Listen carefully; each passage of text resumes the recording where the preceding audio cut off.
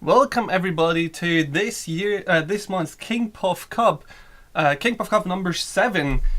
Today I will be joined by Sinalo. Hey Sinalo. Hey, what am I doing here? This is not gamer stream. Not a gamer stream, but you are still invited one time at least. So as you guys just saw, we have this little trailer every time after a tournament. So what I'm going to ask you guys to do, I want you guys to look out for cool moments, your favorite moments for the tournament. Hit that clip button and clip those things, send them to us so we can make a nice cool trailer for the next one as well. So please support us here. So I'm going to call you Sasha because it's easier to say, by the way. Yeah, it's probably easier to say Sasha than Sinil. So yeah, right here. Yeah, but you should definitely fix the title. Yeah.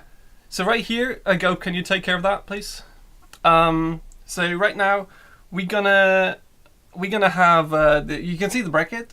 We're gonna only be casting the round 2 matches because of time constraints, but by public demand and because of a huge waiting time on the match on Cat and the move of 10, and people are really curious about what happened, we're gonna be actually casting that match as well.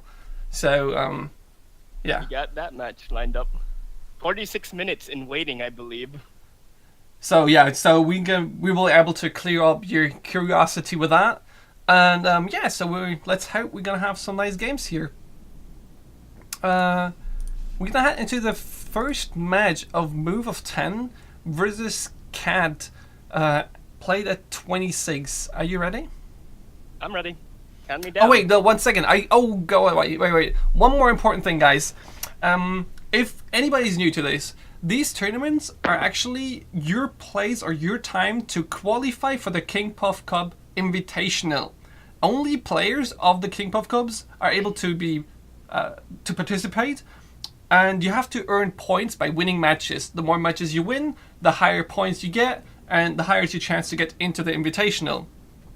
So winning a tournament should lock you in to the Invitational. So here you go. There is the current standing from last tournament. So this is the current people that are invited to the KingPuff Invitational. At the top, Rush second place, Tempox, guy from the first few months. So yeah, let's see who's able to qualify themselves. At the moment, as you can see, the lower ranks are really easy to achieve. You only need to win a few matches. Should be able to get in pretty fast. So one thing, yeah. So if you ever want to join tournaments like this, and qualify for the invitationals, you should participate tournaments from the KingPuffCup. The invitational will have a real cash prize on it. So yeah, look forward to that. The first Beta Dwarf actually official tournament, if you would believe that. So yeah, let's go into the first match. Move of 10 versus Cat at 26. You ready? Yep. Alright, starting in 3, 2, 1, go. I've seen Cat such an old player, and Move of 10 is a relatively new player, so we have a battle of experience and a new one right here. Yeah, so we see Cat on the Rat Bow and Move of 10 on Mordor. Mordor, being really good against Swarm, and Rat Bow being a Swarmer. Nice as a challenge. Statue deck, as we see already, the first statue coming out. This is primarily how Rat Bow is played at the moment among all the really good Rat Bow players. So yeah, all about that. Sniper Scrat, really good choice here to deal with the succubus. Nice from distance. Pretty mana efficient as well. We were taking care of the Prowler over there. So I guess Snake Druid. Snake Druid, such a good pickup against especially something like Cleaver and Prowler in the current meta, meeting so many of them. Nice pickup, nice idea. The Undying got the lucky res on the Sniper Scrat over there, so that sniper was not an issue coming into the face. Yeah, good pickup there, nice revive timing. Nice tanking here. Wow! Oh, what a shock rock! That was mid jump on the Prowler. but the second statue is just about to come up right now. Interestingly, he decides to go for the cleaver instead. Yeah, just dealing with the Prowler that got revived. I think just to avoid more damage. Pretty good choice here. Oh, a Musketeer into the cleaver. Musketeer being a new card to the game, and primarily counters these big, hard-hitting minions like this with that parry of his. Wow, that Oh, wow. retarget. Retarget of Cleaver killing the Prowler, and Musketeer still dealing with it. So really, really nice. Musketeer, unfortunate retarget on the Prowler, killing it. But other than that, really nice counter spawn. Here comes another living statue. This could be a big push beginning to form. The living statue sniper combo. Yeah, it's definitely always a good start to get in with a living statue. Start a big push from there. And just back it up with minions behind it. Wow, that Prowler. Oh, beam is no. Cleaver won't be able to run in time to get out of that beam. Yeah, it's a good way to deal though with the Cleaver with the beam instantly. Don't waste any moment on it. Just put out the beam. It's mana efficient and prevents the Cleaver from getting any more value. It's a good thing to note that Cat has a shock rock ready. He could actually just stun that tomb if he wants, but I think the oh no, it manages to get Undying Skeleton res. Yeah, so Undying Skeleton is pretty good res if you ask me. It's great value. Getting a revive off as well, so you get 2 Undying Skeletons basically. Getting the info of some sound issues. Let me try to fix that here. Sentinel, can you try to get a little bit closer to your microphone? I can. No, don't swallow it. Just get closer. I'm not.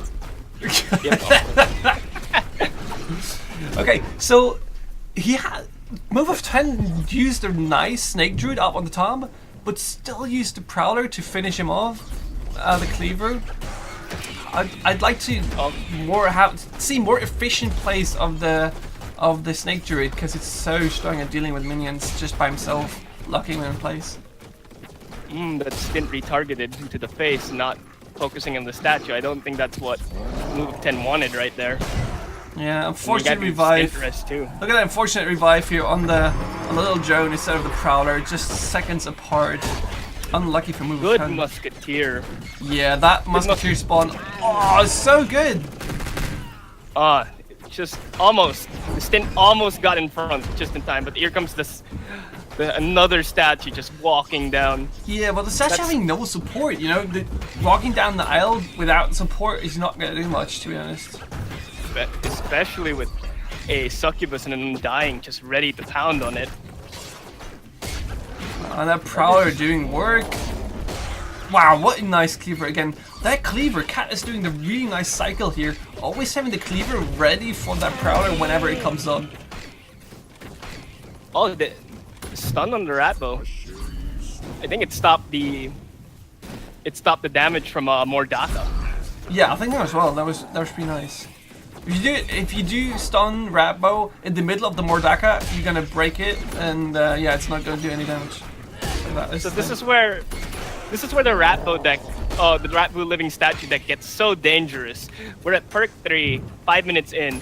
Those living statues will cycle as fast as they can right now. So that in the back, wow! Look at that guy. Just stabbing away with what is his weapon called? I don't even know, man. But that Musketeer just insanely high attack speed, and the damage is already high, right? Yeah, it's 60 DPS. It's 60 a second.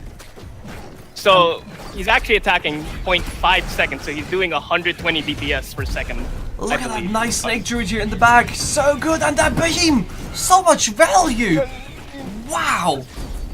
So that Snake Druid with the beam combined just got rid of 11 mana. That is so nice. Mordaka taking care of him. Taking care of that Prowler. Yeah, the Musketeer getting revived again. This Musketeer value of this game is insane. Oh, that little scratch. Oh, that fireball. Wow, this is really getting interesting now. The both players are just spamming out more stuff, having more, you know, minions and stuff available on the board with the tombstones and level 3 abilities. Living statue at the top. Living statue getting that value, and it's so hard to take care of Ratlow's swarm and efficiently deal with more Daka because that living statue tanks so much. Yeah, and the musketeer is so good though against that cleaver, but the cat is always supporting the cleaver with something. So luckily she's always able to deal with it mostly. And Cat just hit Mana Frenzy. All these scraps are just gonna start adding up now. Yeah, Mana Frenzy, you know, reaching Mana Frenzy against Mortar. That's a harsh thing, especially if you have good finishers like the cleaver ready to just get that damage in. More Daka always, you know, being a nice kill. musketeer. And the musketeer, man, always on point. But look at all these snipers. They're just gonna start shooting at everything they can now. This beam's gonna try to stop this push, but I don't think it will be enough. Really. Yeah, it's so hard to stay alive against Mana Frenzy. Mortar, you know, auto hit is pretty good against everything on his side, but still against living statues, cleavers, and snipers, this is gonna be harsh.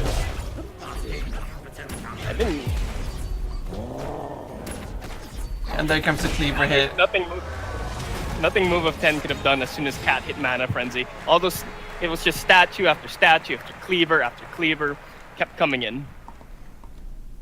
Yeah, that was pretty well played. In the end, a lot of stuff coming in, just overwhelming Mortar. A nice counter shot to the cleaver, and the cleaver always countering the prowlers. Those were the key moments for me, I think. The prowler getting the value that it needs and stopping those prowlers most of the time. Nice beams though as well. Alright, those beams. I would have liked to see more of them. I wonder what move of 10 was thinking at this moment. Would he opt for a deck swap, or would he stick with his Mordor? Yeah, I guess, you know, Mortar being a nice choice against Ratball normally, but he just couldn't apply the pressure he needed to, right? The revives didn't come in as valuable as he needed to. The Prowler revives are nice, but just weren't enough. He got a lot of good revives early on. Like he got 2 Prowlers and a Musketeer. Yeah, but Cat still managed to hold both bridges at the same time. Yeah, but he had kind of good revives, but they couldn't get the value that they're supposed to get, right? So yeah, let's see if he does any deck changes and you know, comes back from this. In the 33 minutes. Yeah, I'm ready. Starting in 3, 2, 1. Let's go. It looks like they decided to opt to stay the same. So both players sticking with their deck, it seems. Just Mortar, you know, maybe Mortar has some tech cards now against the living statue. AoE here being a good card as well. You know, if you have Annihilator or something, hitting the living statue, everything that pushes with it into the range will get damaged as well. So there's a fireball trying to. Oh, that's a harsh miss. That's a harsh miss indeed, and especially now that it has a stint and a mana puff coming on the bridge. I think this is a good beam. Yes, it is. Wow, nice beam here. Definitely getting value here. But Cat is holding both bridges. She even gets mana from the mana puff. Yeah, but it's good to note that the Undying Skeleton is about to res right now. Now with that Prowler, oh god, this is harsh, man. That Cleaver again, though. The Cleaver value is immense in this match. The Succubus is going top. She looks like move 10 wants the top bridge at the very least. He missed the Snake Druid at the bottom though, so the Cleaver manages to get a good hit in. Even 2 hits now. That's a lot of damage to get a third. Oh, third is in. 900 damage, Cleaver to the face, even though he has the counter. And another mana puff at the bottom again. But and the living statue at top, so you have to decide, do you want to deal with the statue or do you want to deal with that mana puff? Yeah, unfortunate revive here again on the little Joan. Would be nice to have the Succubus. But yeah, a cat is just racing with those experience. Snipers got 2 shots off already on that Undying. They were taking care of another Prowler. Snipers are definitely a nice choice here. They get their value at the moment most of the times, but I just Little DPS. I think move of 10 needs something to capture these bridges. Wow. I think, but that's the issue with most Mordor decks, really. In the end of the day, since they want to get these good value minions on the field, but most of the good value minions are single and not double, so they can't split. So yeah, that's definitely an issue here. I just don't. What do you think you would say for Cleaver? Do you just play it anytime you get value? Play it against like a succubus here, or do you always wait for the Prowler? I would probably wait for the Prowler because the Prowler is his real big unit, his big tanky unit.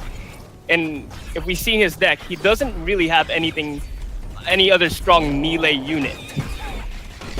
Yeah, and that sniper strat is really doing well against the succubus as well. It's always like two-shotting it, and from a far range, nice distance. It gets on the snake druid. That's really good for Cat. Yeah, and this Cleaver again getting so much value. Except, can she stun the musketeer? Nah, he's too fast. Too much damage there coming in. But Shock Rock definitely being a nice way to Here counter comes another sniper living statue combo though. And that's some high DPS coming in there, right? Musketeer plus succubus is just a lot of damage. About 100 plus DPS, just all on that statue. Here comes the Cleaver again. Oh, but a double Prowler rest. Yeah, that is so good. Mortar's finally getting value from the tombstones in this game as well.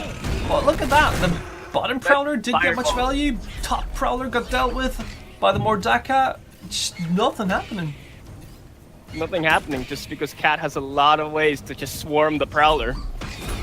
And here comes another statue. Yeah, and the statue didn't even get pounced by the swarm, by the Prowler, not taking those extra jump damage. Nice, good for Cat.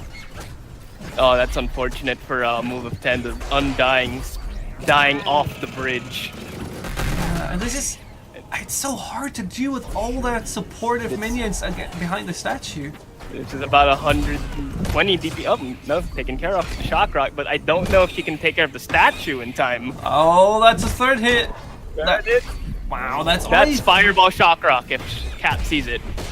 Yeah, so that's again statue hitting for 120. It's so hard for move of 10 to deal with all those minions behind the statue. Oh yeah, now she sees it. Now she sees it. There's blood in the water. The statue's walking down. The statue gets it. No, the statue doesn't look get how much Cat is dominating this match. Look at her HP. It's 3,000. It's untouched. It's really there. It is. It's just not one hit at Cat's face. That's just how hard it is to push into a living statue deck. Yeah, wow, that was pretty insane. So yeah, if you take another look at the bracket, so Cat advances obviously, and so yeah, that was pretty well played, I guess. Always having the right counters here, waiting for the right opportunity, playing the minions as valuable as they could be played, and yeah, the much famed Shock Rock finish. Much famed Shock Rock finish everyone wants to see. Yeah, what more do you want from a match, right? Okay, so yeah, so next match will be our current highest standing point earner Rush second. You know, a couple of times, always getting disqualified, and if he doesn't disqualify, he reaches the finals and just wrecks everybody. Just overall a really, really good player, and I'm really excited to see his matches. And we have Ito. Ito, I'm not sure how to say that is the other part of the name, but Ito is a really good player. I'm pretty sure Ito was the first one to actually come up with the Guardian Mordor combo with Imps. Yeah, he's been a long way. He's been around for a long way, and definitely worked his way from the bottom to the top, and definitely a guy that you should count on. But Rush second, you know, being a dominating force and having shown us that he can beat pretty much every one of the top players. So this is going to be a tough match for him. I believe so too. Let's get into the first round. 51, sorry. 51, let me find it. No. 51, found it? Okay. Starting in 3, 2, 1. Let's go. Ido going with a rat bow and Rush going with a Volko. Prepare yourself. If I have a good feeling, and I see it already, this is a rat bow statue deck. Yeah, what is up with that Rainbow statue deck? Did Edelweiss just, you know, practice with Cat maybe and they both went for the same thing? Actually, I believe this is because another player in this tournament, Izotop, climbed primarily using a Ratbo statue deck, and he was like the only Ratbo in the top 20 for about forever this season. Yeah, so you might have had a big influence on this. Double Succubus on Rush second on Volko as well. That is a weird tech choice. Is this his ladder deck, I wonder? He did run double Legionnaires, but Wait, I definitely saw a suck there. what the hell? Did you see that second Succubus? It just appeared out of nowhere. It was an invisible Succubus for me. I did not see it. I must have missed it. Rush second, already hacking in the next tournament. Wow. Cheating already. Wow, DQ, please. the first match, not even 1 minute in. He's a rammer. Is this a face deck? This probably might be an actual face deck from Rush. He might just be using the Succubus to defend and then having a rammer just keep coming in. Oh yeah. I might have been. Wait a minute. It might have been just a scratch hitting the Succubus and jumping back. I thought it was the other one coming in from behind and invisible. Well, here comes a cleaver. Here comes a cleaver statue. Oh, lucky the Legionnaires got on the. Legionnaires managed to get on the cleaver rather than the statue. That's the best result you can hope for against this deck. Yeah, it does get dealt with though by the Plasma Marines. Oh, but the support for the statue just have to do with a Prowler. Wow, and only losing basically one Plasma Marine to the Prowler. That's insane. And here comes the 100 DPS to the face. Oh, no, the Succubus didn't aim at the sniper. Oh, that is super unfortunate. Nice illusionary cleaver spawn here to protect the Succubus against that cleaver. Okay, protect his face. Oh yeah, another Legionnaire coming in. Legionnaire being such a good card to deal with so many minions. You know, 5 mana being a counter to a lot. But here comes another living statue. It's ready in the weight in the hand. Yeah, and Edelweiss is already 30 experience ahead. So this game is slipping from Rush Second's fingers right now. He needs to find a way to get those XP going. It's very hard, as I said, it's very hard to get EXP going against a statue deck, because the statue just keeps walking forward and forces your minions to stop in place. And the Succubus just gets dacked in the face. Wow, that is so harsh. If your Succubus that you just saved up for 5 mana just gets dealt with for free, oh man, that sucks. Whoa, that was a good shock rock. Nice shock for protecting that scrap. And while this is happening, the statue's just melting Rush Second's face every time with 120 damage hit. It's a lot of damage already, and the second statue and a cleaver can opts for the boomer to deal with the Succubus right there. Man, and Red Bull's gun just being ready to fire more. Look at it, it's just spinning already. He's ready for some more stuff, but the more cleaver action. is ready. I think Ido's keeping his cleaver ready for the rammer every single time. Yeah, he must have it ready. There's just too much damage from a rammer coming in if you don't deal with it fast. And the cleaver is just a superb way to deal with it. Good, burn the bridge though. Managed to stop this probably could be game-winning push from happening right there and then. Yeah, that value from the burning bridges is insane. You know, killing the cleaver, killing plasma marines for 0 mana as well. That's pretty sick. Here comes another statue walking down. Oh, and there's Looks like cleaver Rush plus decided rammer. to just go face. Oh, illusionary cleaver. Okay, rammer not even getting 1 hit off. Man, Rush Seconds. The cleaver was always ready. The Daka swapping right there. Rush second always sucks. trying to defend with the succubus, but he's just not able to. It gets always Daka. Rush. The problem is Rush keeps trying to get the cleaver, but the statue's been going to his face at full HP. Yeah, and this is gonna be the end of it. There's no way to deal with the statue. The 10 HP. Wow.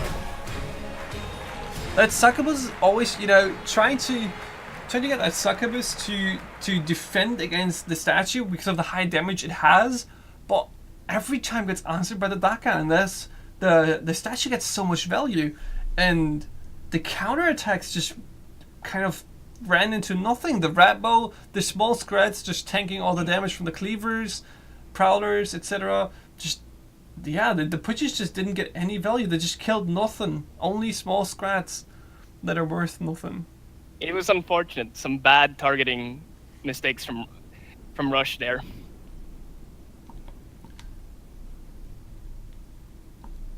So yeah, let's head into the second match, man. Well done by Edelweiss to take out Rush second first round and beating him like that. And let's see if he can do it another round. He needs to win 2 matches against him, or Rush second. You know, showing that he is the dominant player of the game. That, you know, is at least in the top 5 pretty much every time you will look at the leaderboard. Rush has always been top of the leaderboard every single season. I feel like it. Yeah. But Ito's been climbing really well this season as well, and he's always been doing interesting things. He does have a drone walker crossbow guild deck. I wish he would bring out. I hope he brings it out. Well, let's see. Let's check it out. Next round, starting in 3, 2, 1. Let's go. Ito going with the rat bow, but God, this Rush is switching to a Mordar. I wonder if this is Rush's blue golem Mordar deck. That I've seen him play in ladders a couple times. Yeah, Mortar. I don't know. We just saw the Ratbo deck win against the Mortar deck pretty convincingly. Cat didn't even take 1 damage. Let's see if Rush second has another version of it, making it better. As I said, there it is. There's the blue golem. Blue golem is his answer to this statue. And hopefully, it can take it to half. Yeah, that's enough. That should be enough. That damage is pretty sick though. Well, look what just dealt with the golem. It's just 2 plasma marines and a sniper. Let's sniper. This musketeer gonna deal with the cleaver. Wow, good counter here. Oh, Shock rock. Shock rock. Wow, good job. 100 deep. The 200 per hit sniper right there, and now. Yeah, wow, that shock rock though on the musketeer, countering that really nice. One of the few counters that is there, or one of the few ways to hold out the cleaver while he's fighting. This is a good rest no matter what happens. Yeah, nice setup by Rush second, knowing exactly how to play Mortar and get a valuable revive. Second Prowler. Yeah, mana buff being dealt with right away. Oh wow! That little jump. The Prowler was like, what? Nope. Nice little jump here.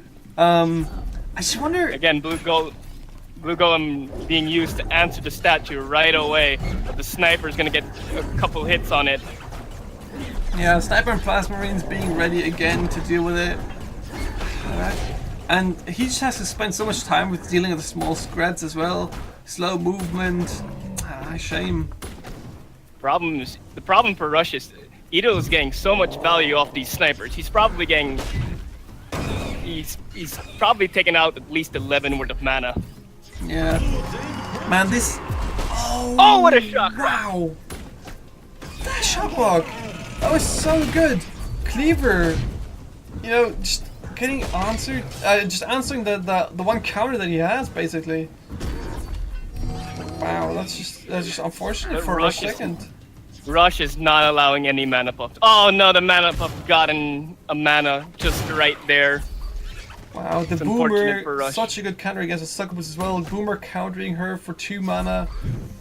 Man, I mean, Rush second is able to hold on to the bridges better, way better than we saw last round or last match. But is it enough? I mean, he's always taking 1,500 damage, and Edelweiss is sitting there comfortably at the back. There. Just denied the res there too. Thing is, Rush is not getting the reses he needs, or when he needs them. He needs that blue golem to res, just to deal with all the push that Ido can set up. Nice counter again by the Musketeer, killing that Cleaver, but oh, that misclick. Yeah, it was just misclick. She wanted to probably, or he wanted to spawn something here and misclicked on the fireball. It tends to happen in these much lower mana cost decks. Yeah, nice shock rock here by Rush second, making sure the Succubus survives. I think the problem that Rush has is he doesn't actually have an effective way to deal with Sniper. Can he protect the Succubus? Nice, yeah, he can. It's protected. Should be enough. Yes, it is. Yes, it is enough. Okay, so but what do you think is a good counter for the Sniper? Normally, I'd say the Prowler is, but he wasn't able to get in before. When I play ladder these days, I primarily use my Fireball. I know it's a 1 mana off, but that Sniper gets so much value hiding behind these big living statue tanks that it's almost a necessary risk. Nice try by Edelweiss to counter that tombstone with a shock rock. Just Sniper well played, a second too late. And here comes another living statue if Ado chooses to put it down right now. So yeah, the tails have pretty much turned a lot here. Rush second now being the aggressor, putting up a lot of pressure on Edelweiss, getting great revives here. Another Succubus and spell up with a Vengeful Dead, 50% movement speed and attack speed. Quick shock rock answered boomer. Oh no, that's unfortunate. Because it was frenzied, it moved in front of the golem and got Daka'd. Yeah. And Living Statue getting so much support at the bottom here. Black Hole coming in to take away the support for the Living Statue. That Annihilator can do a lot of work, but he's too focused on the statue. Look behind you! Oh no, that's the Musketeer is gonna just not get the parry on the Cleaver. It's gonna get hit. It's gonna hit once too. Yeah, great timing there. Edelweiss getting his way back into it. And here's another problem Rush has. These mana puffs are getting mana. Yeah, there's mana puffs. And, these little scrads being so annoying. I just get annoyed by them. Even just watching this, always taking you the damage from the big minions. You know, you don't want a blue golem hitting on 0 mana minions. Exactly, but at the same time, you don't want it hitting that statue. Yeah. You want to hit the DPS targets, but it's so hard against Ratbow. Yeah, there's just too much stuff coming from Ratbow. And, you know, it's so easy to stop pushes dead in the track when playing Ratbow with all these little spawns. Rush has some really good spawns here, but there's a full HP statue knocking on his door. Probably just getting killed by the Cleaver so fast. Beheaded in this case. Oh no, there's another statue. Just as soon as Rush deals with that statue, Ido has another one ready to go. Yeah, and there's gonna be a Daka pretty soon as well to kill any big minion that is in the front. Oh, does he get a nice revive here? No, there's not. It's probably the best thing Rush could have want hit there. The Annihilator gets taken care of with Fireball.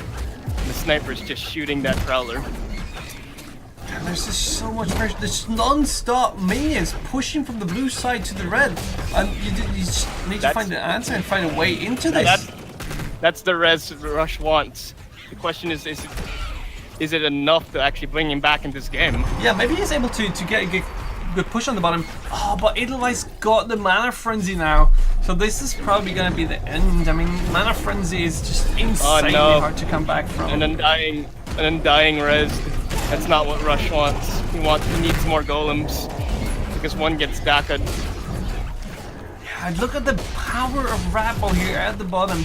The power of the little scrads, of the every 2 scrads spawning from every minion he uses. It's just stopping the aggression completely. Use him as tanking. Don't use him as you know, DPS or something. Just buy time. Look at this. That golem's just stuck in place, doing nothing. Just hitting small scrads. I think this is just the it's over at this point pretty much. Rush can't actually keep up all the strats unless he can hit Mana Frenzy soon. Yeah, he needs to hit Mana Frenzy soon. He does have high value minions, so if he gets into Mana Frenzy, his minions should be flat out stronger than Edelweiss's. But he needs to get there. Oh, this attack no, is I so don't big. think this is so. That's a fireball. Oh, Nice. 197. Oh, that is so close. So close. It was just far too late for Rush, sadly. Yeah, it's just unfortunate, man. I mean, yeah, he was recovering in the middle somewhere, but wow, like the Edelweiss just coming out of nowhere and taking out Rush second. That is pretty insane. It also looked like Rush was taking this tournament very seriously too, so that should turn some heads over there. Yeah, I mean he was using his Devil decks as you said, right? So those are the decks that he is comfortable with, that he thinks are strong, and Edelweiss just had one insane deck countering every minion without too much effort and turning every push from Rush second into a good counter push. Every time that Rush second had a good push coming in, and you think like, okay, well this is gonna do something, Edelweiss just sits there, spawns a few scrats, puts a sniper and plasma marines behind it, and deals with it. Exactly, and every time Rush tried to get anything going, it's just there's the living statue just walking down his face, and he didn't effectively deal with it. He chose to deal with other things, but that's the price you have to pay when you play this type of deck. When you play versus those type of decks. Yeah, so that's pretty sick though. Well played by Edelweiss. Just gotta hand it up to him. So what's our next matchup, Habit?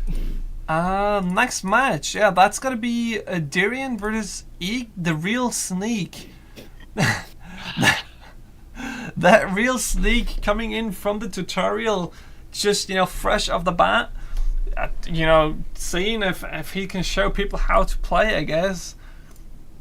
But Darian here is one of the real old guards of, you can say, of MM. He's been around for, I think, 3 seasons now? Yeah, 3 or 4? Probably 4. I think he's been like, probably February, I would guess. He's been here for ages, man. Maybe even January. He has been here for ages, and he's definitely a good player. So yeah, let's see if that tutorial sneak is able to take him out. The tutorial. Huh? All right. Okay. 49. Yeah, 49. Starting in 3, 2, 1, go.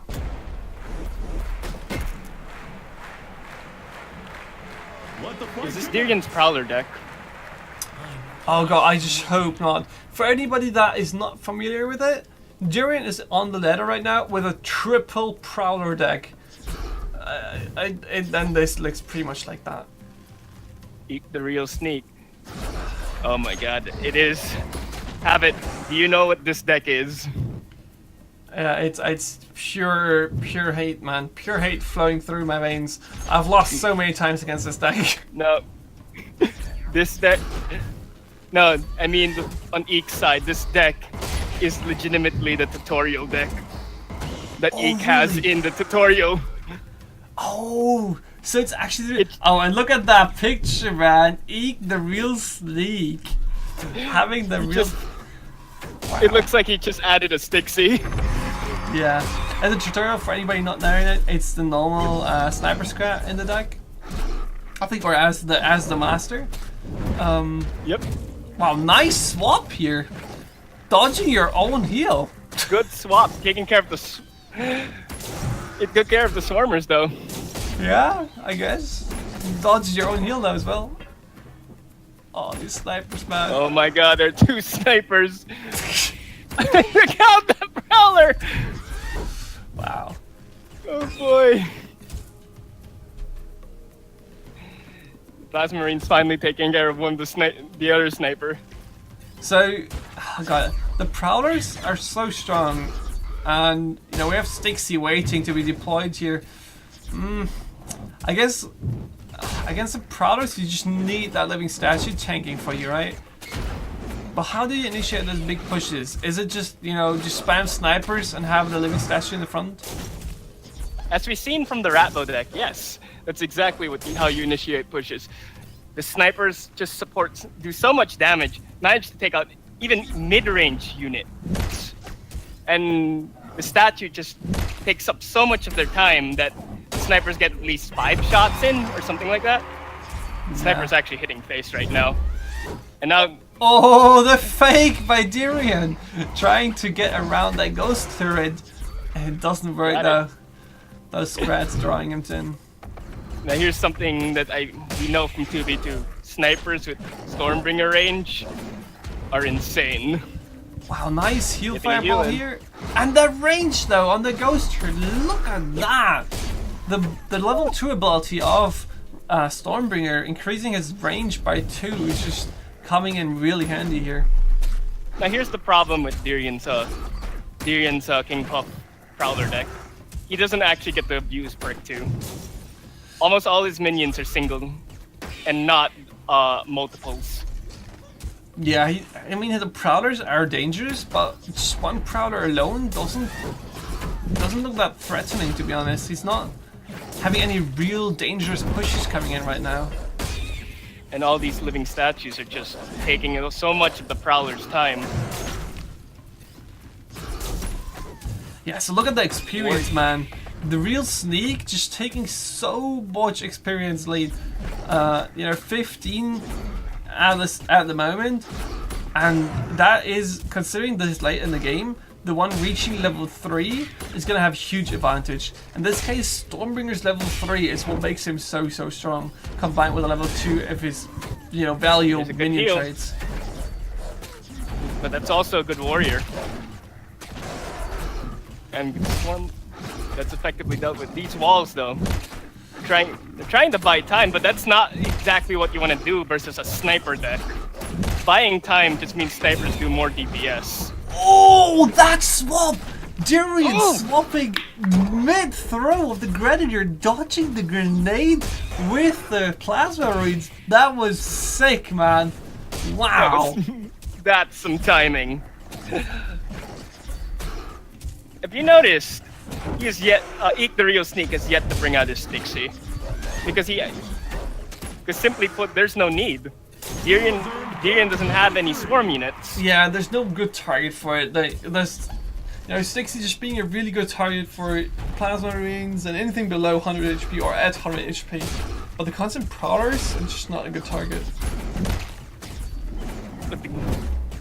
And I think this is just an unfortunate matchup for Darian. All these snipers just take care of the Prowlers so quickly. Yeah, and this is what I mean right now. Look at level 3 Stormbringer. The constant shooting that is coming in right now is so hard to deal with. It makes it so hard to get back on the bridges because you get so much pressure just by that ability. On a side note, Metador proving they can make good tutorial decks. Right here. Damn, that tutorial decks. Call them OP. Tutorial decks. No wonders new players have so many problems with getting into the game. Man, tutorial decks being harsh. So tutorial deck has no mercy right now. Darian getting to level 3 now, being able to, you know, having that shield on this hero at the right time as well. 600 damage, man. 600 HP left. Stormbringer starting to rain down. That's another issue with Darian's Prowler deck. He can't actually capture bridges well. Wow. He doesn't have units multiple of 3. 1 second he uses the bridge, now he's dead. 2 living statues here pushing in on that. It's so hard to capture the bridges as well with Stormbringer up. And there it is. Oh wow! Good, but they're still on the face. 3 living statues on the field now. And yeah, there's no way to survive through that. Stormbringer pressure level 3 is just too much at the moment. We can nickname this cup the Living Statue Cup right now. Wow, it's, yeah, every winning deck now having the living statue. It's really effective, that buff they did a couple weeks back. It's almost reminiscent to Colossus before they nerfed it. Yeah, it's pretty insane. Colossus, Pretty much. Colossus would just tank everything. Yeah, it's a lot of pressure as well. So yeah, let's check out if the tutorial man is you know gonna win the second round against Darian. The tutorial deck, boys. The tutorial deck. 58. You ready? Yeah, I'm ready. Okay, starting in 3, 2, 1, go. Yeah, Darian noticing right away that his deck was not effective against living statues. Switching to a more... I've seen him play this a couple times in ladder. It's a mortar deck he's practiced, but not as much as his triple prowler. Yeah, he's playing a lot of that triple prowler. Mortar with a bridge shrine, maybe to counter that aggression or that you know control play from Stormbringer, forcing Stormbringer to be aggressive. But that's the thing. Oh wow! What a great fireball! So much value in that. But That's the weird thing about... Yeah, go for it. That's the weird thing about these sniper decks. The more passive they are, the more aggressive they actually are, because they manage to rain down a lot of damage from their side of the field, and it's very hard to actually deal with them since you can't. The only real effective way to answer them is a spell. So, you know, Darian being ahead in experience just by that bridge shrine, so it definitely proves its value, but he needs to find a way to deal with that living statue. I guess Succubus is a good way, high damage. Oh, this is unfortunate. Wow. That sniper focusing the Succubus is so bad. Divine Warrior? That's a card I haven't seen in a long time. Yeah, I guess after the warrior buff they got way stronger. Which I'm not sure if it's a good choice with a shield here. I mean, you need DPS against that living statue. That's your main issue right now. There's DPS. That's a musketeer. Living statue being chosen to go bottom instead of fighting the musketeer at all. So level 2 is where Stormbringer really gets dangerous.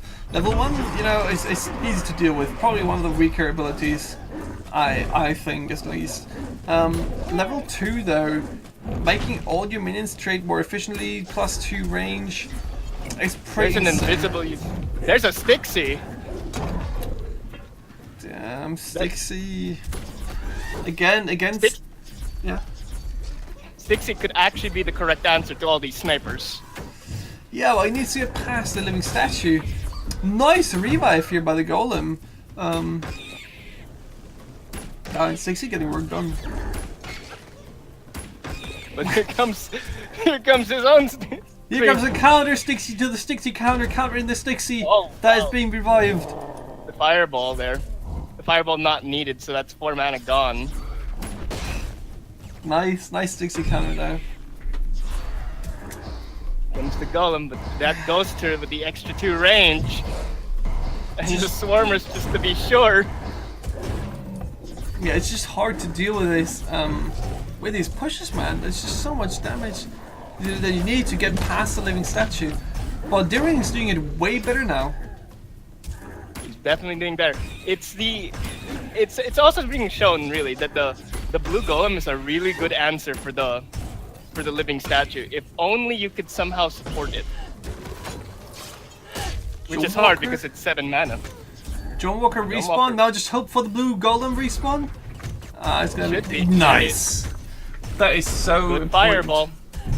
That is Fireball so saved important. 1 more hit on the living statue from the musketeer. Oh, that's unfortunate. The grenadier found Stixie. Perfect placement here, I guess, for Eagle Snake. So very unfortunate. And look at that golem at the top. It's just getting nothing done, no value at all from that 7 mana respawn. You know, you got it for free, but still. It's hard. These snipers just rain down on them. Man, level 3 from Stormbringer. Now it's getting really tough to get on those bridges. But Darian is also level 3. He's keeping in tune with the EXP somehow, because of that bridge shrine, I assume. Yeah, it has to be that bridge shrine keeping him alive. Oh, I didn't get rid of that. He needs a way to get a decent push in. Right now, the pressure he applies is close to the 0. Getting revived, the Musketeer, it's not enough. Musketeer is gonna tank it. Good job for Musketeer. Is that real? Fake. No, it's fake. Oh wow, these snipers, man! They just nullify any push. It's raining down. The sniper gang hung up by the living statue there for a second. Divine Warrior, which is a good choice, I feel. To at least do some damage to this living statue that's just raining down on it. To be honest, I'd rather have the Divine Warrior pushing the opposing side of the map. You know, taking all those sniper shots for your high damage means, like Musketeer hitting away at the statue, or you know, taking the shots for the golem and stuff. I would too, but that's just the unfortunate thing about these statue decks. It's really hard to get them to push down because you have to take care of the statue half the time, or you let the statue walk into the middle of your area, and then you let them walk down. Yeah, nice fireball keeper Durian, but it's just, you know, he's playing it really efficiently. But look at Eek's HP; he just doesn't get hit. These players are playing at a really high level. Those players really watching out for the HP. That's a huge bridge game. Mana Frenzy and 20 EXP ahead. But here's the issue. Here's the issue. Durian wins on the principle of Bridge Shrine. Yeah, if he gets Bridge Shrines going, he should be pulling ahead with the Mana Frenzy. They are just way too much of an advantage in the Mana Frenzy. Unless Eek can actually finish this, I believe Durian's gonna take this completely. Yeah, he needs to finish it right now and really fast, because otherwise the experience that, or the, you know, the extra mana that he gets is just gonna be too much. And the revives on top of that. That level 3 Stormbringer is not enough to hold against those big minions.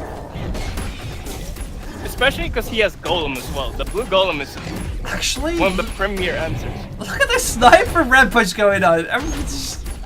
That's insane. There's so many snipers just shooting at everything.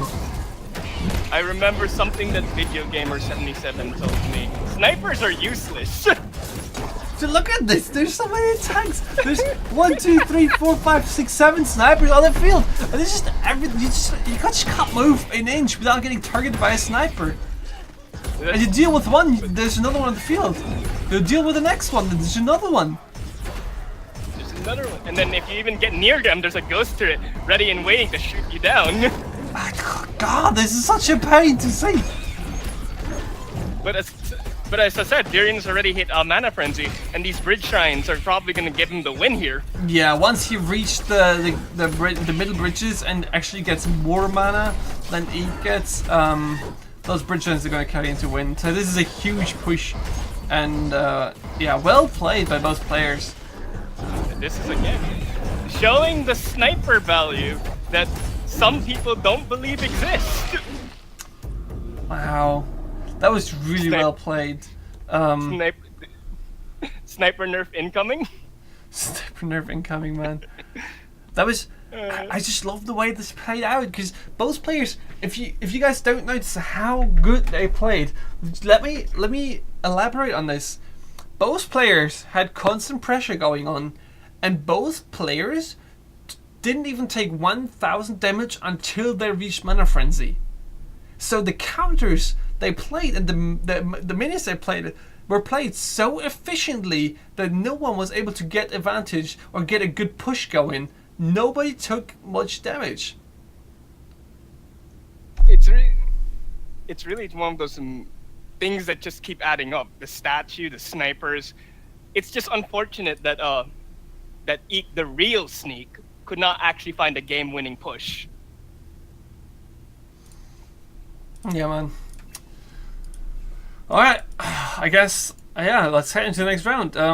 So, Eek the Sneak, if Durian picks the same deck again, Eek really needs to make sure that he wins, or, like, either he deals with the primes better, or he wins faster. Because, as we just saw, there's no way to win against the border once he reaches Mana Frenzy. So, you can't build on that. The question is, does Eek change any cards and stay untrue to Eek the tutorial deck? Mm-hmm. He has 2 cards to play with, since Eek the tutorial deck only actually has 8 cards in it. Oh, really? I didn't know. Interesting thing. Getting all the trivia set up here. So yeah, let's head into the next round. Starting in 3, 2, 1. You're on the left side this time for me. Mm-hmm. Yeah, Eeks. same here. So we're gonna see it from Darian's perspective this time. Yeah, that's an awkward hand actually versus this. It's hard to get on the board. It's slow. There's a real sniper there. That sniper's gonna die! Oh, he should have. Oh! I was expecting to spawn something here at the front to take that sniper shot. Good timing though on the Musketeer to get rid of the Stixie. Yeah. Oh! That shot to the face, point blank. Point blank, no mercy. Golem to take care of the warrior, but oh, that's really good though. The sniper focused the golem for 1 shot. I just don't. They're swarmers. Man, I think that was a really big mistake here from Darian to not protect this Stixie, which could turn out the early game a lot, right? Living statue. Living statue starting now. Yeah, he needs a high Darian DPS does- card in front now, so it's gotta be the Darian has Succubus. 3 answers in his hand. Yeah, he's going for the highest DPS option that he has. Stixie. Oh, good pull back on the wall. Also gonna deal with the Stixie. Yeah, the Stixie's gonna kill the Succubus, gets revived instantly. Good for him. Rampage Stixie. Eek gets the Rampage in his deck for high DPS snipers, man. Oh boy. Look Stixie's at how gonna big he is. It's instant killing everything! Wow! Dude, that damage is sick! That's 200 damage each shot. That's gonna Also take not out most of the 200 minions. He had to. There's no choice. He has to fireball it. Yeah, man, wow, that is insane. So much damage. Actually, now that I look at it, it's actually really good versus Darian's deck. It takes care of Drone Walker, it takes care of Succubus, it takes care of Musketeer. Yeah. It's 3 cards. That's so harsh, man. And And there's Darian, another Stixie. look at the experience, man. Eek is getting far away with that. 25 Yeah, experience in the lead. What did it kill? It killed the Musketeer and the Succubus. Eek took care of 9 mana. Oh, that unfortunate revive. Unlucky to get the Drone Walker and not the... Oh boy, the Golem. sniper's starting to rain down now. Yeah, I guess having Stixie yourself is a really nice counter. Just... 1, Oh! 2. Oh! He got blasted to space by that Rampage Stixie, man. Oh boy, I was telling the people at the start of the tournament, Rampage Stixie will probably be the real answer to Dragon's Nest if it gets played. And we were seeing why I said that right here, right now. Yeah, man, but Darian using Fireball to kill not the Rampage Stixie, it's still alive. I think that's definitely a big mistake on Darian's end. Yeah, but he just can't find a way to push. There's just no... He just doesn't find any ground to push here. Look, Eek got 120 experience. It's hard. The Stixies just keep killing everything. Look at that golem! And when he gets anything going, living statues right there, ready to tank for him. Man, the golem is supposed to be scary and big and, you know, going to show you how much damage a golem can do, but in this case, every time you do the blue golem, he just hits little scrats, just trying to bully and just gets wrecked for it. Look, this Rampage Stixie keeps hitting face. That's 200 every 10 seconds. Oh boy. There's just no way for Darian to get on this board. Those Stixies just... All these minions are trying to, hey, let me in on this party. Darian, I'm gonna do the work for you, and then they just take 2 steps and get sniped out of the bushes. Dean has no time to put down bridge trans because he can't get any sense of control. This is so brutal to watch, man. Oh my god. This is so scary. I don't wish this upon anyone. Yeah, this is just. Oh my God. How do you even deal with all those snipers, man? Did you just put in infiltration? I don't even know. You can't because the Stixie is indie. So you have, and infiltration takes way too much time, I think. You just have to spell them. Chain lightning maybe, but you don't actually want to run chain lightning because that's usually takes the spot of your fireball. This is just so harsh, man. This is harsh to watch. There's too much value coming out of the Rampage Stixies. Rampage, wow, double Rampage Stixie on the field. Rampage there's one on the bottom bridge. There's the Rampage Stixie on the face. Tyrion has to hit it. One more shot. There you go. Damn. Damn. Yeah, let's take a look at the bracket here, man. This is just sick, man. You know, Eek the real sneak, just taking down Tyrion, convincing you with all those snipers.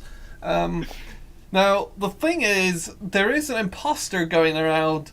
Eek the sneak, as we all can see, that's obviously an imposter because the other one says it's the real sneak, so that has to be true. So now we're going to see this normal Eek the sneak. Yeah, normal Eek the sneak being casted by Dipshit here. Nice support. Hey, man. No. I am the Sinalils. Yeah. Okay, I mean that cleared up. Hey, man. Yeah. So let's see if Eek the Sneak actually plays the same deck as the other one did. All those snipers, man. I'm scared of these now. Snipers have been around forever, and people were just too scared to use them, and now they're here in force. Yeah, dude. That's just.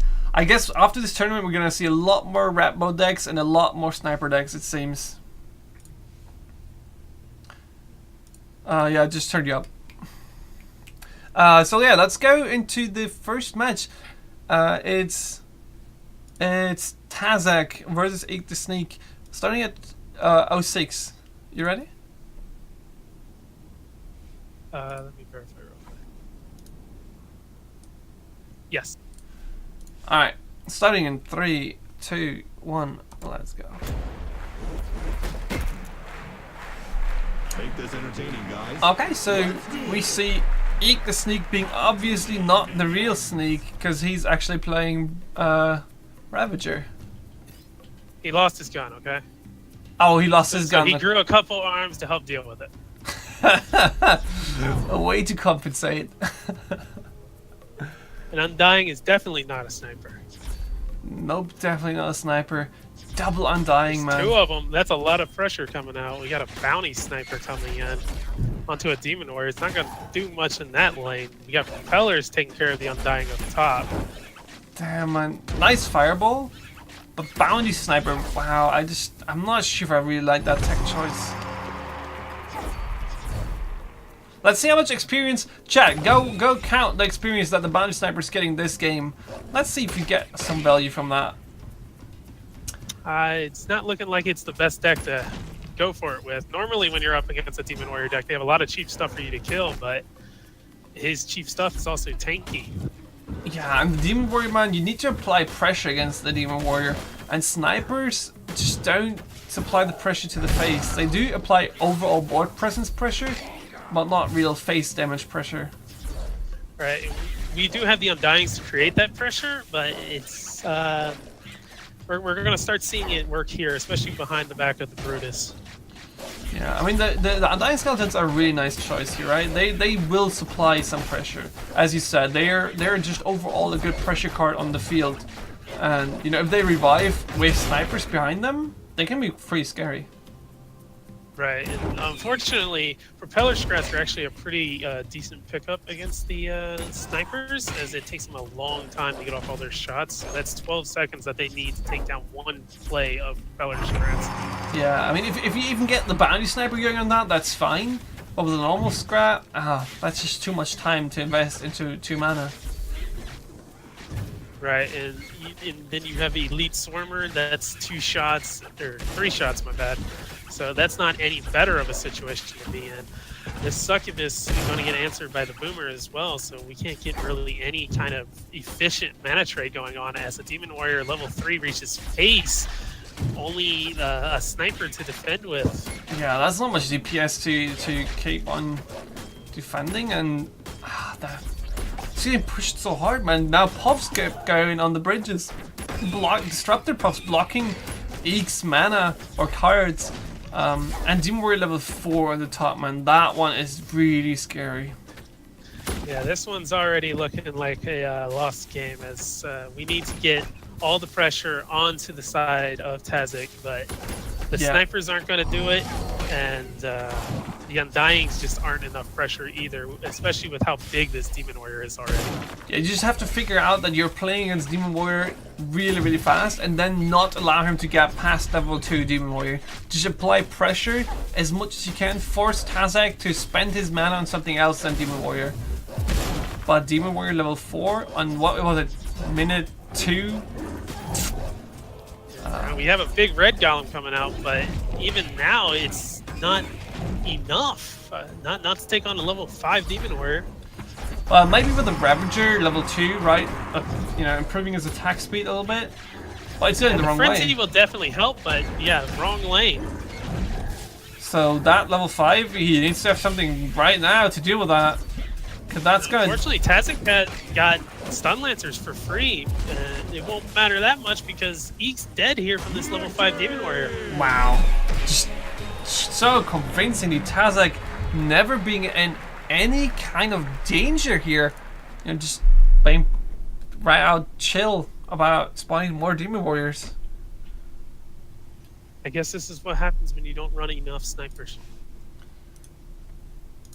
You'll have that army of 7 snipers sitting on your side of the field, just blasting away at everything. Yeah, that was, and all those disruptor puffs on the bottom lane. That was what, 4 or 6 on the bottom lane sitting there, probably blocking Eek's complete hand. Yeah, that's a lot of mana that you have to give up to play, and you're using a bunch of slow attackers, so they can't even clear that bridge quickly. Yeah, definitely. It's just really, really hard. And I feel like Demon Warrior is overall just really hard to deal with all those spammy decks being around. You know, you have to somewhat capture the bridges, but every time you do, you get spammed with other small stuff. And then when you don't like and you think you're safe, boom, Demon Warrior. Right. Unfortunately for this matchup here, that sniper deck that was coming out as Eek just was not... was just pretty much countered by the Demon Warrior deck. It was the exact cheap cards that it needed to win that match. Yeah, maybe with a living statue in there, that could have been better. You know, having those snipers just flat out die without protection most of the time. Yeah, so yeah, let's see if he does any tech changes for the next round, as long as he knows that he's playing against a Demon Warrior. Or maybe Tazik, lets him feel safe, playing it into slow Demon Warrior deck and switches to a faster deck now. Mm-hmm. Alright, at 11. Start at 11, okay. Let's start in 3, 2, 1, go. Masters, prepare to duel. Okay, so Eek definitely switched to a more aggressive deck, and Tazik as well. Setsu is a really good one. Seeing a lot of mid-range cards out of Tazik, and then we have the Setsu out of Eek.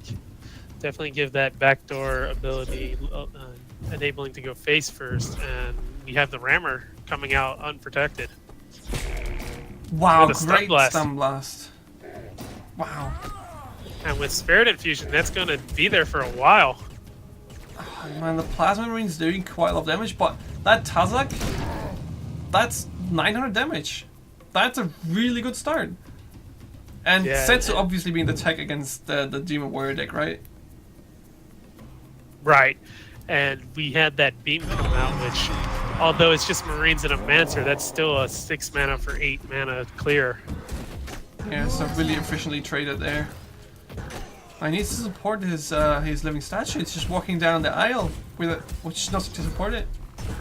Yeah, it's 90 DPS is just going to chew it up real quick. Now, the problem is Tazak's push here is he has nothing to really tank, right? Oh, well, Looks like we got straight face. Unfortunately, stacking the rammers and dropping Setsu so far back. yeah, and oh god, that's so much damage in your face, Eek! Eek, you gotta watch your sneak face. That's stun blast. Slight mistiming on the stun blast doesn't catch the Annihilator there, and the 90 DPS is just going to continue to eat face here. Eek, your face! What the hell? Eek! And that's game. 90 DPS turns out really good on the face. Wow, Eek just not being really sneak, man. He just got wrecked.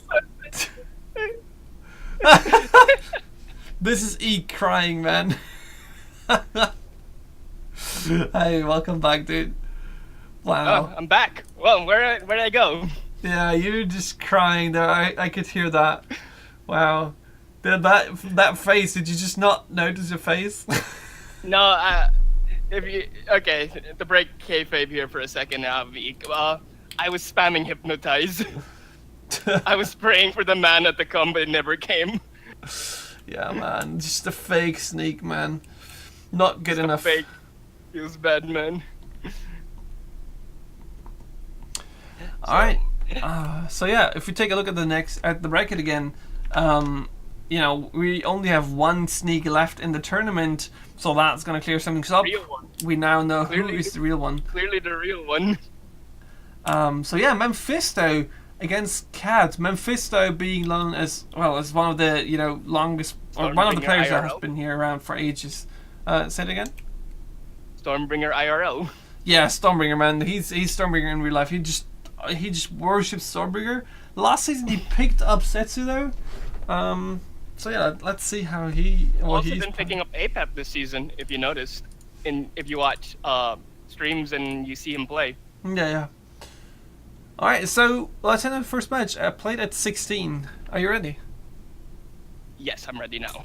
Okay, starting in 3, 2, 1, go. Ratbo and KingPuff. I've not seen a KingPuff from Mephisto. This is probably the living statue from Cat. Might be, yeah, I guess. Now, Mephisto and KingPuff, what is his plan? KingPuff has nice DPS, right, against the statue. And if he reaches level 3, he's able to ignore it. He just needs to get to that. I'm actually really don't know. This is the first time I've seen Mephisto actually play KingPuff. Ladder or otherwise. Whirly Scrat. Whirly Scrat, nice pickup. Oh, Rampage, Whirly Scrat. That's going to deal with that living statue. Yeah, I think we're seeing Palace deck here, actually. So this is KingPuff. Your Musketeer. Yeah, Musketeer a little bit too late. Oh, there's damage at the front. Heal Fireball, is it hit? Oh, nice! Yes, it is! This is probably, it looks like a Palace deck. Yeah, Stun Blast, wow. Nice Stun It Blast. is a Palace. It's just the KingPuff variation of Palace's deck. Yeah, actually Palace played that one in his later stages. This is the final stage of him. And, because of the bridge swap, being able to swap your attacks and confuse the opponent and swap away the opponent's attack. Living statue. This is not a Palace deck. Huh. What is it? Well, I guess it's a small variant of it. Palace being known for anybody that is new to the game or is not familiar with Palace. Palace is known to be the rush guy. He plays Rampage rush decks. They're all focused. Oh, that Cleaver focus. That's a lucky focus on the Cleaver. Yeah, that Warrior Scrat could have been a pain to deal with. Rampage Cleaver. though. Oh! Oh, the swap! Wow! That is so good. Oh, No, no, no, no! Heal! Heal! Oh god, the scratch! That's the game. That's gotta be game. That's so much damage. She needs to find a way real quick. Well, that's 200 DPS just from Succubus and the living statue. Wow! Whoa! Stun blast Whoa. coming in. That is Palace insane. would be proud. Palace would be proud. Wow. That damage, man. That is so much. How do you deal with that much damage, man? It's just 2 Succubus and the living statue. The living statue hitting for 240 and the Succubus hitting for 200 as well. Right? Oh no, for 100. Sorry, my bad. 100. The way you deal with it is you beam. But that deck doesn't have beam. Because you need to hit the succubi. That And they bridge don't swap, die. man.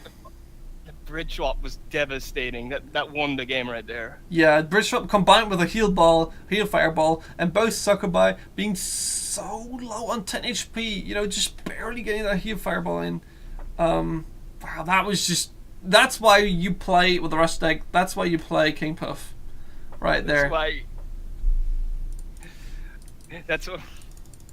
Oh god, I have no words. So now you're gonna watch out for, you know, how do you deal with it? Do you now, is the surprise factor gone? You know, now you know what this deck's built about. Now you know what you can expect, or is it still strong and still insane, like a big push deck, right? The thing is, those succubi plus the rampage potion actually just answer the statue straight out. He can't. Cat won't be able to hide behind it. If I was Cat, I would swap to something else. Even if you expect it to come again, don't come again. I mean. Yeah. So yeah, let's check out the next match. Let's see who, if they swap decks or if they stayed. Starting in. Oh wait, I think I might have picked the wrong one. Give me 1 second. Alright, give you a second. Starting at 23. Okay. Right. Starting at Give me 3. a moment. Oh, Give me a moment. I accidentally started the replay. You can just press -10. That's true, but probably safer I do it like this. Alright, give me the countdown. 1 second. I'm just gonna post some info in the chat. So yeah, let's start in 3, 2, 1. Let's go. Masters, get ready. Setsu. Mordar. Bolt swap. Let the fight commence. That's a fake? Most likely. Is it? Yeah, it's probably, yeah. It has to be. It was too fast spawn, dude. There was no way he had 6 mana yet, right? I don't think so. And nobody would. This is the blue golem. Spirit? Oh, this is a face deck. Oh, this is faced with Setsu. Oh, but that golem, man, perfect counter here. Golem is a good answer, but oh, that stun blast good. Black hole though, stopping some of the damage. Nice black hole. And if she can Good wall wall. out, yeah, wow. Perfect Good black hole counter. by Mephisto as well. Look at that placement of the black hole. Look at this top place, man. This is Rampage. perfect. That This black is probably This is probably Mephisto's hypnotized deck. Wow, guys, look at that. This is what you can learn from these top players, man, in the tournaments. That is insane. These black hole placements, just barely getting that blue golem, and dealing 900 damage. Well done, Mephisto. Now he needs to find a way to deal with the blue golem. Yeah, if I remember right, he has a beam. He's gonna use it to deal with the golem, but it gets black holed. Oh, this is gonna hurt, man. To double. Oh, he needs to kill the puff to get that revived. Please don't kill the golem first. Kill the puff, if you can somehow, Mephisto. Oh god, this is so dangerous, man. This Yeah, push. he's just gonna go face. Yeah, he needs to. I guess he has no answer left right now, so he needs to go face. But there's a wall coming in, protecting. Oh god. Good defense. No, there's no way now with Mordor's level 1 tombstone acting as another wall, and here's the hypnotize that I said is coming from Mephisto. Ah, it would have been so good if the hypnotize didn't hit the one golem to kill the succubus off. But yeah, We have a winner. harsh push, man. Well done by Cat. Great defense, really well timed black holes, and yeah, just good push setup with double blue golem. That was Cat recognizing the situation as soon as it came. She knew exactly how to play into it, exactly how to defend it, and then how to win. Yeah, so that was really, really good. She just played it as good as she could, right? There was no way to better use her mana or better use the cards that she had to counter Mephisto here. Recognize Mephisto didn't have any actual defense. Yeah. That was the issue with the Hypnotize deck that he plays on ladder, and you can see it in ladder right now. Yeah, okay. So, let's go to the next round. Let's see. It's 1-1, man. This is getting close. God, who's going to take it? Cat or Mephisto? Both long-time players. You ready? I'm ready. Okay, starting in 3, 2, 1, go. Are they running the same thing again? Let the fight commence. It looks like it. I mean, why not? Why not, right? I mean, she obviously knows that it's a good card, a good pick, and has the answers for the rush deck. Might as well, right? I don't think this is Mephisto's Hypnotize deck. It doesn't have Swarmers in it, so this could be something completely different. Yeah, it is. It definitely is. Man, let's see what he can pull off this now. Good Shock Rock. Yeah, that was pretty nice. Living statue. It's not going, but there's a blue golem ready, so Cat actually has a good answer to it. Either way. And living statue always dangerous. You never know what is coming up from that attack, right? You don't know what kind of pressure. Oh, that's the dragon whelps. But it's stopped by the black hole. Cat should have fireball. Just opting to put the marines down instead. Mephisto stopping the tomb from rezzing that blue golem. Damn, these whelps just got dealt with by the plasma marines. Nice shock grog, and yeah, unfortunate for the blue golem though. Now you just know that you have to be ready for those. If you don't know that they're coming, they can be devastating. Real cleaver and swarmers back up the cleaver. Swarmers should be fast enough to stay in front as well.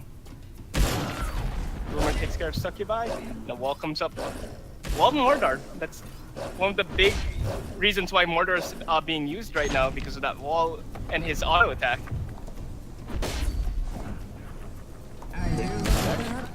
Damn, Reboomer definitely getting a good hit in there, like 250 damage. Beamer and Beam. Mephisto's side taking up blue golem, but he gets rezzed. Wow, that beam killing one of the blue golems, right? Gets revived, but still 400 damage to the face, letting the cleaver get one more hit. The Reboomer exploding twice, I think, on the face, being 500 damage. Nice black hole. Perfect. Perfect black hole. Yeah, so now Cat really needs to deal with the dragons, man, and Sets is gonna jump in to also tank. she doesn't have anything against this. There's nothing to counter them with. Succubus is not enough DPS. Fireball to finish it off. Damn, that was harsh. Yeah. That was so quickly, so fast, completely ignoring the bottom push, right? There was a blue golem pushing. Yeah, there was no need. Mephisto saw the damage coming out, especially when you have a living statue dragon pack safe with no fireball to answer it right away. Wow, that is so good. So yeah, let's take a look at the standing right now. That's Mephisto taking the match. Wow, these rush decks, man. You would expect everything from Mephisto, but not rush decks. At least I don't.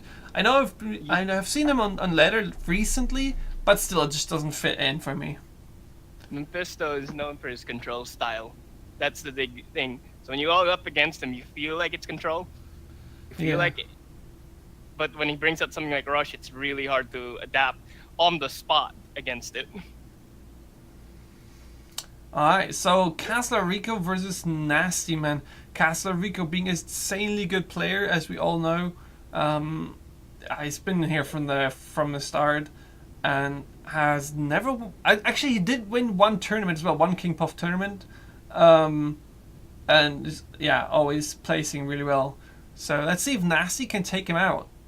Nasty, if I remember right, it was King Puff 4 showed up with really interesting decks. Like, if you actually go back to King Puff 4, he showed a blind date deck, and he got double living statue out of it as a herald to show what living statue could actually do. Yeah, he's always up for a good surprise, I'd say.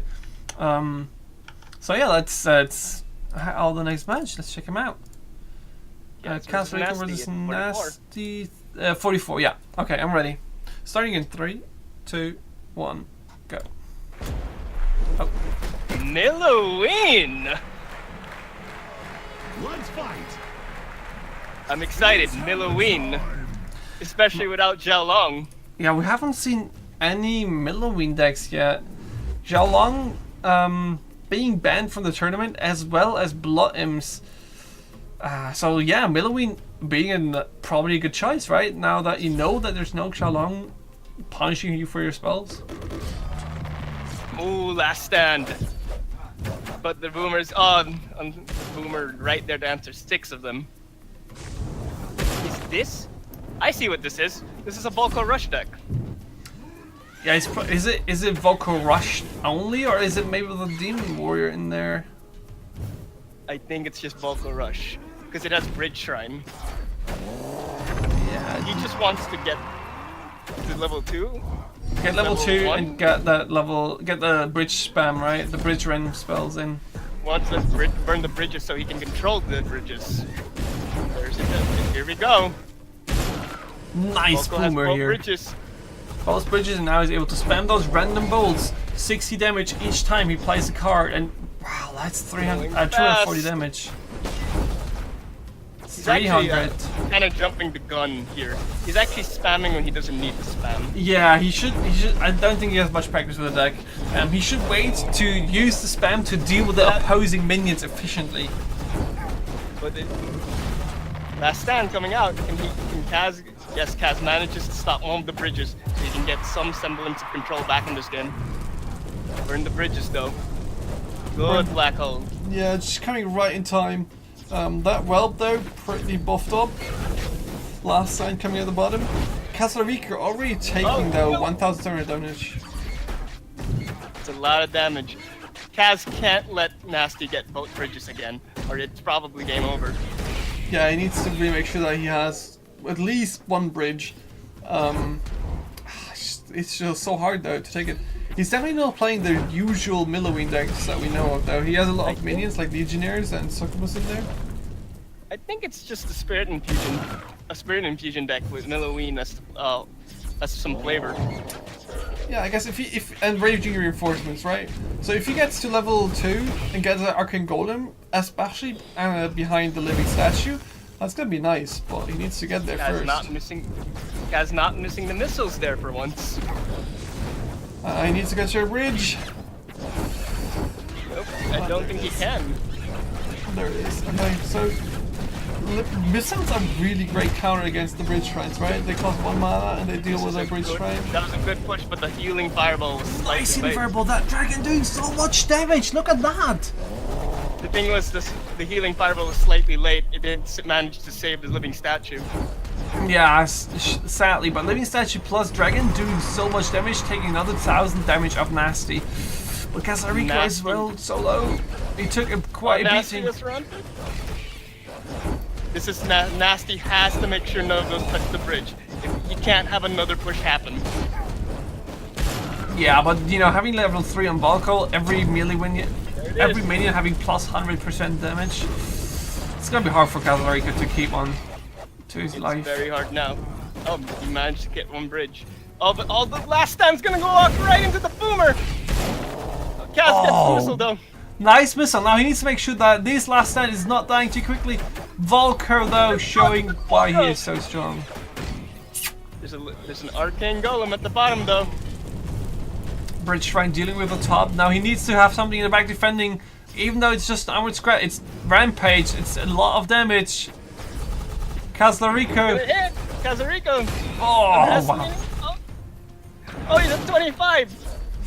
Needs to defend. That's it. 25. Oh, No randomots. He needs to catch a bridge. no, no. Oh, wow. Fireball too! Wow. That was so close, though. Nice try of That was- Kazlarico to bring in a Milloween. Nasty though. I liked it. I definitely liked the Volko rush. I'm not gonna say I'm supporting Volko Rush, to be honest. I mean, they know you won't. You hate those type of decks. I just hate every rush deck, but damn, well played, Nasty. Having you know, at the start being a little bit premature, I would say, but in the end it did work out because he did push another 400 damage to the face with all those. Yeah, it was just a straight up spam. Straight up spam and managing to get lucky in the end right there. So yeah, Milloween again too slow for the current meta, and you know, not really getting any value from her level abilities. So let's see. Really help. Yeah. It doesn't really help Milloween's abilities clog her deck. Yeah. You get 2 cards additionally in your deck, making your draw slow with the cards that you normally tech for. So yeah, let's see if Kazlarico tries to make her work another time, or if Nasty's switching up now that Kazlarico knows what he's up against. So next match at 3:52. You ready? I'm ready. Okay. Starting in 3, 2, 1. Stormbringer. Never seen Kaz play Stormbringer before. Showtime! It's Volko rush. Well, is a Stormbringer a good way to deal with a rush deck? I guess you have Plasma Marines, right? So Plasma Marines being good against small units. There is that. But it's also about bridge control when you think about it. Yeah, definitely. It's about bridge control, and you need to have one bridge at least. Stormbringer obviously being a good choice for bridge control, but you need to have as well a way to deal with the bridge shrine that Nasty has. Look, right now, Kazlarico is dominating the bridges, but still same amount of experience because of the bridge shrine. Drone buzzers though. I like the drum buzzer choice here. You know, Volko has no way to deal with it because he's only hitting melee units, and we know Nasty's deck pretty much has no anti-air except the stints. And yeah, so I Stints really and the like that. propeller scrats once they're on pace. And here we go. Nasty has complete control again, and all the swarm. And this is a poor Stormbringer right now. Yeah, Word is Scrat a nice pickup here, but Nasty's not. It's not really swarm, right? It's just a lot of single low-cost minions, but not a real swarm.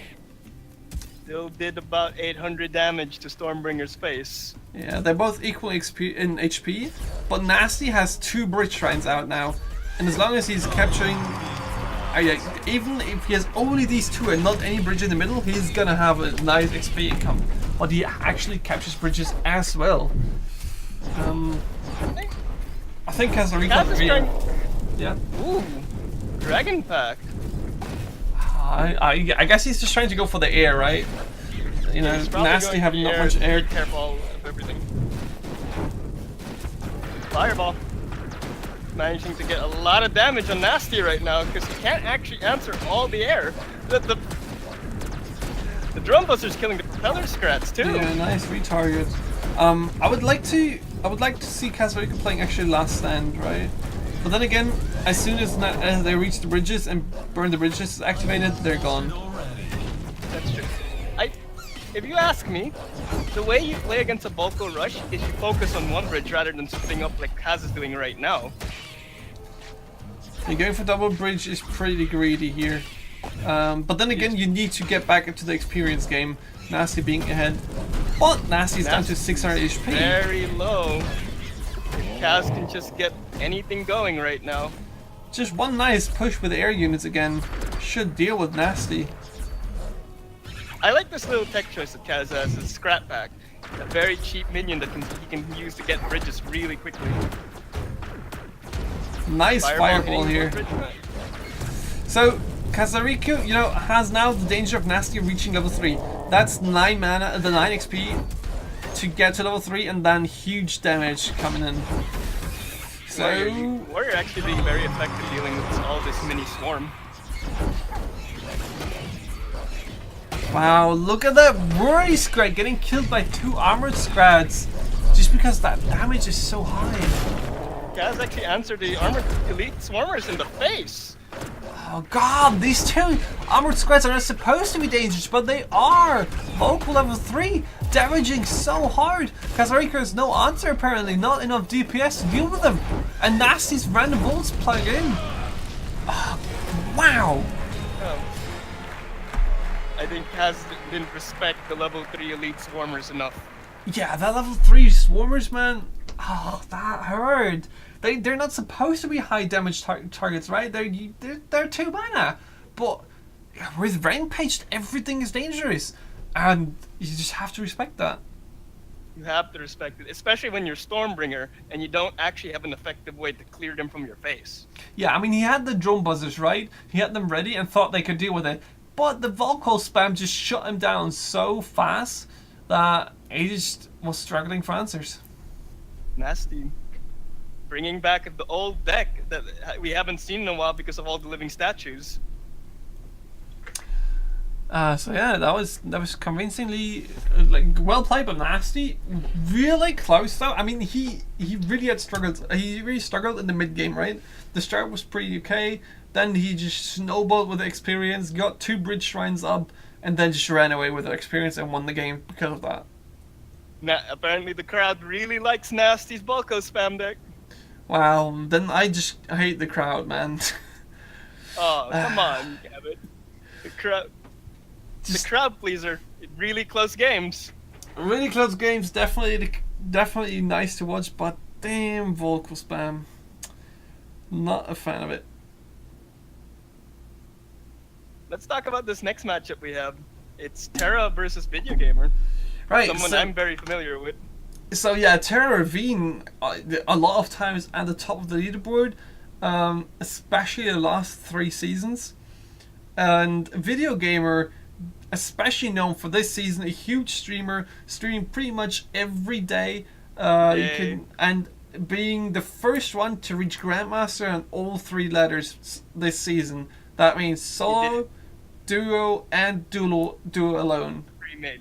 Duo, pre-made, duo, solo. I think is how we call it. Yeah. But Terra is known for his Dragon Nest decks. I wonder if he will pull it out today, because I feel like when I see Terra, it's always going to be Nest. But Terra's been telling me about different decks he's been wanting to pull out, like a Milloween. I hope I get to see it today. I just hope for Milloween. I love Milloween. She's so cool. So yeah, let's see if he pulls it out. First match, Video Gamer vs Terra Ravine, played at 36. You got it? 36? Do I have it? Yeah, I do. Okay. It was up on the top for some reason. Yeah, same for me. Starting in 3, 2, 1, let's go. Video going with a storm. I don't usually see this from him. And is this? No, this is not his ladder Mordor. I don't believe there was a bazooka scrat in it.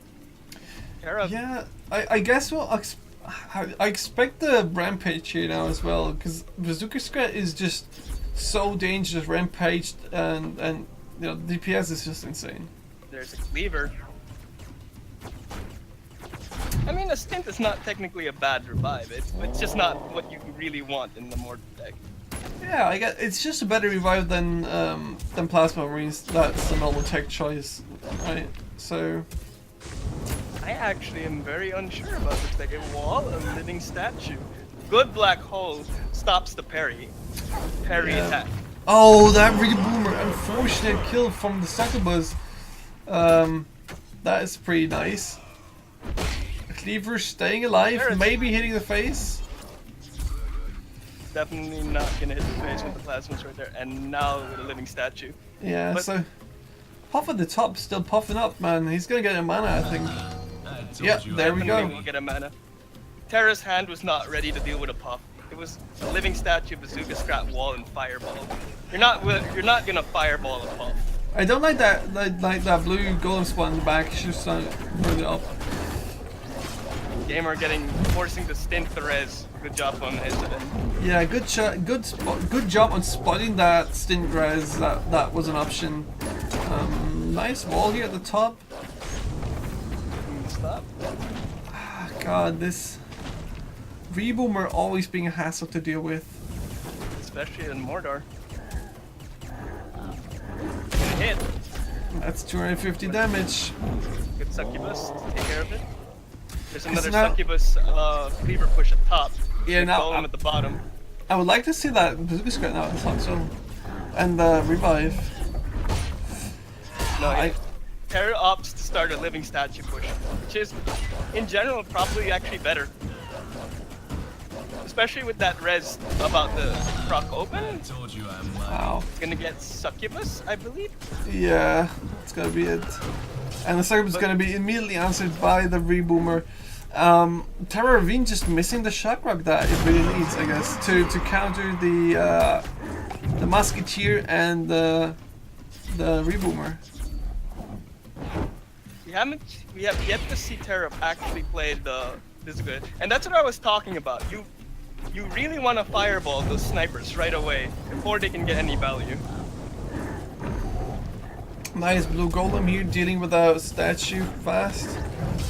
So low. Impress again. Wow, that's interest. Well played by Video Gamer with the black hole saving everything here. Now here's where it gets a very hard push in on Stormbringer. Double range, +2 range on the Marines. Yeah, and look at that cleaver at the bottom, getting no value at all against those swarmers. Reboomer moving, creeping up slowly. That feels bad. Terra is in the lead. The interesting thing about this is, Terra is actually in the HP lead. And the XP lead, I believe. Yeah, I mean No. the pressure is it's just completely on Video Gamer's side, right? The game basically plays out on his side of the map. Terra Ravine definitely having a lot of pressure going on. Just isn't able to close up. The Reboomer starting to do damage to Terra's face, equalizing this affair. Fireball! Gets to lava. Suck gets res. Yeah. Oh no, it doesn't target the Reboomer! Oh god, the reboomer now in the black hole. Mortar resetting the attack. He needs to spawn something against the Spawns and reboomer. pick up Reboomer. Terra's I'd like opting the not to replay. put his... Terra opted to keep his statue in hand for a little longer, to make sure he can get a good resin, I believe. Yeah, so I think Video Gamer just got the right cycle now. He knows when he has all the answers ready that he wants to at the right time, right? He has the musketeer ready for every cleaver spawning. He has the boomer ready for the succubus. Black hole being used really nicely here. The revives. Oh, wow, nice. Nice reading res. Could actually be a push. This could be something. Yeah, this looks like a good start. I mean, you need to still have some DPS behind the living statue, maybe some range units. But overall, this looks good. Now there's gonna come the musketeer. Yeah. Damn, that musketeer value. Black hole to reset. Right there. Double black hole coming here. And cleaver Bombers revive. on. Look at that DPS at the top, Here's another melting. living statue. Oh boy, that cleaver is attacking really fast. Oh yeah, that revived cleaver, but so much DPS at the top. 4 plasma marines, musketeer, reboomer, swarmer. That's just so much. That living statue is just melting. At the bottom though, rampage living statue coming in. Gonna kill him. Question is, can Gamer get enough push at the top, or Terra can kill his face? Look at that. He's opting to take care of the living statue. Yeah, he just has to be defensive, right? And It's it gets, just dangerous. And there it goes again. It gets res and it's frenzied this time. Yeah, there's no support coming for Terra, right? There's not enough support for those living statues. The plasma is just killing it. There's the support to Fireball, but just one card too late. Here it is. God, it's Yeah, video games just has cards that are so cheap and effectively dealing with all the stuff that Terra Ravine is spawning. Terra Ravine has big minions coming in, but Video Gamer just has the perfect answers ready every time. and these re-boomers now. I think anything Terra plays just get instantly blown up. Yeah, look at that living statue. Didn't even make it half the way to the bridge. Video Gamer finally proving that he can actually play a living statue deck. Well done here by Video Gamer. You know, once he got the cycle right, at the start it was kind of hard for him to deal with everything, but once he got the cycle right, it was just easy for him to deal with all the minions trickling in really slow, single big minions, and mana efficiently dealt with. Exactly what Video Gamer actually needed to happen against such a mid-range value deck as the Mordor living statues. So yeah, let's head into the next round. Terra Ravine for this Video Gamer at 42. You think Terra swaps?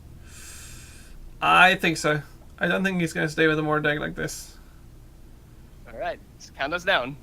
Yeah, starting in 3, 2, 1, let's go. Yeah, so he switched to King KingPuff. Is this D-Nest? Play cards. I don't think it was an efficient Mordor deck as well, so let's see if this KingPuff deck is better now. Living Statue again. It's another living statue deck. And Spear Throwers in there. I wonder. Oh, I've never seen this from Terra before. This is the first time I've seen a KingPuff from him. And Spear Throwers as well. First time we've seen them in this tournament. I guess Spear Throwers are just a really nice. Oh, Good wow. Fireball. Yeah, that was so well placed, and the Reboomer instantly killed by that. The problem is Video Gamer has both bridges right now.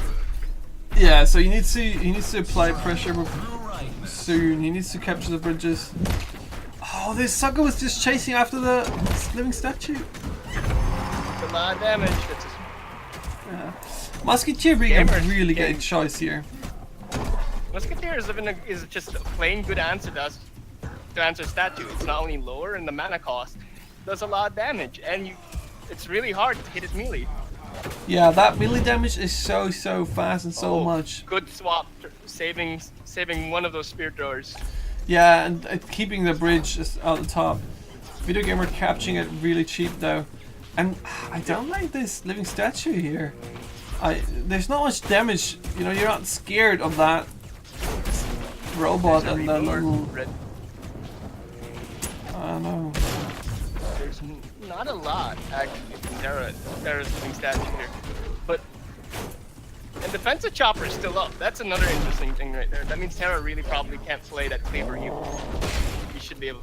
Yeah, I would have liked him to use KingPuff DPS a little bit more.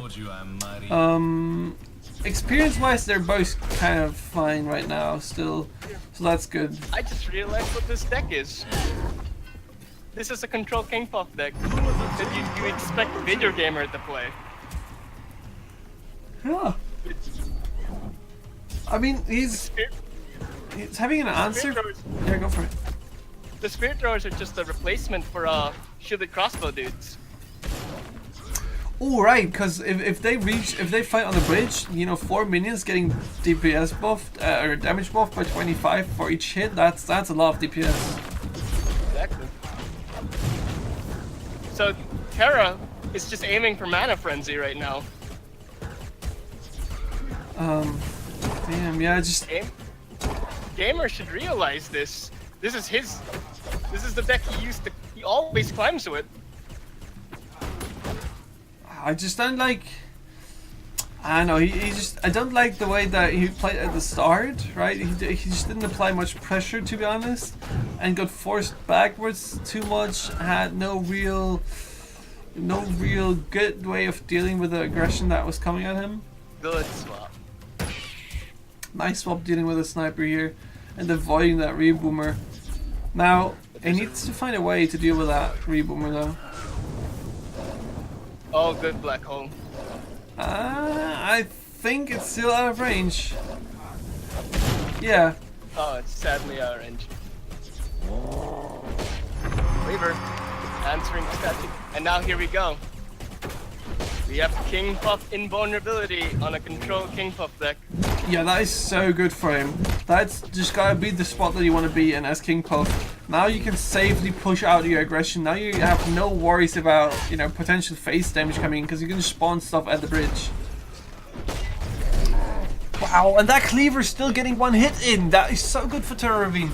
And, you know, one cleaver hit is just enough to get worth, right? It's 300 damage for 6 mana. 300 damage to the face. And that Marine did like 200 as well, which is there. Because And I like can't clear it efficiently enough. I like him ignoring the top lane completely right now. Just, you know, you have the bottom lane, you are fine. You don't need to care about those 2+ marines at the top. You just apply your pressure. Yeah, it's just pushing right now. There it is again, Inbo, and now he has both bridges. The gamer has to find a way to split and get both. Nice defensive choppy here, dealing with that with a spearman.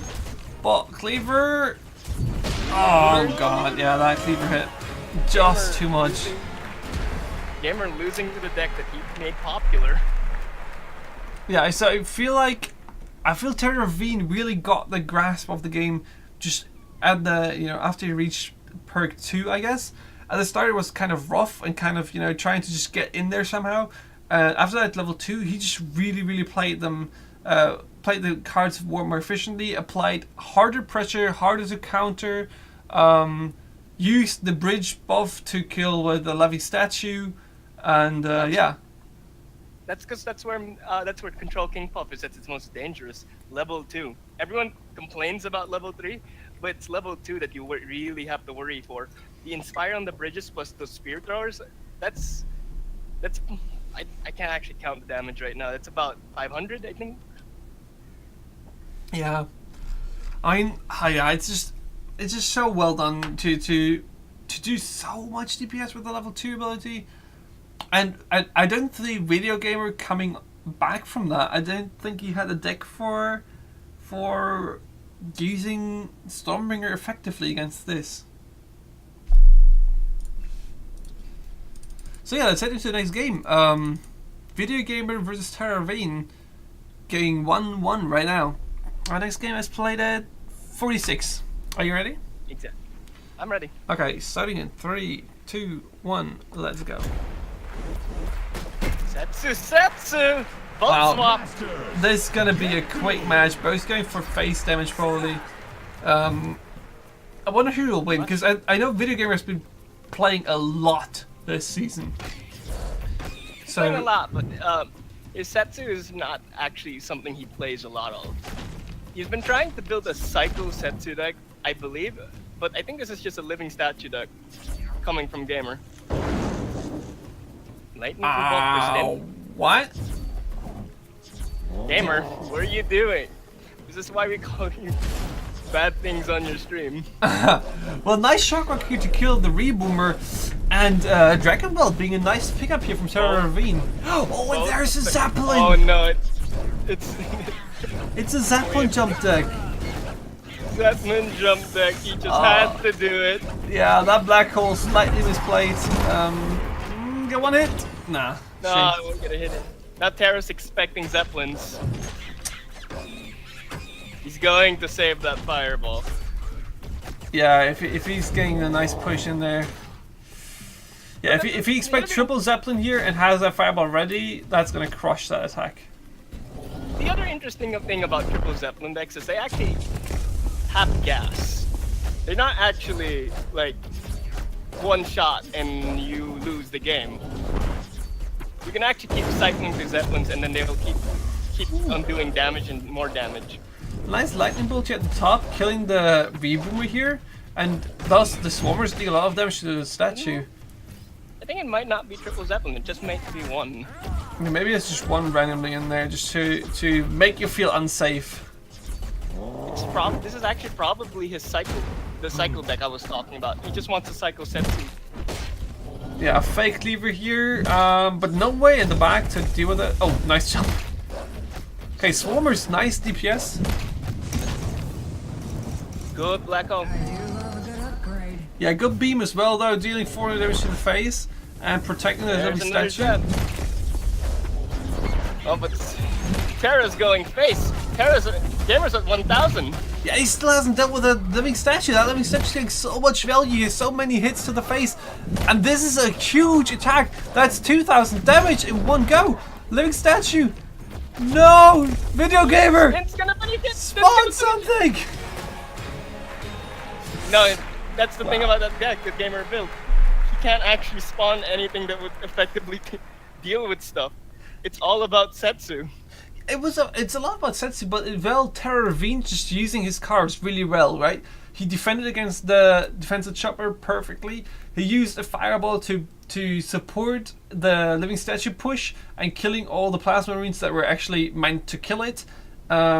His own Setsu jump really well placed. Beam applying more pressure and protecting again the living statue. So yeah, well played there.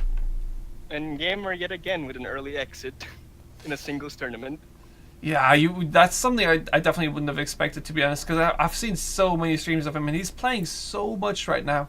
I fully expected it. Wow, savage! I know somebody's losing his mod status. I'm not losing my mod status. No, just yeah, nice games. So yeah, taking a look at the bracket again. Video Gamer losing and Terra Ravine advancing to face off Nasty in the top of 8. Nasty and Terra, 2 new players. Well, new, not technically new. They have both competed before, but you know, new faces to much deeper. Yeah. There's a lot of new players as well in the tournament, which I really like. I think it's really cool that we see a lot of people that haven't participated yet. And yeah, so it's a good sign that we're doing the right thing. Just on the top of my head, it's Tazik, Ido, Terra and Nasty both have 1 tourney of experience. Hot Air has 1 tourney of experience, but that was a doubles tourney. Yeah. And Shady. Afternoon, I haven't seen that one yet. I think, and Eka as well, pretty new. Brian Move of 10, Fire Dragon, War Druid we have seen before. Yeah, War Druid has been here as well before. Alright, so yeah, let's head into the next round, man. Top versus Hot Air. Top is definitely my favorite here. Or my favorite guy, because he's been on leaderboard a lot. And he's known for great plays. Started off the Ratno statue deck right there, Top. And an interesting note to this fight. This fight before, Hot Air versus Izo, in the doubles tournament, but both losing their partner now. Yeah. It was the Hot Dragons versus Shiro was the best archer. So yeah, let's see who's coming out on top here. Top versus Hot Air, starting at 40. You got it? 40. I'm having loaded. Now. Okay, starting the match in 3, 2, 1, go. Mellow win! I'm so excited I see Mellow win. As fully expected, Top is bringing the statue Ratbo deck out to play. Damn, and now I have to rewind what I just said. Hot Air is definitely the favorite player here, because he is playing Milloween, and I just have a great thing for her. Of course you do. So Hot Air, you go, man. You go. So the statue is actually the sniper's probably gonna get 2 shots off unless Izo decides to deal with it. He doesn't decide to deal with it right away. It's Nest! Oh shit. Okay. Oh my god, I see a dragon nest. Wow, so the first dragon nest in the tournament played by Hot Air, and with a fitting picture to that as well. I like it. But here's the thing about the dragon nest deck. It's actually really, really vulnerable to sniper. Yeah, damn, those snipers, man. Who could have thought that there's so many snipers? They're just freaking everywhere. I guess Eek just released his family onto the Minion Master community.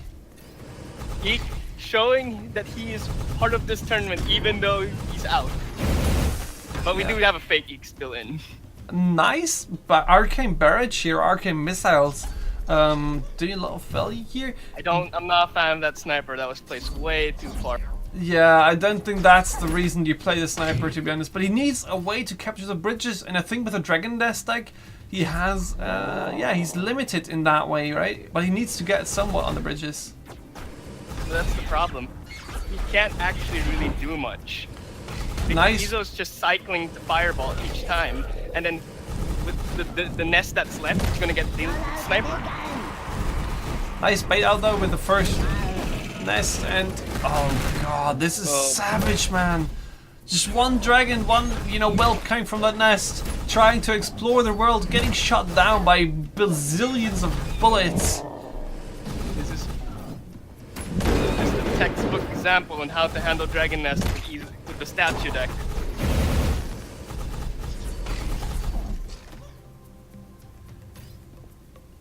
We have a sniper going up, but I don't. It's gonna get cleavered. Yeah, and that, god, that cleaver and that living statue both at the same time. Yeah, he has to beam it, but now. Not valuable though, because now there's a living statue, a full HP living statue. He's using the nest to try and tank it, but it just gets staggered. He just has no answer to both the cleaver and the statue, which both would be perfect beam targets, but Izotop used them really well, split off, one on top lane, one on bottom lane, and that's creating a non-stable push. Izotop showing no mercy to the Dragon Nest deck he hates so much. Yeah, damn Izotop, man. Ah, what a shame, another Milloween deck getting crushed. Ah, god. I mean, he just had no way to really deal with those big minions, right? And anytime he did use the Dragon Nests, there was just so many like snipers and plasma marines out there that just had no problems dealing with those dragons. Cycled out perfectly for Izo. Fireball was ready, the statue was ready, and the sniper was ready all at once. Yeah. I wonder. The question is, does Hot Air go back to the Dragon Nest? I would not definitely go back to the Dragon Nest here. Yeah, you probably you saw the pressure coming out, right? So you need to wait to answer the pressure. You need to find a way to deal with a living statue, and especially with a cleaver. So maybe a musketeer might be in place. Izo's too efficient in taking out Dragon Nest, but I'm not sure if it's a musketeer. It has to be something else though. Probably a succubus. Probably something with Rampage. Yeah, so yeah, let's see if Hot Air adjusts his deck to the stuff that Izotop is showing us right now. Next round at 45, you ready? I'm loading it up. Good, let's go. Alright, starting in 3, 2, 1, go. There's an Apep and a Setsu. Is this Gaxatir? Is this Izo's Gaxatir deck? I don't know, man. They both switch decks. Izotop with Setsu being aggressive, but again having living statue and cleaver. So I hope Hot Air took the lesson from the last round and tacked against it. Shielded crossbow dudes. I like it. Shielded crossbow dudes are a great way to deal with the cleaver, and the shield's absorbing so many hits. Now let's see if he has a high DPS answer against the living statue. Yes! Oh, Scrathord! That's a Scrathord! Oh, but the Snowcroc was ready! Yes, this is the Gaxatir deck that Izo has been developing for a while now. Yeah, so that's exactly the play that you said with Gax and the Musketeer that you can't really deal with. I like Hot Air's tech choices, man. I like him. I like it, but Izo switched his deck way too much, so the tech choice might actually be working against him. I mean, the Divine Warrior is a great counter against Musketeer, Cleaver. The Crossbow dude shield ones are good answer against the Cleaver. Oh, Setsu jump, please. Oh, and Rammer? Rammer! Rammer's not the place! This is a face deck! That's coming out of nowhere! Oh, the damage double. Oh, damn, Rammer, the face. It's a base race now. This is a race beam. Oh, the black hole saving in time. Oh, God! That was Wow. that was a good call by Hot Air. It's just the black hole was there in hand. Wow, but Hot Air just made everybody believe he has, you know, such a defensive deck techs against Video Gamer, right? And then out of nowhere, this is insane No, push. Tex against Iso top. Yeah, Tex against Iso top. he just wait for the moment the Setsu leaves the hand, right? And the moment Setsu jumped, he knows, okay, no hero to defend, let's go. This is my moment. This is the time we go. And This is the moment. that was just so strong. That was a sick push, and there's a lot of DPS coming in from double Ram or Rampage, right? I mean, Exactly. It's just unfortunate, I think, that Iso had the black hole. I'm not sure. I probably have to go back to watch it again to see who would win that base race if Iso did not have his black hole. I mean, the Rammer does 60 DPS normally, double Rammer 120, Rampage 240 DPS. That is insane. And It was a good calm. yeah, it was just good for Isotop to have that beam to, you know, get that 400 extra damage in and, you know, lowering the defense, and that black hole, as you said. It's just, I wonder if Iso didn't have the black hole in hand, how that game would have went. Yeah, that was pretty strong, pretty nice to see. And yeah, sorry, Hot Man, I loved you for taking in Milloween for the tournament. Yeah, and sorry it didn't work out. Some people are not a fan of double rammer. So yeah, let's take a look at the brackets again, and see who's up next. Pacomaniac versus Shady Hobos, man. Oh god. We have to talk about Shady. We have to. Yeah. The man climbs like a monster. Yeah, Shady Hobos is pretty much the first guy to reach Grandmaster every season. He is insanely fast these last couple seasons. I think the last 3 seasons, I think, maybe 2, not sure. But he's so quickly to gain rank Grandmaster and getting that rank 1. And Pacomaniac, known from the last tournament, not the 2v2, but the last 1v1 tournament, for really, really great use of black holes, man. He just put him on the next level and showed great skill in the use of his spells. But the thing is, we don't know what both these players are going to be playing. Shady changes decks every single game. Yeah, and Paco is more as a crazy more guy, right? He just It's a crazy guy and more of a draft player. yeah, he plays whatever he feels like. In the morning it's going to be another deck, and 2 hours later it's going to be another one. But yeah, that's what makes him a great player, right? Yeah, exactly. So, I can't actually open a book here and say what's going to happen. We're just going to have to see. Yeah, so let's check it out. Shady Hobos vs Pacomaniac, first game played at 25. Are you ready? I am loading it up. Ready. Alright, starting in 3, 2, 1, let's go. Welcome back to another exciting See an round APEP. of Minion Masters. See an APEP versus Setsu, yeah. And Beam. I've seen a couple beams. I know this. I luckily know this deck. This is just a mid-range deck from Shady, I believe. Okay, so he has a mid-range and a lot of spells. Now, he's floating mana. Floating! They're both floating! Nice shock art to the Reboomer. And he has a chance to have a really awkward hand, right? He has 4 spells in the deck, and if he draws them all at the same time, that's really unfortunate. Oh, that's the fireball! That's a black hole! And that's the black hole that was I'm talking about. Pacomaniac just always having this black hole ready, and Always on time with his holes. And he's gonna show every new player why every deck should include black hole. It is so strong. That's actually correct, Jay. Oh, Rampage! Oh, is it gonna be a lot? Wow, look at that damage, Annihilator. man. Setsu. Oh, Setsu's hitting face, not the Annihilator. Oh, that is so unlucky. And Beam killing off Pacomaniac's Beam and defense. Rammer. Another 400 damage to the face as well. Oh, just unfortunate place black hole there. If it was a little higher, it could have avoided the rammer. Actually, it's nice that now the Setsu's reload is, you know, stunned. But yeah, it was it was good use of Black Hole resetting the Reboomer spawn, the Reboomer evolvement, and I'm surprised the last stand at the bottom got so much damage. And though I mean the Annihilator was spawned, right? The Annihilator was ready for it, and it was still 1,000 damage. We see our favorite answer to Living Statue, Blue Golem, coming out from Paco here.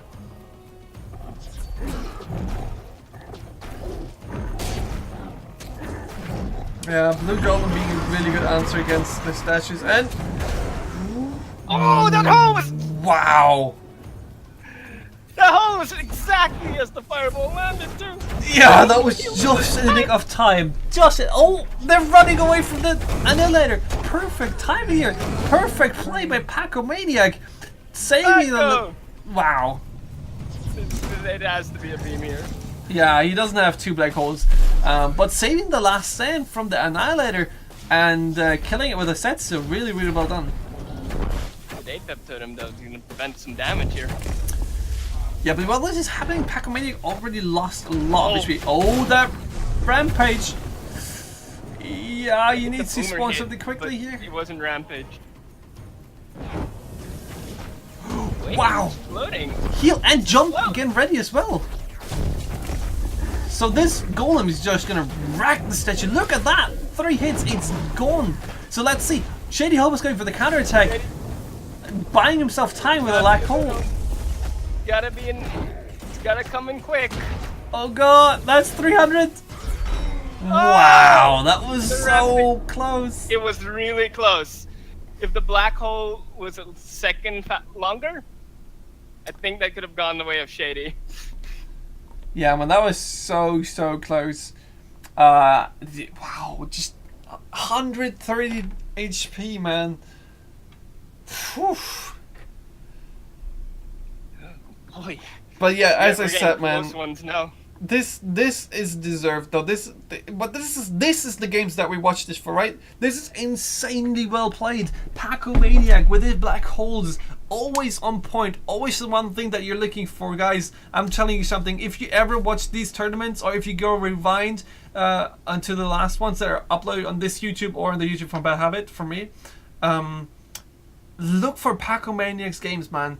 He is on point with those black holes and show you exactly why that is so strong. It's not easy to be on point with black holes. A lot of players still miss it up to this day. Yeah, definitely. So yeah, let's see. He's taking the second round. Shady Hobos versus Paco Maniac, starting at 29. All right. All right, starting at 3, 2, 1. 2, 1. Shady's. Oh, they staying switched with sides his- for me. Sides for me too. It's just a palace deck.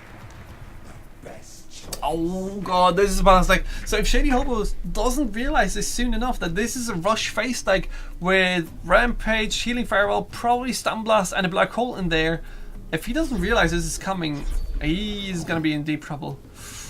Living Statue on the wrong side. To be fair, we haven't actually seen palace decks on the ladder for a while now. And now Pac-Man is going to explode on the bottom lane. Rammer, Here we Cleaver. go. Oh, beam. Wow! Oh, Look at that value, man! 1 beam killing 15 mana for 6. That's such a good play. and that's a full health living statue, but we had. This is Ravager. Oh, the black hole.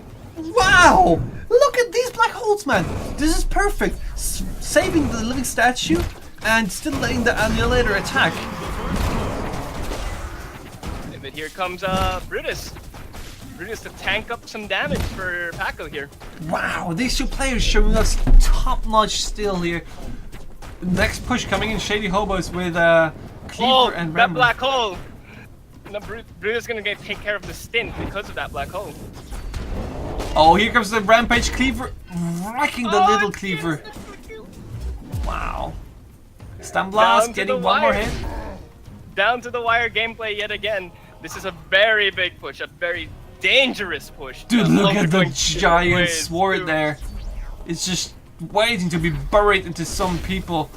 Wow. Rammer. Heal us up too. Shady, do you have an answer? Wow, look at that damage! 600 damage. Black hole He's resetting. gonna reset the cleaver. He's gonna reset the cleaver. Should he manage to spawn something in time? He's gonna reset it. Oh, Oh, that black hole! black beam. Too late. Bad time. Wow. Paco Maniac and Shady, man. I could watch this setup for hours. Oh. God, that was A a lot lot of of damage. us. A lot of... Oh boy. When people play decks that are down to the wire, that are rushed like that, it's just... Yeah, I didn't even know where to start from, man. This is just insane. That was so well played. There was so much damage, and this setup slowly coming in from Paco here with the Rampage Cleaver killing the opposing Cleaver with one hit, taking clear of the rammer, building up the attack with the Brutus, coming with the rammer, supported by another black hole. It's just wow. It may have been a very fortunate thing for Paco there that that Brutus and the Cleaver split up. Yeah, Because I think Shady had beam in hand. If they were together, Shady would have just beamed it. yeah, man. That he can't beam though as long as the black hole is in play, right? He needs to wait. He needs to bait out the first That's black hole. also true. And that black hole came in, but that already guarantees you 2 hits with the Cleaver. That's already 1,200 damage. Man, Rampage Cleaver is a pain to deal with. Cleaver. I say the most balanced card in the game, but people disagree with me. So yeah, let's move up into the next round. Round 3, Edelweiss versus Eek, the real sneak now. Oh wow, Edelweiss already winning 2 matches. Coming from round 1. Eek only Winning versus won. Rush. Yeah, and taking a rush, like... Whew. But Damn. Eek also took out Darian, who's no spring chicken himself. I mean, Eek I wonder if Eek is going to stay with the deck he is. You know, if he's going to I'm stay in pretty sure character. he will. He's Yeah. probably going to stay in character. The thing is, so the question is, can Edo beat the tutorial?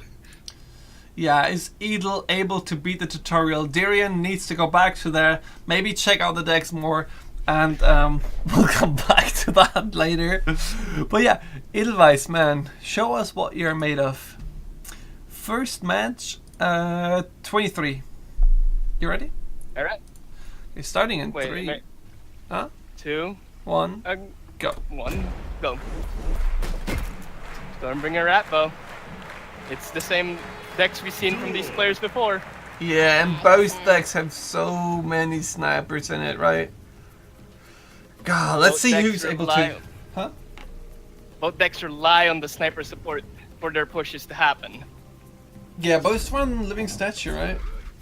Yes, both are living statue decks.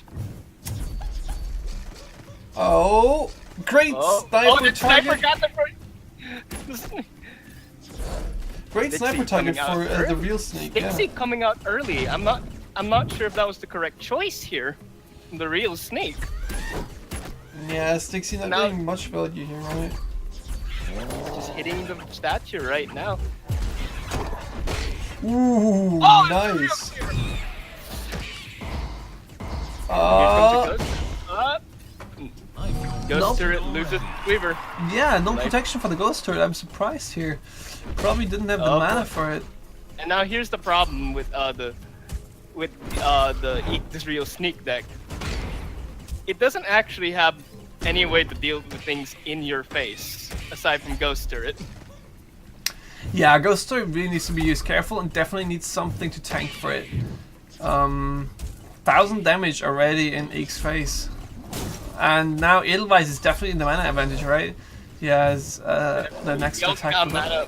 You got mana from mana puff as well. Definitely at the mana advantage now. Oh, unfortunate retarget. Yeah, living the ghost statue turret. there, man. Living statue just wrecking that ghost turret so fast. Too close placed. A nice support here from Edelweiss for his push. Boomer in there as well. I don't think there's any way Eat can deal with this. Yeah, like what? The Scrat is not the way to deal with DPS here, man. Even the small scrats do a lot of damage, right? They do 10 DPS. They do 10 DPS. The only AoE the Sneak really has is that Grenadier. Yeah, and they didn't have that one ready. So, wow, that is just so hard to deal with. If you don't have a way to deal with a living statue, and you know, then always have to count on the cleaver coming in behind that as well, you're gonna have a harsh time. It's very harsh though, but Ido proving the tutorial is beatable. He is beatable, so new players rejoice! You are able to beat the tutorial and get your free rewards. I think the key to these living statue matchup is which living statue gets, you know, stays on the enemy side of the field and manages to stay without getting dealt with first. Alright, so yeah, let's head into the next round. Edelweiss versus the Real Eve Snake. 31. Are you ready? Where is it? Utilize. Okay, found it. I'm ready now. Starting in 3, 2, 1. It's Minion Master time. Both are committed to their decks. Duel. Yeah, I mean, why would you change to Edelweiss, right? As long as you, as you're fine with it, and as long as you're winning like he is, why change?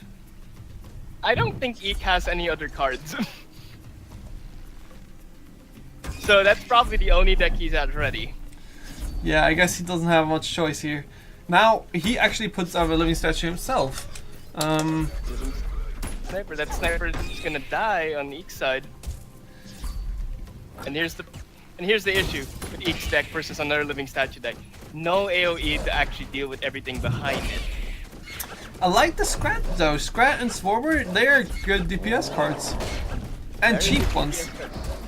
Here's the Ghost Turret now. He's using his space effectively to tank the living statue so he can take care of it. Yeah, while this is going on though, he has a good attack going himself.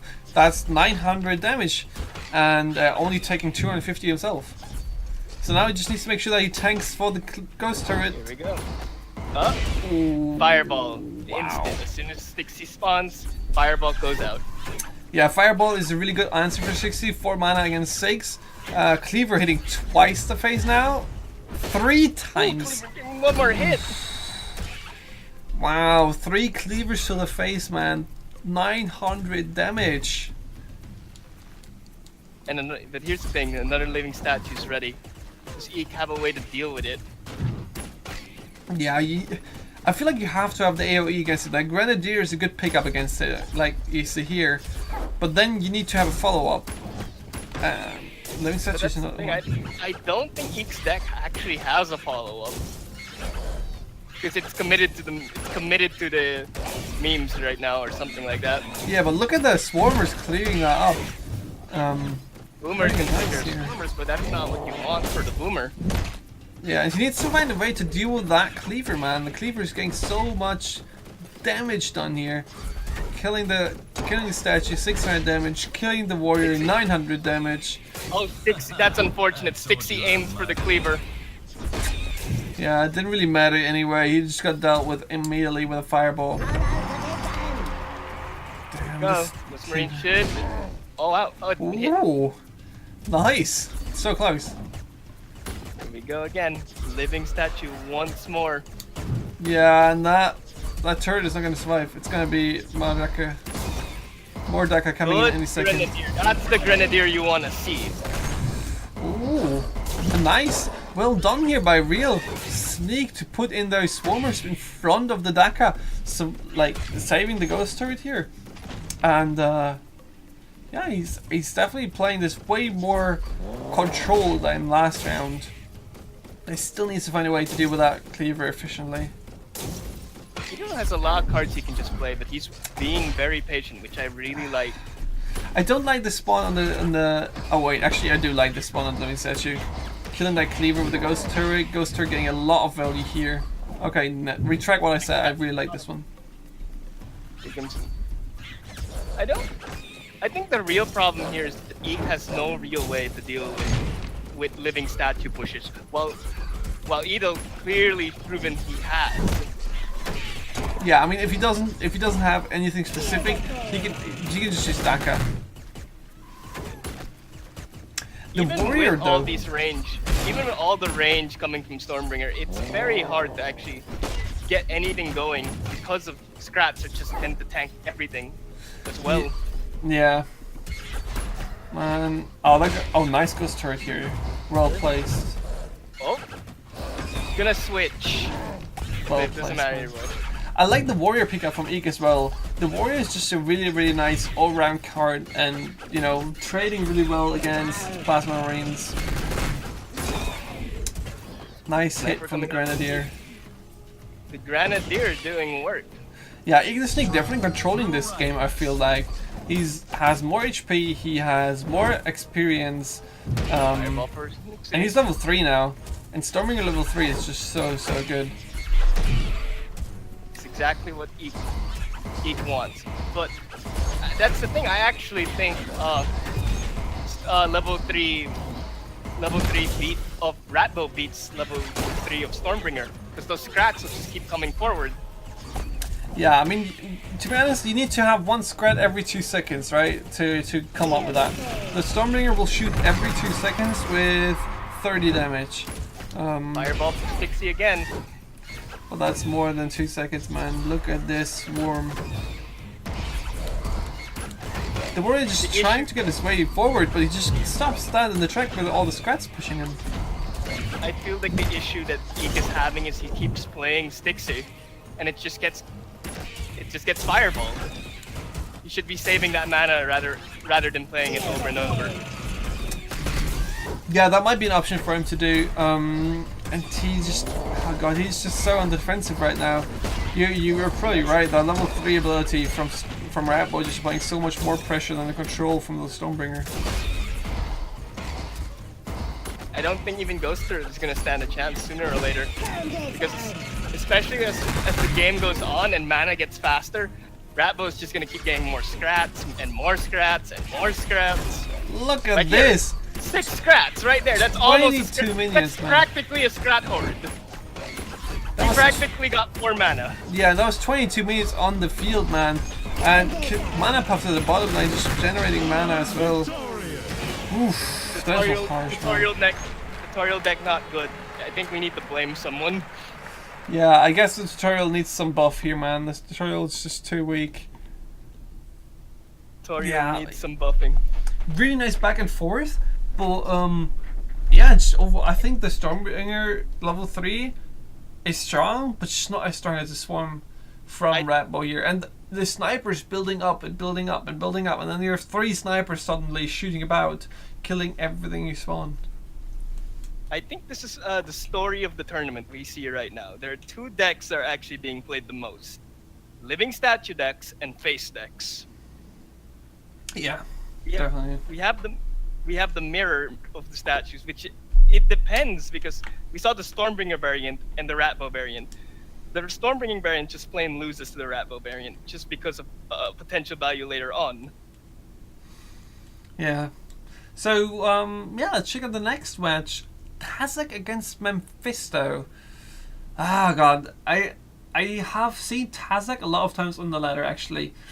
I'm not sure if I've seen him in top 20 though. While Mephisto is just a constant top 20 player. So yeah, let's see if he can prove himself like Edelweiss did against Rush Second up here.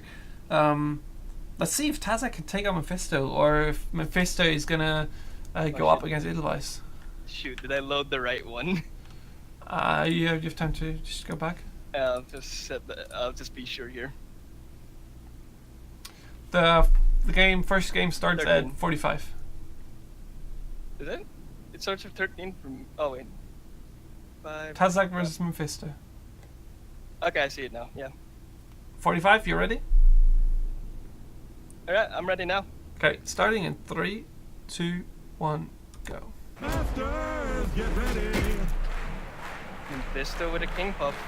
Is this a Palace deck? Yeah, this is his rush deck, so he's gonna be really slow, build up that big attack, coming in once together, having Rampage and Stun Blast ready to deal with a defensive play that is gonna come out. Demon Warrior. Here we go. Demon Warrior, This is- nice. This is not the deck you want to be playing into the Palace deck. No, that is not. Now let's see if he has an answer for the cleaver. Stings. Then Rampage. Rampage coming in. Probably the stun blast now. There it Blast is. Right now, it also gets the Boomer. Oh, that's another hit Beautiful. from the cleaver. Oh god, that cleaver damage. Is this it? Succubus. Succubus. Oh god, Tazak is holding on to his survived. life. He survives. Wow, and the heel puff, you know, he's having the bridges, he's capturing the bridges with the heel puff now. Oh, wow, that was one dangerous push. But now he has the advantage of knowing what he's up against, right? Now he just needs to get to level 2, get that shield totem ready, and defend. Here's the thing about the Palace deck. It actually can't answer puffs. Yeah, well, it's And just so that slow. mana puff just got 2 mana right there. Swapping. He Not doesn't want sure to I deal like with the it. swap. Oh god, this black hole is really expensive now. He has no way to deal with the boomer now. Except if he wants to spend 6 mana. He's probably just gonna tank it and then heal. He took the cleaver for it though. I don't understand. There's really nice play of Tazak though, having the boomer ready. Oh, nice play here. Puffs. Good disruptor. Yeah, nice disruptive puff. Stun The though. stun blast, not having much. Oh, but the living statue is going to do so much damage. Now the heal puff is at the bottom. Is a heal puff enough to heal against this rampage living statue? I don't think it is. Oh god, this is so but there's close. an Apex totem. Shield! Demon Warrior hitting face. Wow! Oh, it survives. With the Nick again, he's surviving. Tazak playing so well right now. The He question. he avoided the cleaver damage. He shielded up. He stunned. He blocked. He healed up. It's overall really nice. Expert play of Demon Warrior. Yeah, I'm surprised he's able to stick in the game right now. Demon Warrior perfectly tanking for the heal puff, and he gains another 200 HP for it. Using the living statue to bring that Demon Warrior back. Yeah, That's a good that's idea. a really good play here, guys. Demon Warrior being at same speed as the statue. So the statue's actually able to draw him all the way back and just, yeah, it's applying a nice Boomer answer stuck in this distraction. spot. Heal. Mephisto's actually probably trying to bank it all on this living statue. Yeah, he knows it's just so close. He's so frustrated, man. Good And there's the shield. He's gotta be so frustrated. Oh my god, the shield just barely keeping Kazakh alive. Wow. This is excellent. And the heal buff coming again. This heal buff is probably the MVP of this match. I was just about to say the exact same thing, man. This heal puff is keeping Tazak in the game, and Tazak's great place here as well. The shield totem perfectly on time. You know, getting stuck on the cleaver, letting the cleaver run into, you know, senseless disruptive puffs. Good black hole. Yeah, Saving the succubus. nice black hole, you're saving it. But there's a demon Oh, warrior. but there's a demon warrior. Wow. Look at that damage, man. I don't think Mephisto has enough gas anymore. Wow, the damage from the succubus and the musketeer though. But Mephisto needs to deal with the demon warrior in his face. And he just can't. It's a palace deck. He can't. Yeah. Wow. That is Kazakh, man. expert play. That was so good. I would have, at no point of the game would have thought he was able to defend this so well. I thought every next push that Mephisto did was going to be the last one. And then he found a way to keep on clinging to his life, and he did it so good. He managed to find the ray of hope in the worst possible matchup for him as well. Yeah, and you know, having the at the top, Mephisto having great plays as well. Like, yeah, the succubus and musketeer at the top lane, you know, facing the reboomer, the boomer. The boomer would normally kill the succubus, right? So he black holed the succubus and left the musketeer outside. So the succubus was out of the range. The musketeer gets hit by the boomer, but boomer explosions count as melee units. So he blocks that damage and is alive, taking out the boomer, saving both minions, taking no damage. Wow. That That's just expert. I'm still speechless, really. Yeah, I'm just really happy with these plays, and the way this tournament is showing how good people are actually on the tournament and on the ladder that might go unnoticed, right? You can say people can scream nerf Demon Warrior in solo now. Nerf the Demon boy. Warrior, man. Nerf it. All right, let's go on to the next round. Mephisto versus Tazak, 51. You ready? I'm ready. Starting in 3, 2, 1, go. Oh, look at this! It's a Stormbringer duel, and Lightning never strikes twice. But I do. it's Mephisto's Skelly DFO deck. God, the DFO deck, man. He won with this one in the last 1v1 tournament, and so he is a champion from one tournament. He was winning the last 1v1 tournament with exactly this kind of deck with Undying Skeletons and Drone Force. He managed to take Rush 5-0 after Rush, I think, went up 3. No, he didn't take him 5-0. It was a 3-2 final. It was actually really close. Very close. Yeah, Reboomer just getting such a good tech option against the Succubus. Annihilator. Oh, unfortunate for him, he dies to the Reboomer. I really like this combo. The Reboomer living statue tanking for Reboomer, and then just Reboomer just bombing everything around it. Yeah, and here's the next push already coming in. Drone Force supported by 2 Undying Skeletons. Undying Skeletons are just, as their name is suggesting, undying. They just come back and apply more pressure on the field. Good shock rock and good plasma. So yeah, so that shock rock was really good because the plasma marines actually retarget the closest thing after they come out of the stun, and in this case that was the skeleton. Otherwise they would have killed the Drone Force. And there's the skeleton hitting Tazak's face. It's very hard to deal with these skeletons at times. And look, it's gonna res on face as well, so that's something you have to watch out for. Yeah, you need to be aware of the fact that it is coming back and it will hit your face. Even though you think it's not much damage because they're so slow, so, you know, a little quiet, sneaky, but they do a lot of damage. The second DFO of the game coming out. Yeah, Going and there it is. 1 hit, 2 hit, 3, 4. Spirit? Is that a Spirit Mancer? 5. I see. Yeah, that's a Spirit Mancer. That's 5 hits from Skeleton. That's 250 damage. Good. Oh, that's unfortunate. Wow, great Drone Force. The Plasma Marines targeted the statue and not the Drone Force. Yeah, and look at that Skeleton revive. Perfect there, supporting this push. And oh, wow, this Skeleton value is insane. Being again, and it's not. Oh, this is on. The Annihilator is not getting all of them as well. Yeah, good black hole. Yeah. Oh, God. I think that's game. That's gotta be game, yeah. Just one more. Either way, the Skellies will res. Wow. Well done there. Skeletons would have revived anyway soon. Mephisto tying up convincingly, just wrecking them with this nice control deck. Just these Undying Skeletons just were all the time on the field. There was never a point where there was no Undying Skeletons, you know, immediately going for your life, right?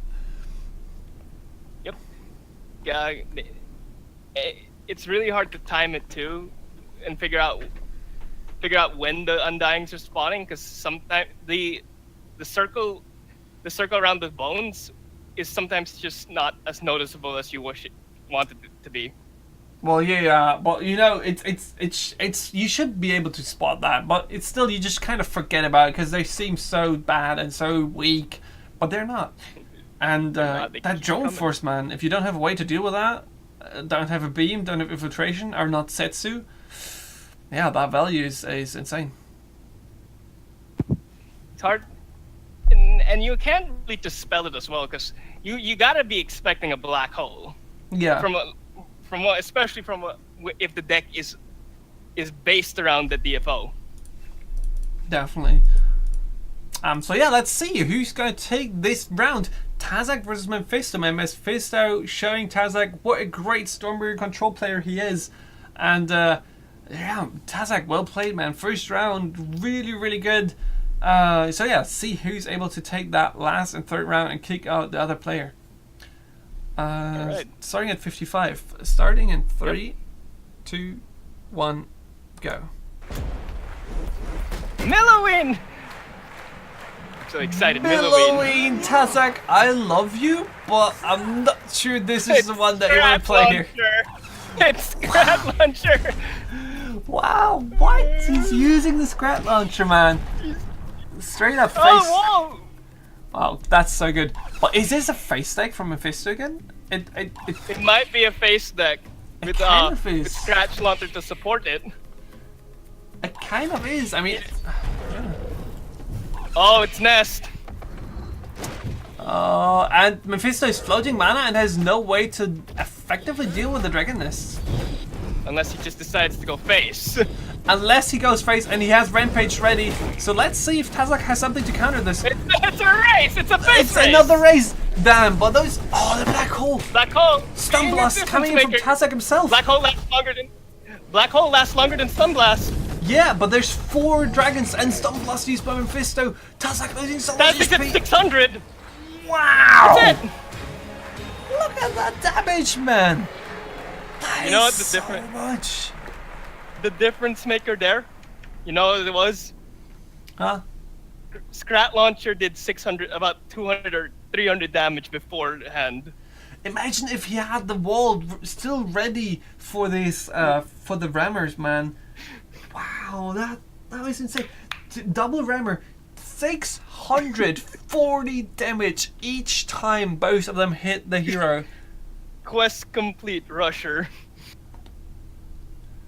Oh boy. Mephisto, that is so good though. See what he's done here? Mephisto is completely confusing his opponent by switching the decks. He's played first to set you a face deck with King Puff, right? So you expect that. Next round he plays a completely different deck, and it's a control deck that builds around Drone Force 1 and Stormbringer, and suddenly you face a control deck and not the one that you were expecting, the face deck. And then you think, okay, maybe he's going for one of these two. No, he has a third one ready to go for you, and it's just popping out of nowhere, a Scrat Launcher. You're like, what the hell? Well, I'm gonna, the Scrat Launcher, I'm gonna defend Yeah, that against seems it. like the correct answer. Yeah, the wall seemed like the good answer. It was perfectly fine. And then you think, okay, I get this. I have 4 dragons going for your face. I can Rampage, I can Stun Blast, I can Black Hole. This is insane. This is a great attack. And then there's 2 rammers. You know, there's 2 rammers, one being Spirit Infused, by the way. Yeah, rammers, Spirit Infused, Stun Blasted, use Stun Blast on opposing team, Rampage, and one thing that you gotta notice, this is what differentiates new players or good players from masterful players. Mephisto, the obviously choice will be, right? Dragon Nest at the bottom, that's dangerous, rammer, kills buildings. Great, kill the Dragon Nest. But instead he says, no, I can win this if I just rush. Win this. That's why in tourney play it's sometimes so hard just to be a one deck player, because you get teched against so hard here. Yeah. So well done by both players. Alright. Yeah, let's finish the next round. Nasty versus Terra Ravine. Nasty and Terra are both players that don't have as much tourney experience as some of the mainstays, but are really good players and have had great showings in tournaments already. And the one tourney they've been in, I think it was the same tourney. Alright, so let's advance a little bit. Terra vs Nasty Man, let's go. First game at 22. 58. Is it 58? Yeah, no, actually, no, my bad. Nasty, it's 22, you're right. Nasty vs Terra Ravine, 22. I was confused. You confused me, Abbott. Yeah, I'm sorry. Next round, you ready? 3, 2, I'm ready. 1, go. Masters, get ready. Volko Rush versus Terra's Mordor. Commence. so that's illusionary. We know that. That's definitely we know it's illusionary because it's a rush deck. Yeah, it spawned at 5 mana. Yes. I don't think that Nasty can actually handle Blue Golem. I guess he needs a lot of spam to take that down. He doesn't have many minions. He don't have. Maybe the propeller scrads are enough, but Terravine has stints to support that push. Boomer may do some damage to it, but here we go. The stints are gonna back it up now, Yeah. and that's a real cleaver going to face. So I think Nasty gave him a lot of time to prepare a big push. Fireball. Wow, this is a huge push. This just may be an unfortunate matchup. Yeah, Nasty's man taking a lot of hits from the cleaver here. The propeller scrads at the bottom here, not at the golem. Nice black boy. hole here. Maybe the Golem. boomer's walking off. Yeah, it is. The Golem still has about 200 HP too. So Mordor nice. is gonna Yeah. 3, 4 hits from the Golem, and it reses too. Wow, that was so well played by Terravine. Nice black hole, letting the boomer walk away. Living statue pushing here again. Sucker was supporting it. Golem revive, and there is the first time we see the bazooka scrap. There's a previous Is he gonna get a hit off? Something. Nice. Oh, that's actually good. It's probably Yeah. better. He can't get burn the bridges as quickly as he wants. Yeah, that burning bridges could have really stopped this push, and 200 damage to it is really nice. And he's not getting a mana again. There's another Golem. Yeah, you deal with one golem and the next one is just ready waiting for you.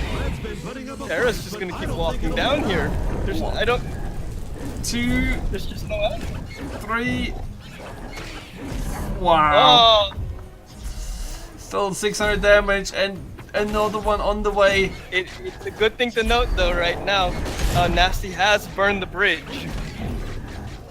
Could be a game changer. Well played by Nasty here, taking care of that Oh, blue golem without much effort. That was really good. Resistant. Yeah, he needs to tank for the cleaver. Cleaver reset here by Terravine with the black hole. Like him. Yeah, and And it stint spawn at the top.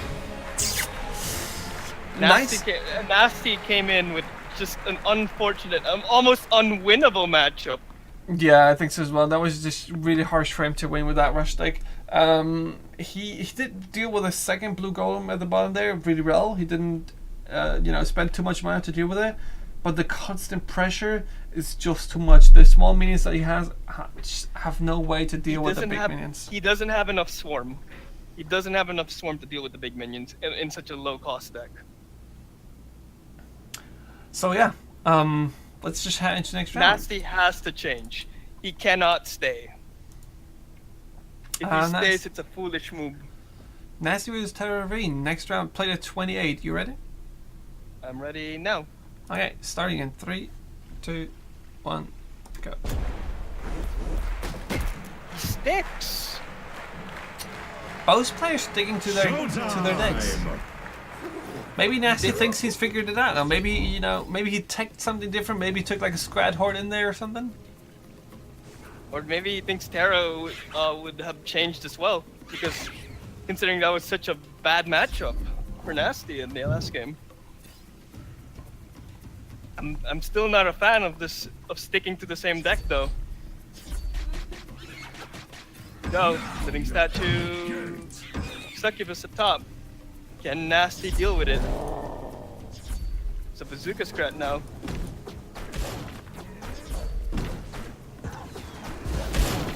One hit on the bridge shrine. And Bazooka, man, that is so much damage. 300 That's 3 hits, 900 right? damage. Bazooka, that was 3 hits. Bazooka Scrat MVP.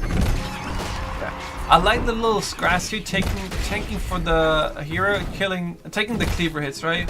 But this push is just too big. This thing is just too much. No, Yeah. that's it. That's a push. Yeah, it's just unfortunate. I think this was decided not by play, but by just the deck choices here. And preparation. I think Nasty probably didn't prepare a second deck. Maybe he did. Maybe he just thought that, as you said, maybe he thinks that Terra will switch, you know, as many people did. So he said, okay, well, if I stick to this deck, the other one will switch and I will have a better chance. And this is why in tourney play you cannot be a one deck pony. It just sometimes happens that you will find an unwinnable matchup or counter. Yeah. It's really hard. Really, So, it was a good run by Nasty though. Good run by Nasty. Just ran into an unfortunate matchup. yeah, so next match is top versus Pacomaniac. Both great players, and yeah, wow, this is going to be really interesting. Both players just have the potential to take the win, definitely. I just as we said before, look out for those black holes, man. They are pretty sick. Izo's probably gonna rep his rat bow again. He loves rat bow. Alright, yeah, so let's go first match. 58. You ready? I'm ready. Starting in 3, 2, 1, go. There's the rat bow. You doing the predictions all good. Really, really well. Ratbow here, living statue, snipers, dragon. Well, we didn't see that before in the deck. No, it was in the deck before. It's just, I'm pretty sure it's in his ladder deck. Yeah, but I don't think the other Ratbow players like Edelweiss and stuff played the Whelp. They don't play the Whelp, yeah. They don't play the Whelp. I think this is an Izo thing. It's not flooding. Chooses to play the statue on top instead of defending the sniper. Sadly, last stand. Now this is one of the game changers within this matchup. The last stand actually effectively deals with statues. Yeah, last stand has a huge DPS potential. Ooh, that hole. Rampage here. Oh, boy. Nice. This is a really. Legion. It looks small, right? This push, but yeah. So don't take the face damage. Why, Hacker? Why did you spawn something? Because I think he just wants to focus on this push. Well, actually, it's good damage. But yeah, but he still took a lot of damage as well. They actually came up pretty even. Izo's a little ahead though. Yeah, I think double cleaver to the face is really painful. That's to jump. It's probably on that sniper.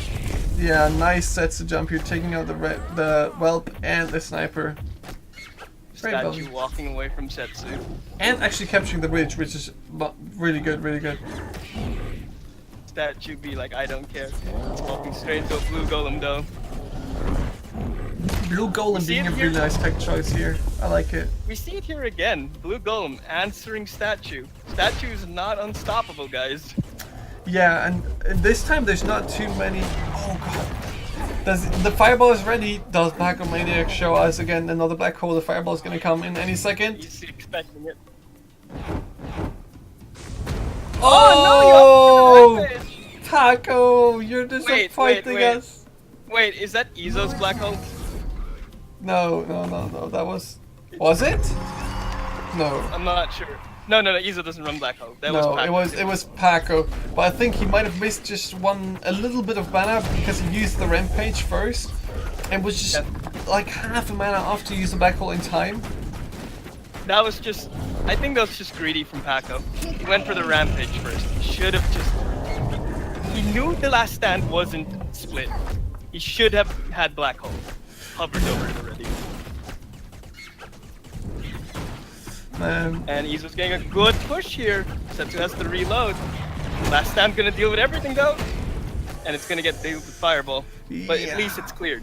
I think Exotop's deck is cycling faster than Pacomaniac's deck is. So he has the fireball faster than a Pacomaniac has the black hole. That's why he didn't have it ready. Or because he just summoned the last stand, right? 7 mana? It's but it's definitely cycling faster. 3, 3, 3.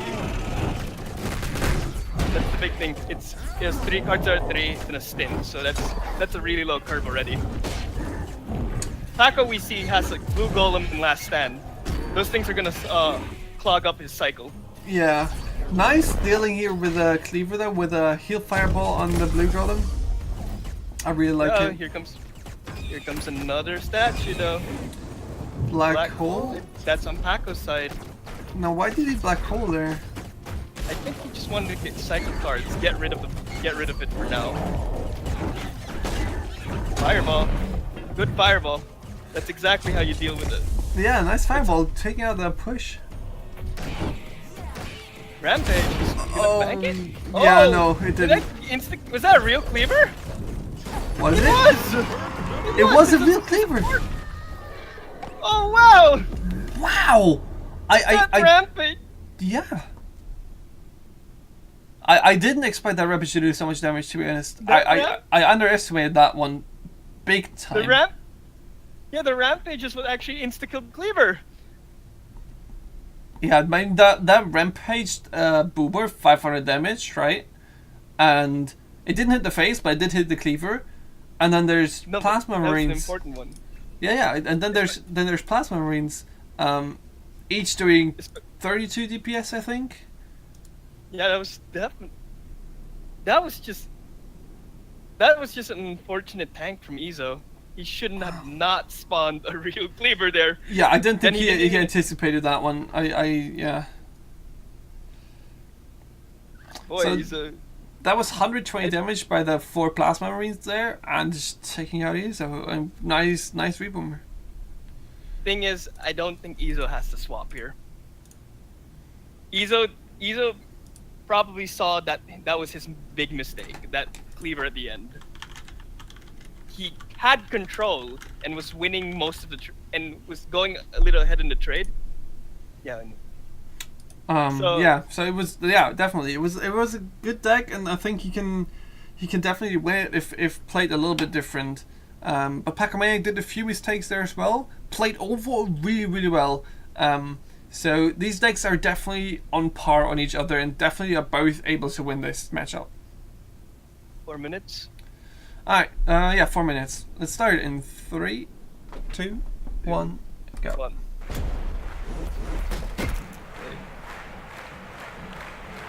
It's a Palace deck coming from Paco. I gotta be honest though, I didn't notice that cleaver kill fast enough.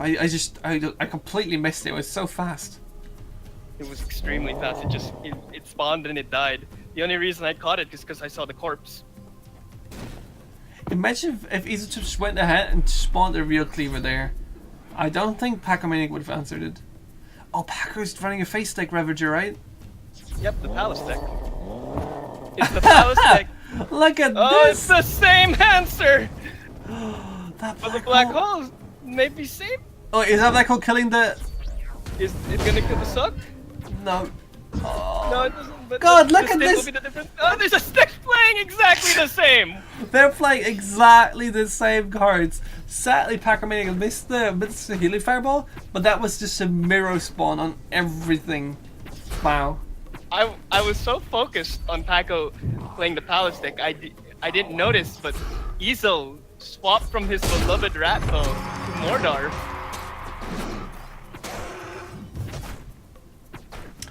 Oh, and here comes the Rammer. He has... Oh, It's Rampage, too. only the Rammer. It's gonna be very hard to answer. Yes, there's a succubus. It's going. The black hole is gonna save the rammer for a second. Yeah, God. Is the Rammer gonna get one hit off? One. Oh, maybe two without Yeah. healing fireball. Two. All Cleaver went for Brutus. 3 Misplay hits, from man. That's a lot of damage. Now, if Izotop is able to make He's this getting a turn good around, revive. though. He's gonna get a good revive here, no matter what dies. Yeah. So, It's gonna be sucked. Oh, but it's a Prowler. Good Prowler. Prowler to answer the Prowler before the succubus hit. yeah, It's nice such- counter Prowler. Cleaver at the top there, clearing off Izotop's Cleaver. That Prowler. Oh, nice turnaround! The dodge of the jump. The Prowler's like, the Cleaver's like, oh no, let me out of here. Oh wait, just And kidding. it's gonna Coming hit back for you. succubus now. Wow. That, Look at that that- Cleaver, man. That's so good. that jump was a little too early. That Cleaver, Only man. heal in time. Wow, Perfect heal. Look at these plays from Paco, man. If there's one thing you can count on, then it's the timings of Black Hole and Heal. He's trying to bully this cleaver, but I don't think that was the right call. I think he should have let it go a little deeper.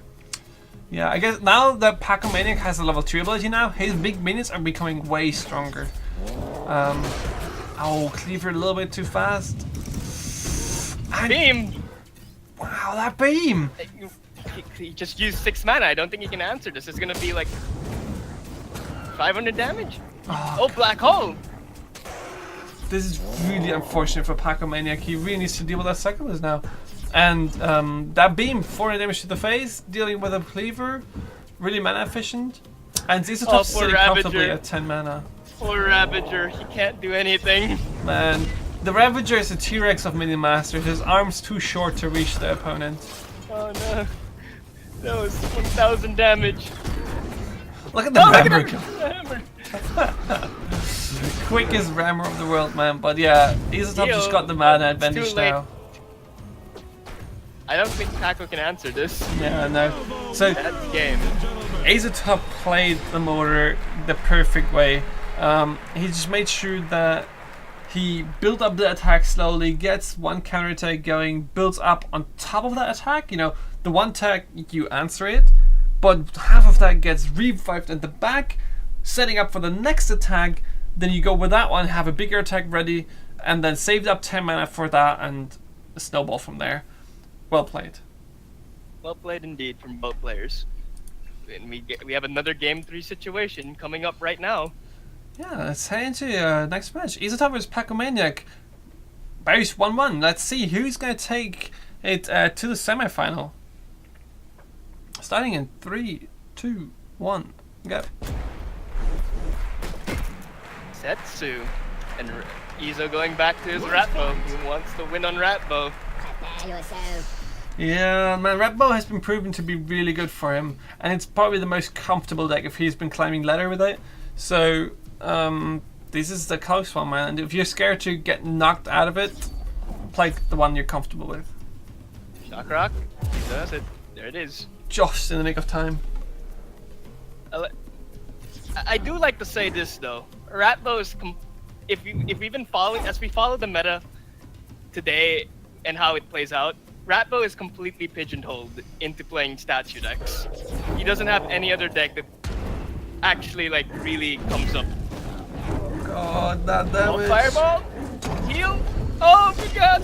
Look at that cleaver! Oh! Getting wrecked! No chance against the Rampage Blue Golem there, holding out his arms so threatening. Now he's low on HP, but it's low HP, and he just used the heals, so we're probably it's not double heal, I assume. Paco answering the illusionary cleaver. Does he have heal ready again? Is he able to heal that reboomer at that golem? No, I don't think so. Oh, now that Get a hit off? Yes, it gets a hit off. That's the big thing here. You got hit off on the living statue. Yeah, so that's 400 damage on that. Really good to have. That's all a good fireball. If Paco has it. Does Paco Maniac run last round? Yeah, there it is. He doesn't have Black Hole ready. He used it just a few seconds ago. I'm not sure you got the full last time counting swords. No, I don't think you got the full last stand. No, he did get the last time, but it got cleared up easy with all the scrats in there and Plasma Marines. Oh, yes. Reboomer coming out again. Yeah, Isato have no direct answer to it. Let's go with the Cleaver running into it, right? Oh, The dragon's wow. gonna answer it. Too late on the Paco Rampage. Maniac trying to do that thing think- again. I don't think he should have gone for it. Black Hole. Yeah. I guess he just tried to go for the shows. Paco's trying to delay this. He's trying to find something to tank, but I don't think he has. Well, that's sure something to clear this push. Yeah, but I don't. The Cleaver's gonna get another. Oh, I thought I was gonna get another hit in. Oh god, that Paco, but Daka. it's not anything. There's so much damage. That was 2,000 damage and a great push. And Top having 10 mana to put up the next one.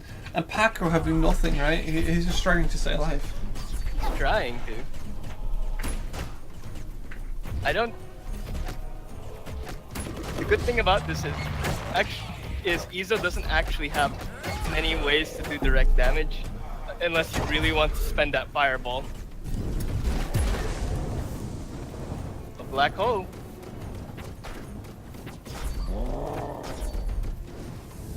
There's a reboomer at top, but I don't... Fireball hits. Oh, Cleaver's running through the face. It's gonna hit. Man, that... No, he can't deal with it. He just has so slow cards, man. And Top just... Yeah, just having constant pressure in there. Able to just overpower him. Pacomaniac... Maybe... I don't know how to put it, what lost him the game, to be honest. I think it was just a combination of all the things and the pure strengths of the Ratbo deck. It's just the pure pressure Izo can put out with that deck is what cost Paco, and not answering quick enough is also another issue. Yeah. Well played, man. Well played. Definitely. Great match. We're at the semis now. Things become a best of 5 affair. Yeah, best of 5, as you can see at the top of the bracket. Edelweiss against Mephisto being our first best of 5. So let's see who is going to win this one. Mephisto already being a champion from the last 1v1 tournament. Let's see if Edelweiss is able to take him down. Just having defeated the tutorial. The tutorial was tough, man. Definitely one of the toughest tutorials I've ever seen. Edelweiss versus Mephisto starting at 0-8. You ready? Yep, I got it. Okay, starting in 3, 2, 1, go. Hello, everybody, and welcome to another My bad. exciting round. Oh wait, what? My bad. My No, bad. all too. good. All good. The score was just... I loaded the wrong replay. Oh, okay. Let me reset then. Are you ready? It's Edo versus Mephisto, right? Oh, let me It's check at here. At 8 minutes. Technical issues, guys. Sorry. Yeah, sorry. Edelweiss against Mephisto at 8. Yeah. You got it? All right, I have it now for sure. Okay. Starting in 3, 2, 1, go. Masters, prepare to duel. We see Ratbo again, and we see Mephisto's Apep this time. Is this a red golem deck, I wonder? Without blood imps. Oh! Wow, is this a complete random deck? Is he just using double? Oh boys, is it all random? Mephisto going full troll here? Well, to be fair, Mephisto's already pretty much locked in his spot to the Invitational. Yeah, so he's pretty safe, right? So he can go for a little fun here. Especially with even a fourth place finish, he's definitely safe. He's having some fun right now. Bam, but look at this push, this is so strong. Cleaver, 300 damage, Living Statue, 120 each head. Oh god. Raging reinforcement. And the beam storm! Wow. We see Magma Storm and Tourney play! He just hit everything but the Living Statue, even killed his own warrior. Wizard Pub! This is such nice. More comeback. RNG from RNG. Man, and Edelweiss showing no Gax! mercy. There's a Gax! Oh, that value, man! Great Vax value hit here. Oh, you silly man. Nice lightning bolt on the forest craft. Walking. Mephisto's just having fun right now. Wow, that was that's like a little bit daring to say the least. Well done, Mephisto, trying to maybe take Milloween next round. All right. Okay. Yeah, let's see if he switches or if he has confidence in the randomness, in the heart of cards. Maybe he's able to make the heart of cards work for him and the meme storm hitting on target. I wonder what you'll bring out next. Let's see. Next round, starting at 13. 13 minutes. Okay, starting in 3, 2, 1, 2, 2. 1. Thanks for tuning into the Caesar Network. He's gone back to his Stormbringer. Evil's sticking with the rat bow. Yeah, the question is it the Drone Force 1 warrior, Stormbringer with the skeletons?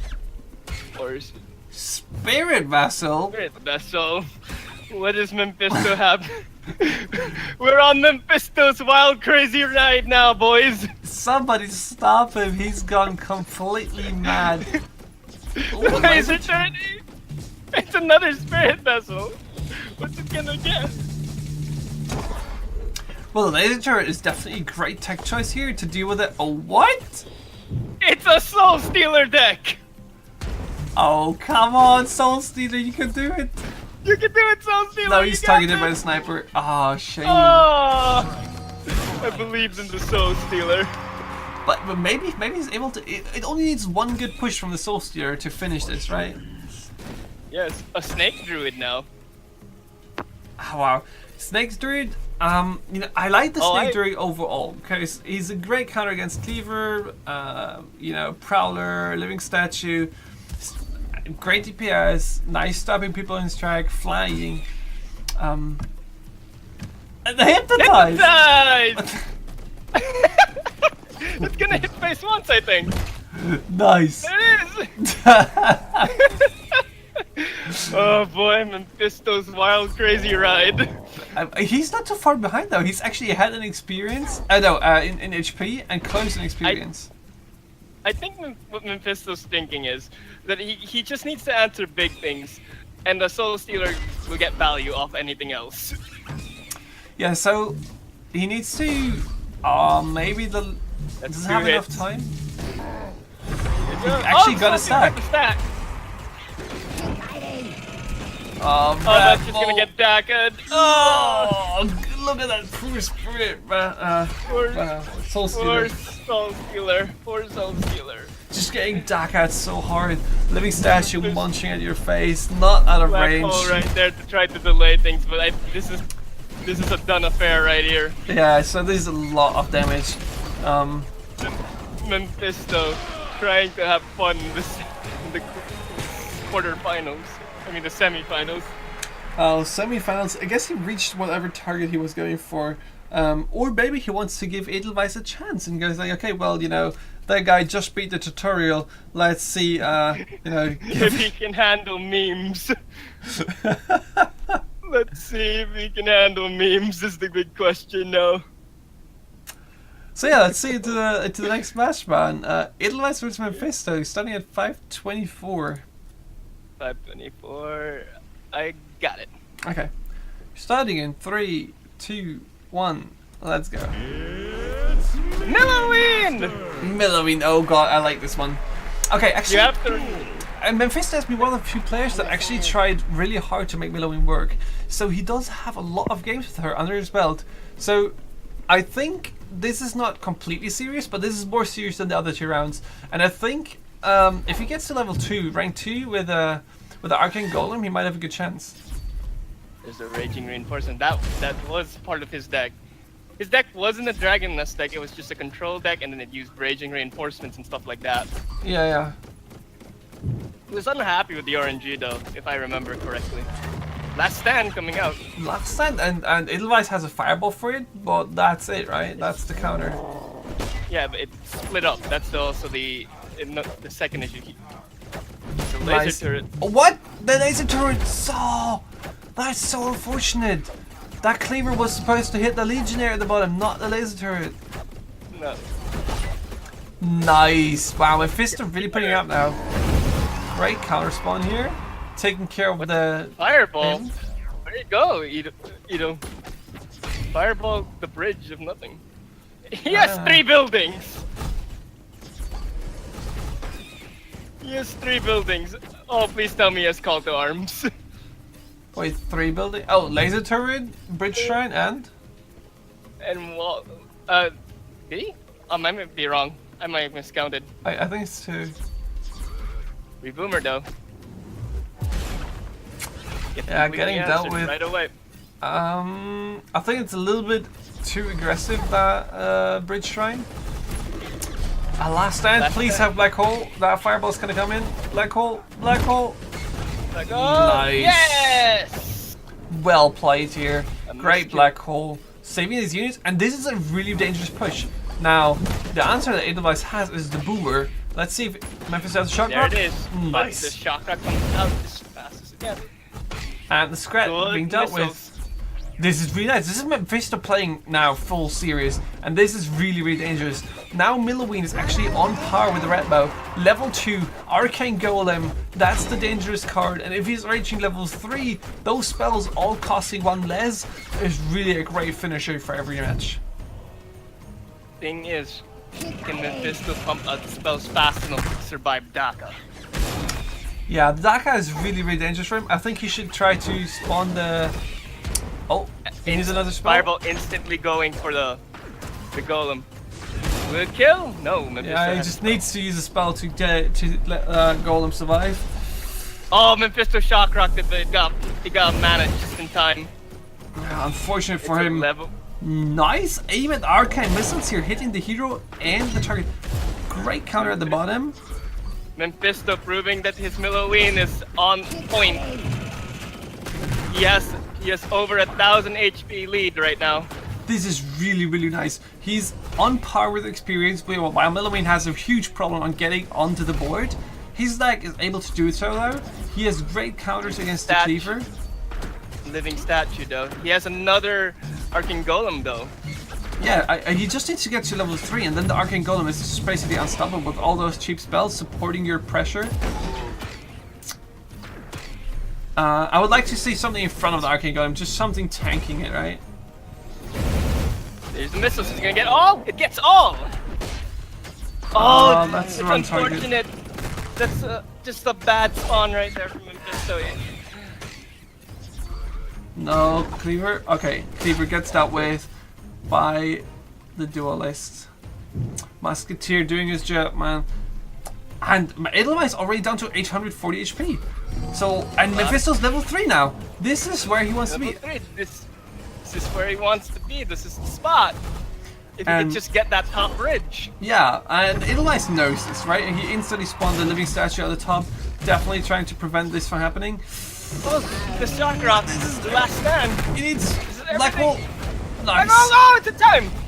Wow, that's such a great back hole. Oh, but Boomer the coming Boomer's up. gonna act- Shock Rock, No, counting this- the Boomer. Oh god, this is so close. Now the living statue in the base pushing Mephisto. Mephisto has Yeah, Arcane Golem pushing up with HP. Cheap spells coming in. Top bridge capture for Mephisto. Last time pushing Edelweiss. Now he just needs to capture that top bridge. He needs to get that back. This is gonna be down to the wire right now. If Edel can just get one push in. He can't use Daka right now to counter that. Yeah, because the Musketeer's in the way. Yeah. So oh now he needs to spot it in the front. The laser turret? I think And that's this actually is the the better swarm, thing. man. The swarm coming in. Boomer at the top. Okay, so the Arcane Golem is still alive. Oh, but this sniper dealing with it. Man, this swarm from Edelweiss is so strong. Oh shoot, last stand went back. Dealing with the mana off the top lane. But that living statue is still over. And Living Statue is so strong at the top, pushing in. Last end at the bottom, not getting, like, killing Not killing. Cleaver though. Reboomer doing nice damage at the top. Arcane Golem stage 4. That's not quite enough. Boomer hitting Mephisto's face. That's a Arcane Golem. It's just not getting the work it needs to be done. It's just too hard. He's just cycling. He's just cycling statues and controlling that top bridge every single time. And here comes the face damage. Shock Rock. Finish. Wow. What a great match. Edelweiss just having some issues at the start and Mephisto playing it really well, but then the swarm just is too much to take on. And you know, Mephisto had the level 3. The level 3 is insanely strong on Merloween, but you cannot take the top bridge when there is a living statue with support from behind. The sniper square, the plasma marines all coming from behind, pushing in. taking care of your minions. Yep, we just very hard to control any bridge with a living statue. Just standing right on it. So yeah, he had the way he could be able to win, but because he didn't have the top bridge, he just couldn't get value of the level 3. That's a big issue, right? There's a condition to your level 3, while Radbo's level 3 is just flat out spawn more minions, and Melloween needs that top bridge. It's actually every time you spawn, you get one mana because you're spawning a scrat pack. Yeah. And Melloween only gets 1 mana if she has top bridge and uses a spell. But Mephisto proving Melloween can be a very competitive pick. Definitely against someone that has only 1, right? If you take a look at this, Edelweiss hasn't dropped a single match up until now. That is pretty convincing. Taking down Rush second and Mephisto and Eek the Real Sneak. And for anybody that didn't know, Eek the Real Sneak is FDM. Blame him for all the wrongdoings of the world, please. So yeah, Mephisto dropping to the bronze match. So let's see who's going to fight Mephisto in the bronze match. Terra, Veen or Isotop, and who's going to advance to the finals. Ezel or Terra. Both great players and definitely deserve it. Actually, there's an interesting note here. Edo just locked in his spot for the Invitational. Wow, that is so good as well for him. You know, you really want to be there, right? Everybody just kind of really fights for this spot, and I'm really excited for that tournament as well to happen, because this is gonna be the best players the game has to offer at the current time. At least those that are able to participate, right? So I'm really hyped for that. Alright, so we have Izo and Terra at 53 minutes, right? Or am I wrong? Yeah, 53. No. 48. It's 48. Oh, 48. You are right. Thank you for noticing that. That was sneaky replays. Debs, please. Okay. Please organize replays. Okay, so starting in 3, 2, 1, go. Ratbow, Mordor. So we've seen both of these decks before. They just want to feel each other out. Yeah, so I think if it reaches late game, oh man, I'm not sure. Terra, does he have anything to do with this small stuff? Living Statue, he has counters for it, right? He has the Blue Golem, he has Cleaver. Doesn't have a counter to the Swarm though. I think Izo takes it if it goes late game. So I think it's as well the Daka just being such a strong way to deal with the big minions, right? Especially once the Swarm gets going. Key to this wall. Nice wall here, and wow, that's Double a lot cleavers. of pressure here. This is a really strong push. That's a Cleaver. That's a It's a fireball. Just Right. do some damage. Cleaver doesn't hit in time. oh god, Succubus behind the golem. nice succubus value here. Izo going for the top bridge, but Terra responds in kind. So I think this will come down to the revives that Terra is able to get off his tombstones. If he's able to get those 5 mana upwards revives, with the stint support, I think he's in a good spot. I disagree with you. Terra would probably really want only golems or living statues to respawn. He needs so the 5 ability to upwards, tank right? swarms. Even Yeah, the but not Cleaver is a succubus. fine. But not Succubus. He needs things to tank. Oh yeah, okay, so he needs things to tank against the opposing pushes. Yeah. Exactly. There Man. comes the dragon. Dragon Izo's Ball answer is a really nice state. perk here. Really nice pickup for Easy Top. A good push coming in. Nice wall here. Being stopped by the wall. Look at the damage, man. Look at how fast the wall is dying. 30 DPS coming from the Scrats, 30 from the Plasmas, the Cleaver as well in Golem's there. down though. Golem's down, and that sniper's got the Succubus. This sniper proves to be way too effective against snipers. Against succubus, sorry. I would spawn a stint. Oh, I was gonna say spawn a stint of bot if I was Terra, but he decides to support his cleaver. So Living statue starting up again. yeah, Terra setting up a new attack. Now there's a real cleaver at the top, and there is a stint to back it up. The golem to answer the cleaver. Oh, it does not. It did not reset the cleaver attack to the golem, so it hit face again. Living statue coming out again. So Living Statue at the bottom, preparing another attack, but Isotop has more DPS for that, I think.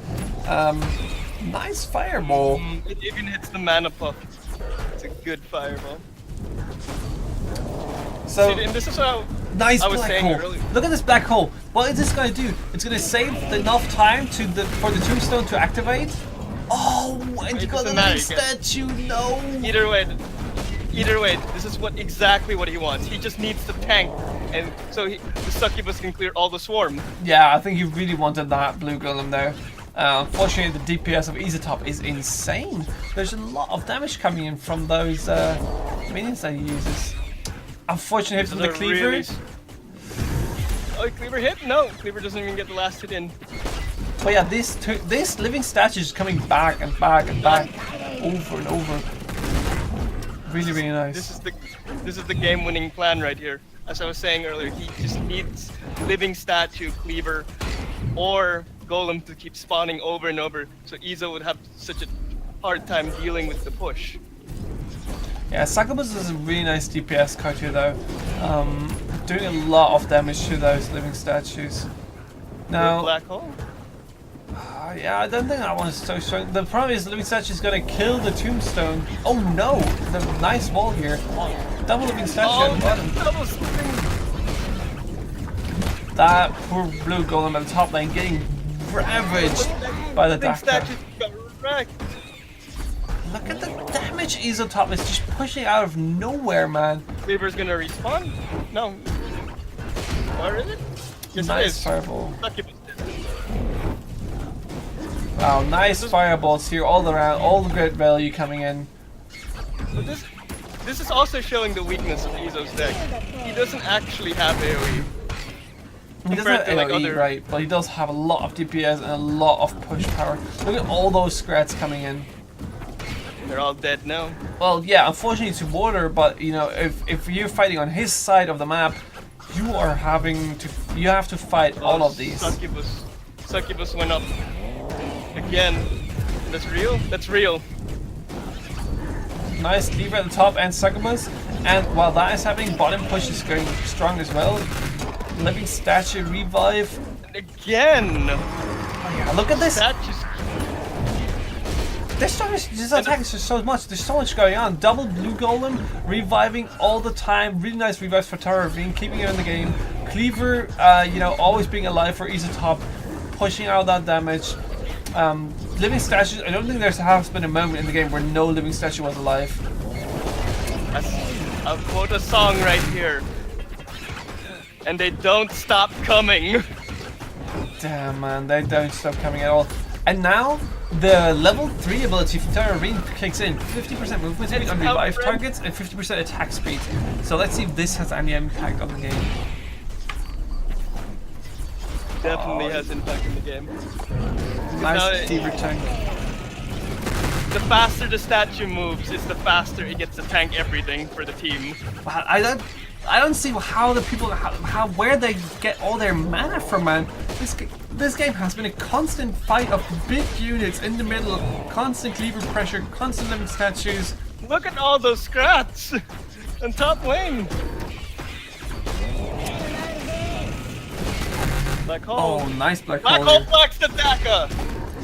Why is he done? And there's a cleaver buffed up at the bottom. Oh, 50% wait, attack so speed. fast. That one is fast. Gotta go fast, man. He's gonna take care of the dragon. Yeah, but the only targets that he's getting off is small spreads. Oh, now it's actually for the statue. Here we go. Ah, God, and Isotop just I don't- it has so I much don't pressure, think so Izo many has no units. value. I don't think you can get enough value.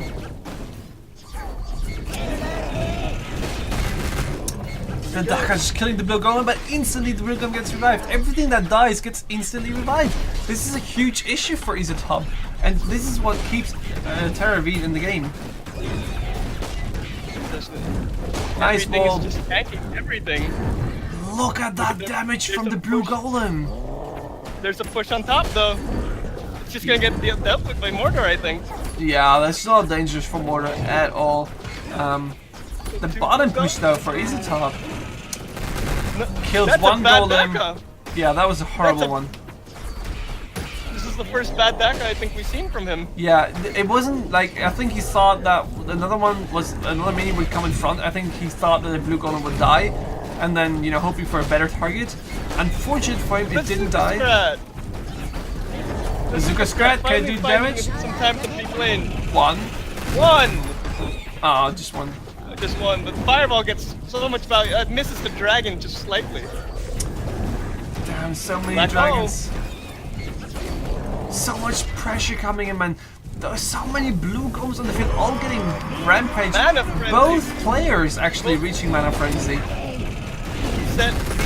said Izo was gonna be the one at advantage in Mana Frenzy. And there's a Late Bazooka game. Scrat. Look at that Bazooka Scrat. Does it get two off? Two shots, 400 damage.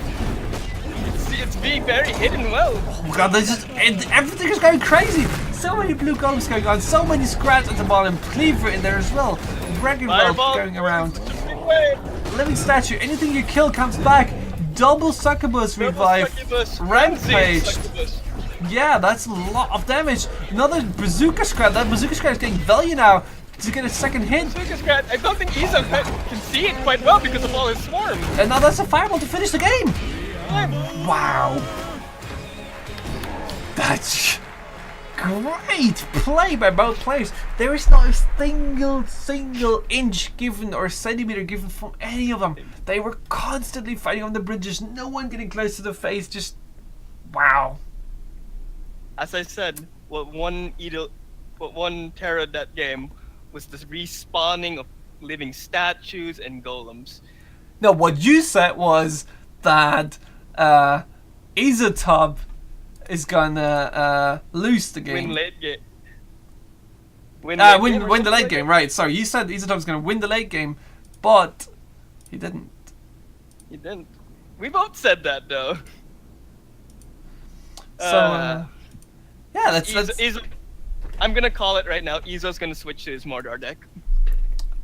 You think it's gonna be Mordor versus Mordor? It's gonna be awkward. I think it might be. Oh yeah, let's check it out, man. It's 53. It's the third one. Okay, so let's head into the next match. Izotop versus Terravine 53. Starting in 3, 2, 1, let's go. And KingPuff. that's a This is completely KingPuff. new deck. Could it Terra could it keeping be? with his own deck though.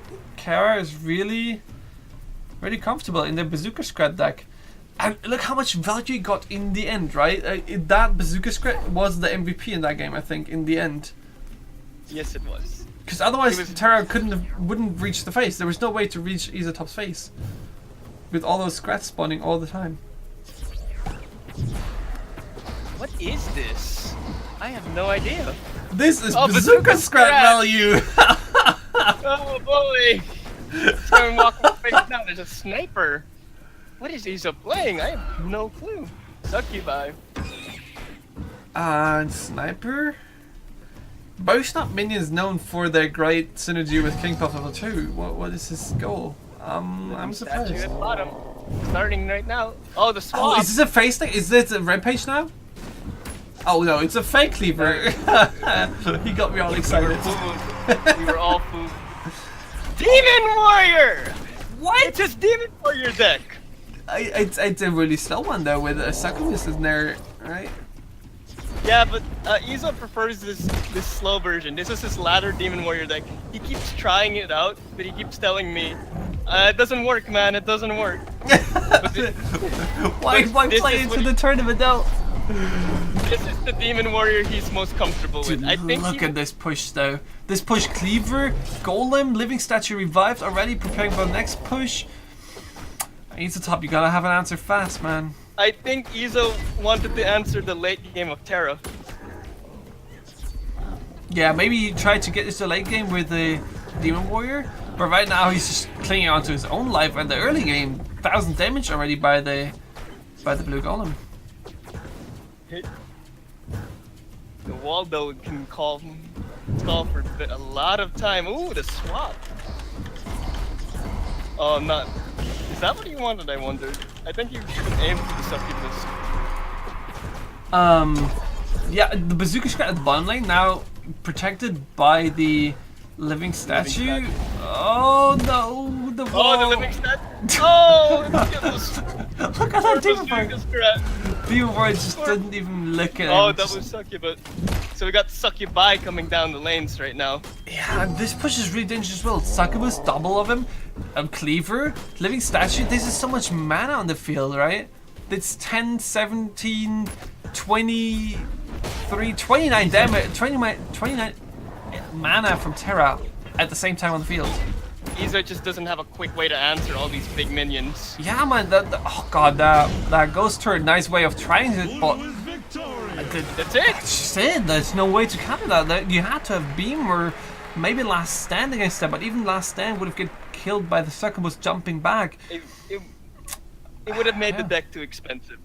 You have to remember one of the key cards of a Demon Warrior deck is Blood Imps. Yeah, and not being able to use Blood Imps in this tournament because they are the banned cards. So that was actually just... really that hurt Izo's deck a little bit, and yeah. it became way too heavy. He only had level 2 at 2 minutes 15. Well played though. It's Terra Ravine, man, using that mortar really efficiently, getting insane revives on that. So much value from the tombstones, and yeah, every time that mana is adding up. As I said, there's no other deck that's able to push that much mana and that much power on the field at the same time, except mortar. Exactly. So the next replay is at 58. 58, yeah. Let's start in 3, 2, 1. Let's go. Double Mordor. Oh, switch the sides. Showtime! Yeah, it did. Will be fun. So we seen Terra's Mordor. He hasn't swapped at all.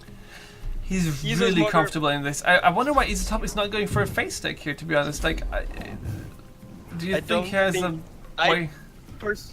Personally, I don't think Izo has practiced any face deck. Izo especially likes playing decks that feel like they have gameplay to them. I say he just doesn't feel comfortable with it. I guess he has the beam in it, right? He has the beam to get value. But if you beam something that gets revived, is that still valuable? Is that still enough?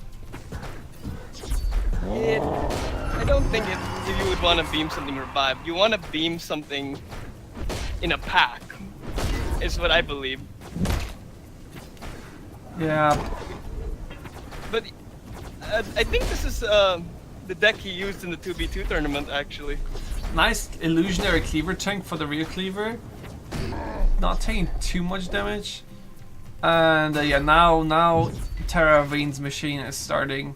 Blue Golem coming out. Tombstone at the bottom. All two. Oh, but a stint in the front. That's gonna be a stint revive. Yes, it will be.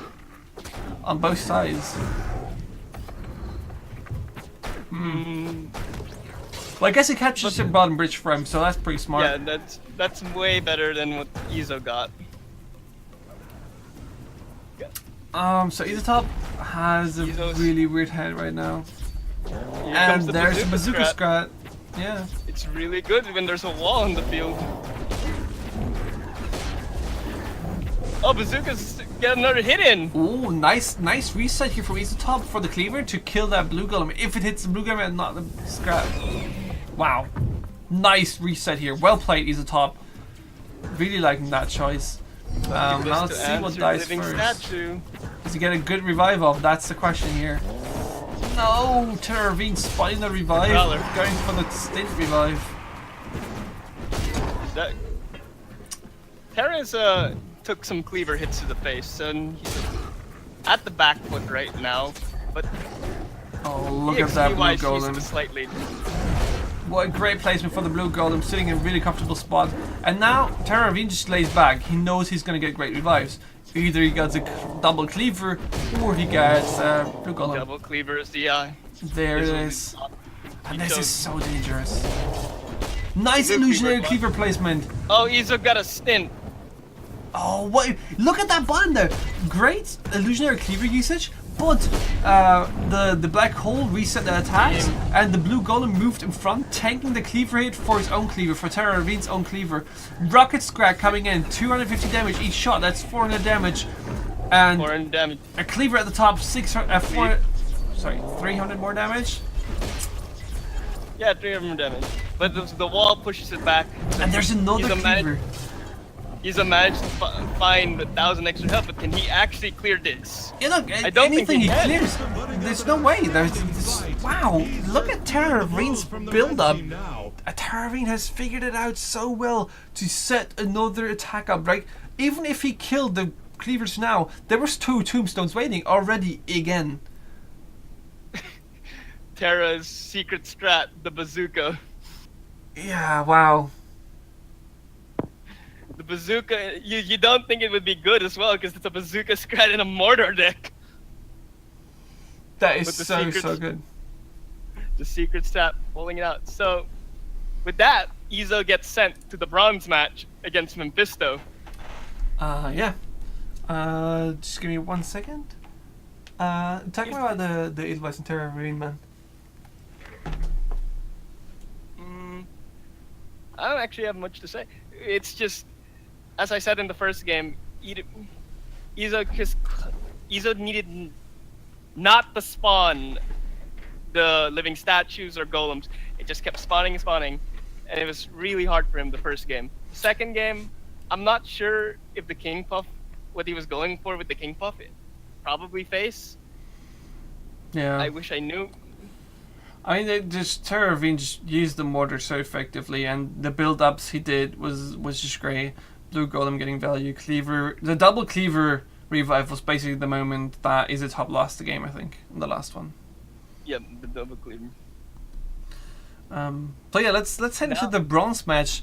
Mephisto versus Top, figuring out who is going to take the 3rd place in this tournament. All right, the first one is 36 minutes. 36. Yeah. Okay. Starting in 3, 2, 1. Let's go. Mephisto's going for the Palace deck. Oh yeah, that's gonna be the rush deck. He's going for Gaxatir. Gax and has beam though for the big clump of minions that is gonna come from Mephisto. Let's see if Mephisto has the black hole ready for that moment. Awkward hand from Izo. He starts with Gax. How much? That is a unexpected start, I'd say. Mephisto's probably thinking, what is this?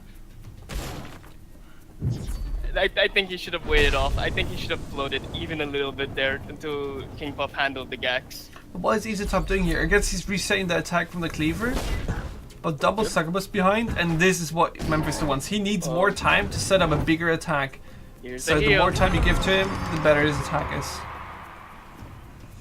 Alright, I would spawn a living statue now if I was Izo, but gonna let them hit face. One succubus actually going for it. Here comes the Sets the jump rampage. coming in. Oh, look at that! Succubus, one succubus got diverted by the living statue, and that one succubus not hitting the face was actually that's gonna be Top's downfall. The Palace deck shows up once more. He's a beam to the middle just to Yeah, just show it. Yeah, I know that. Wow, what lost him the game was actually the call that you said he should do. The living statue spawned there. Diverting the attack of one succubus to the living statue, and then towards the Setsu and the Musketeer being played by Top. So the succubus killed them both quickly, and then finish them off. If he didn't spawn the living statue, he could have killed them probably. He could have also just beamed. Yeah, I guess he just knew that the black hole was coming in, so he just didn't bother to beam. He wanted to find a better answer. That's true. That is also true. That's the thing that people need to keep in mind. If you know your opponent is playing this deck, and you know he has the black hole ready, and you know you're playing against something like Mephisto, one of the best players in the game, you know he's gonna black hole it. If you beam, then you're missing 6 mana, and he's missing 2. So now, and he still has a push at your face. That's also something yeah. to deal So with. he has a push in his face and 4 more mana to support it, and you are missing a lot of mana and probably have not enough to answer it quickly because you're maximum left with 4 mana. So in a situation like this, if you know the opponent is really good and is probably having black hole ready, go for the safer one. Unfortunately for him, the retarget stopped his counter. All right. So yeah, next match, 39. You ready? They played it really quickly, considering that it was from 36 to 39. All right. Starting it in 3, 2, 1. Let's go. Stormbringer. So Izo going with his favorite deck. yeah, the deck that we've seen a lot in this tournament, the Rat Bow Sniper Living Statue deck. Don't know what Mephisto could be playing. He could be playing something fun again. Nope, this probably is the DFO deck. The first Undying Skeleton on the field, there's a living statue. Elo Cleaver takes care of propeller scrats. So it's the Droneforce 1 deck, right? With the revives, with the statue. Is he able to support that attack? Oh, nice cleaver placement. Look at that cleaver placement. Perfectly placed atop. Black hole! Oh, Black so hole. I think it's gonna be enough so that the cleaver went away. And it's gonna. Oh, the Boomer answered right away though. Yeah. Guster to answer the cleaver. great Boomer answer. And now Top actually has a big push coming in now. He has mana for it. He has a living statue. And the revive of skeleton. Well done. This is a. I say this is in favor of Izo. Mephisto does not have the time to spawn DFO. Even if he spawns it right there, but look what's in his face. Yeah, look at the target. That's a bad target, and that's a lot of damage. That's the gets propeller reset scrats is not too. enough DPS. Sniper scrat and oh, the living statue. There's so much DPS. I mean, if it says no way to answer it. Done. Wow. There's no way to answer it. There was just no DPS card coming from him that was able to at least deal with it somehow. Yeah. DFO against Ratbo indeed. Yeah, they're just getting swarmed. Droneforce 1 hitting the most useless card or useless minion in the game. Scrat, man. Hurts. That really sucks. So it's a very unfortunate pick for Mephisto there. Very unfortunate. Yeah. So now we have another game at 46. So Mephisto sure took his time to think about this one. Yeah. So let's head into the next round. It's 46, right? Starting in 3, 2, 1, and go. Mellowin! Nice. I like it. This is gonna be rough though.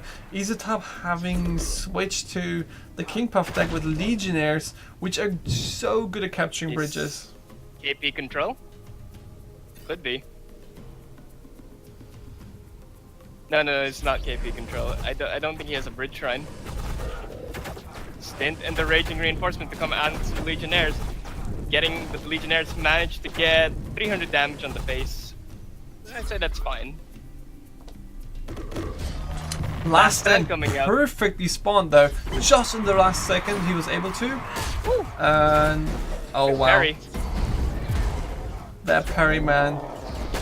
Oh, the other Legionnaires coming in to help? Actually not helping. They're just all hacking away at that wall. They're just going to die. Yeah.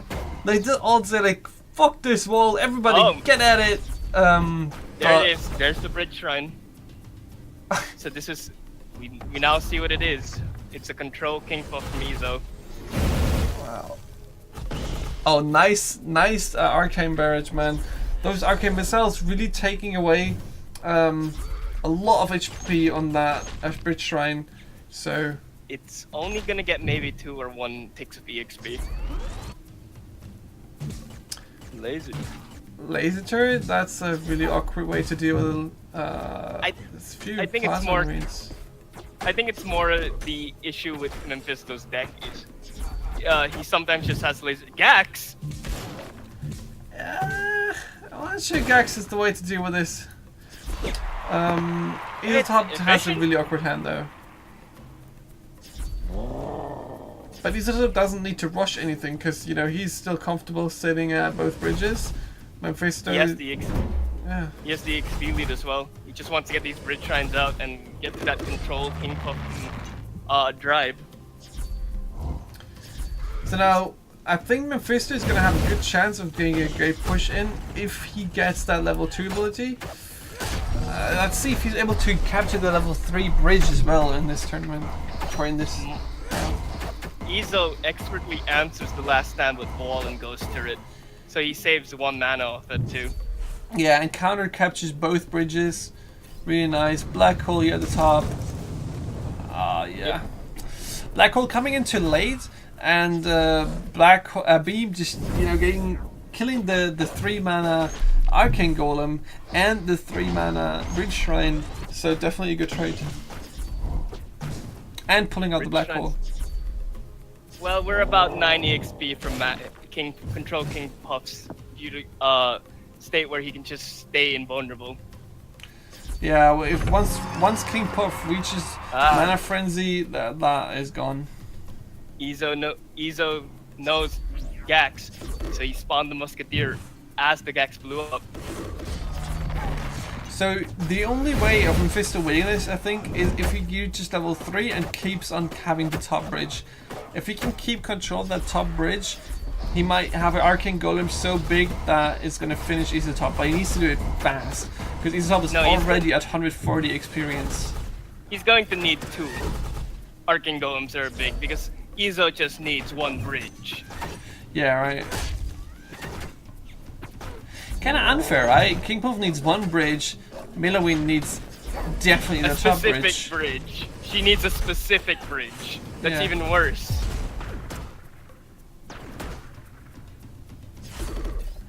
Yeah, Legionnaires, man, gotta deal with that arcane golem really fast. They're gonna be on the bridge too. Good. That's a good call by Mephisto. He wanted them Legionnaires off the bridge, and he's gonna Gax it. It's a nice deal with them. Good gags here. And he actually gets the top bridge. He's gonna go for the last stand right there, even though it's not at full power. Yeah, it's not at full power, but it was still enough to save the arcane golem. And if he's heal fireballing the arcane golem, it's already stage 6 then. There you go, top bridge. If Mephisto keeps this top bridge, he's gonna win this. He just needs to make sure that Isotop doesn't get it back. This is the big problem. You want the top bridge, but you're fighting a KingPuff. Oh, he actually swapped the wrong target, I think. He swapped the arcane golem to the top bridge, which is actually where it's most comfortable at, because that's a slow-moving target protecting the bridge for ages. Mana frenzy for Isotop now. And Mephisto's nowhere close. He needs 50 more EXP. Yeah. So Mephisto's only way here is really, really huge arcane golems, but Isotop has the mana frenzy. He has the bridge shrines. This might be the end of the Cinderella tale for Milowin here. The Cinderella tale, I like it. Oh, Gax. Oh, Musketeer just parrying Gax. What a great Gax though. That was a lot of value that he got from it. But yeah, Isotop just having complete control of this match. Nowhere, anywhere in danger. Always having the right answers. Controlling the bridges, and Mephisto notices that there's no way for him to win this. He's just going to chill here. I mean, Izo's a regular at Gamer's stream. He's gotta know, he's gotta have a control KP. Yeah. Oh boy. I was just a nice try again of getting Milloway into this. Just didn't work out, unfortunately. So yeah, let's get into the next one. We have one more. We have. Yeah. I don't know how many more to go, but at least 2. Maybe 2.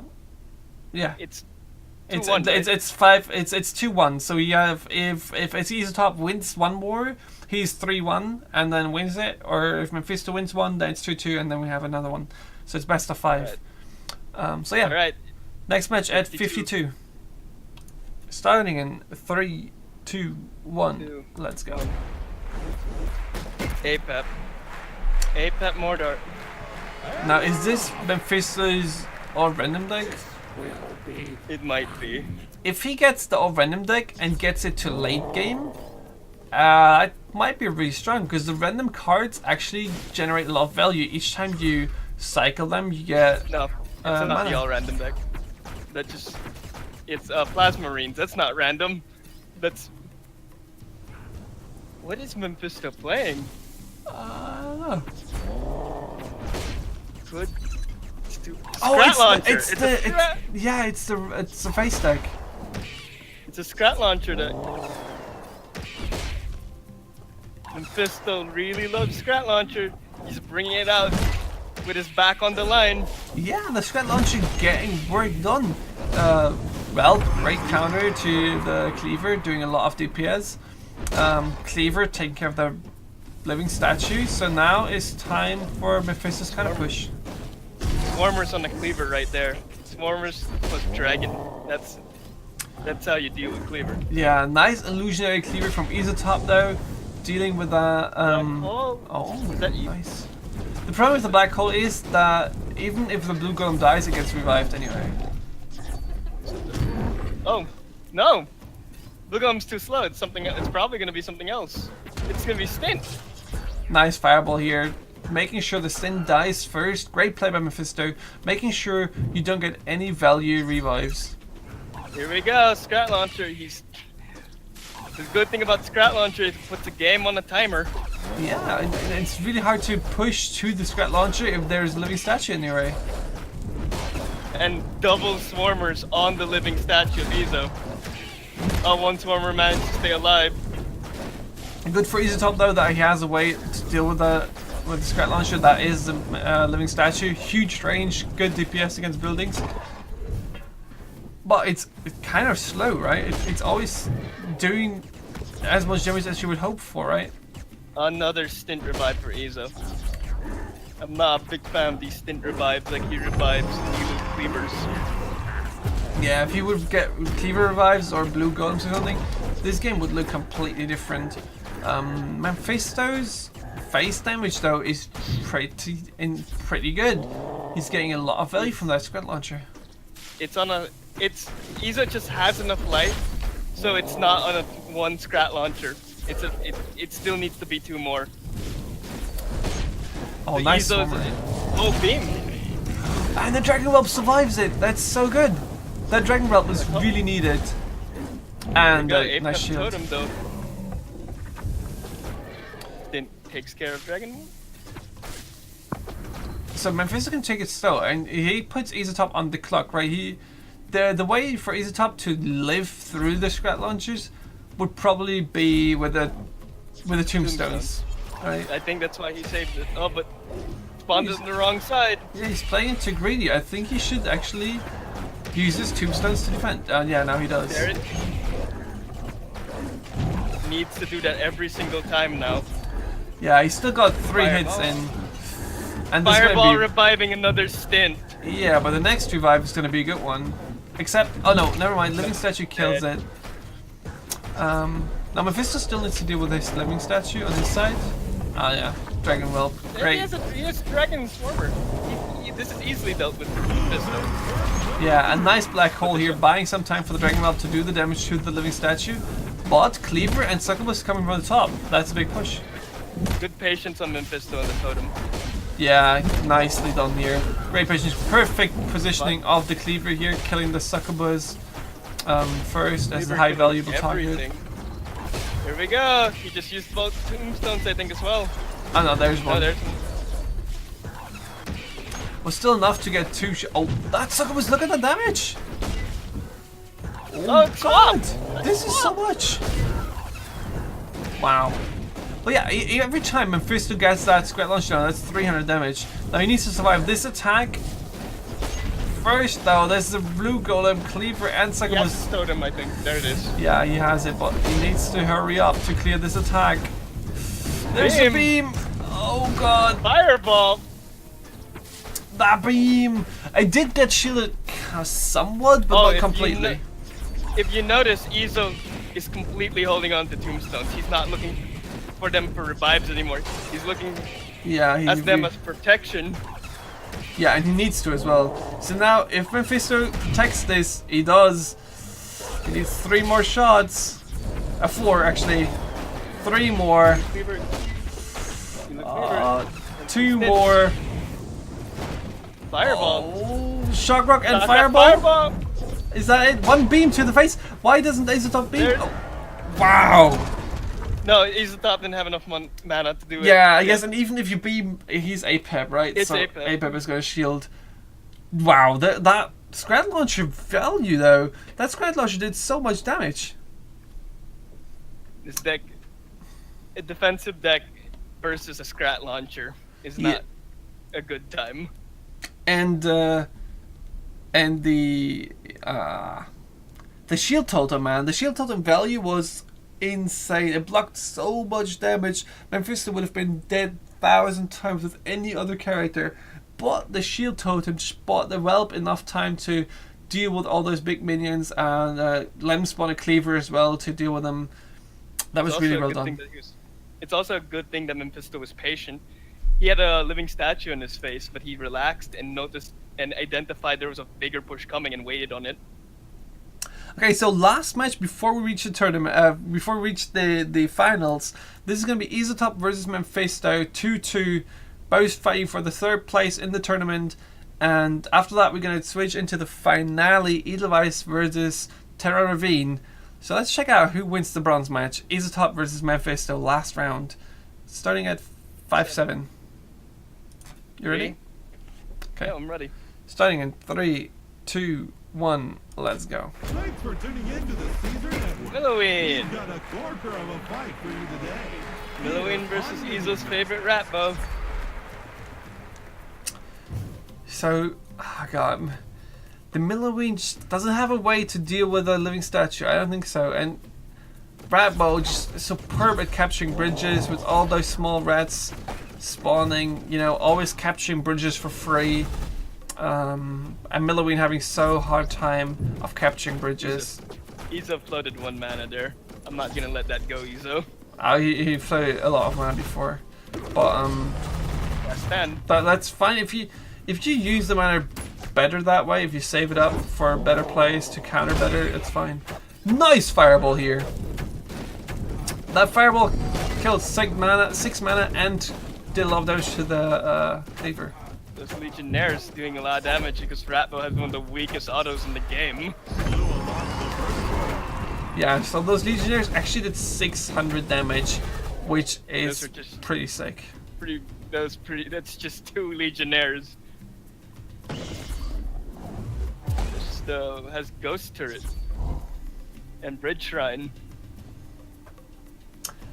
I just, you know, I thought that Azotop has bridges all the time, and it feels like it, but Mephisto's had the same experience, which is great for Milloween.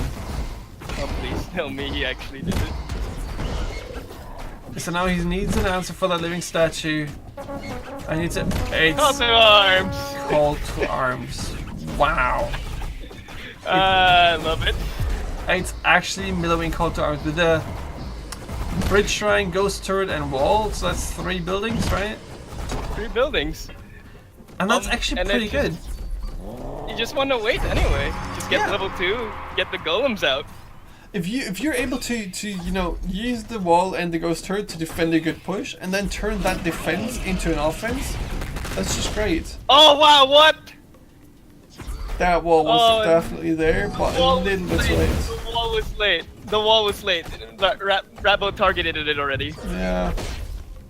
Imagine how much value that ghost turret would have gotten if that would have spawned a second player. Then Fireball, the black hole in this deck, I think. Yeah, that sucks. Now we have the first Arcane Golem in the game. It was really fast too.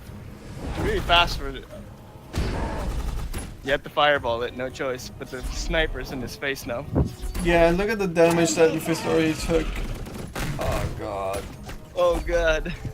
All the little Arcane Golems are not getting any work done. Anytime we saw them in a match, they just got dealt with immediately. I think we'd never seen one bigger than 5, if I'm not mistaken. Oh wow, the sniper's hitting the ghost turret too. Yeah, the sniper's getting insane value, and again, that Rat Ball deck is proving how strong it is. Yeah, well played. Another loss for Milloween. I'm sorry for Milloween. Milloween is like zeros. Congratulations, 0, 6. Isotop. Congratulations on taking 3rd place of this KingPuffCup. 3rd place. Not that he needs the points, he just but the points will probably get him a better seeding, I guess. I would assume. Yeah. Alright, so so if we take a look at the bracket here, we're gonna see that we are up to the finals now. Edelweiss versus Terra Ravine. Wow. They actually have very similar records. It's just Terra has 1 loss. Yeah, I wouldn't have thought that Edelweiss actually made it to the final. I've played a lot against them on ladder, but you know, crushing all these big names, Mephisto, FDM, Rush second, that's quite a feat. But you can't also bring down Terra's route to the finals, crushing Gamer, Nasty, Izotom. Yeah, that is just strong players overall. I'm really glad that we had these awesome matches. I just realized Izo actually has the trifecta. He has a 1st place finish, a 2nd place finish, and a 3rd place finish. he's the first one to do it. Nice trivia here. Nice trivia. All right. So yeah, let's head into the first match. Edelweiss versus Terra Ravine, played at 41. You ready? All right, I'm ready now. Starting in 3, 2, 1, let's go.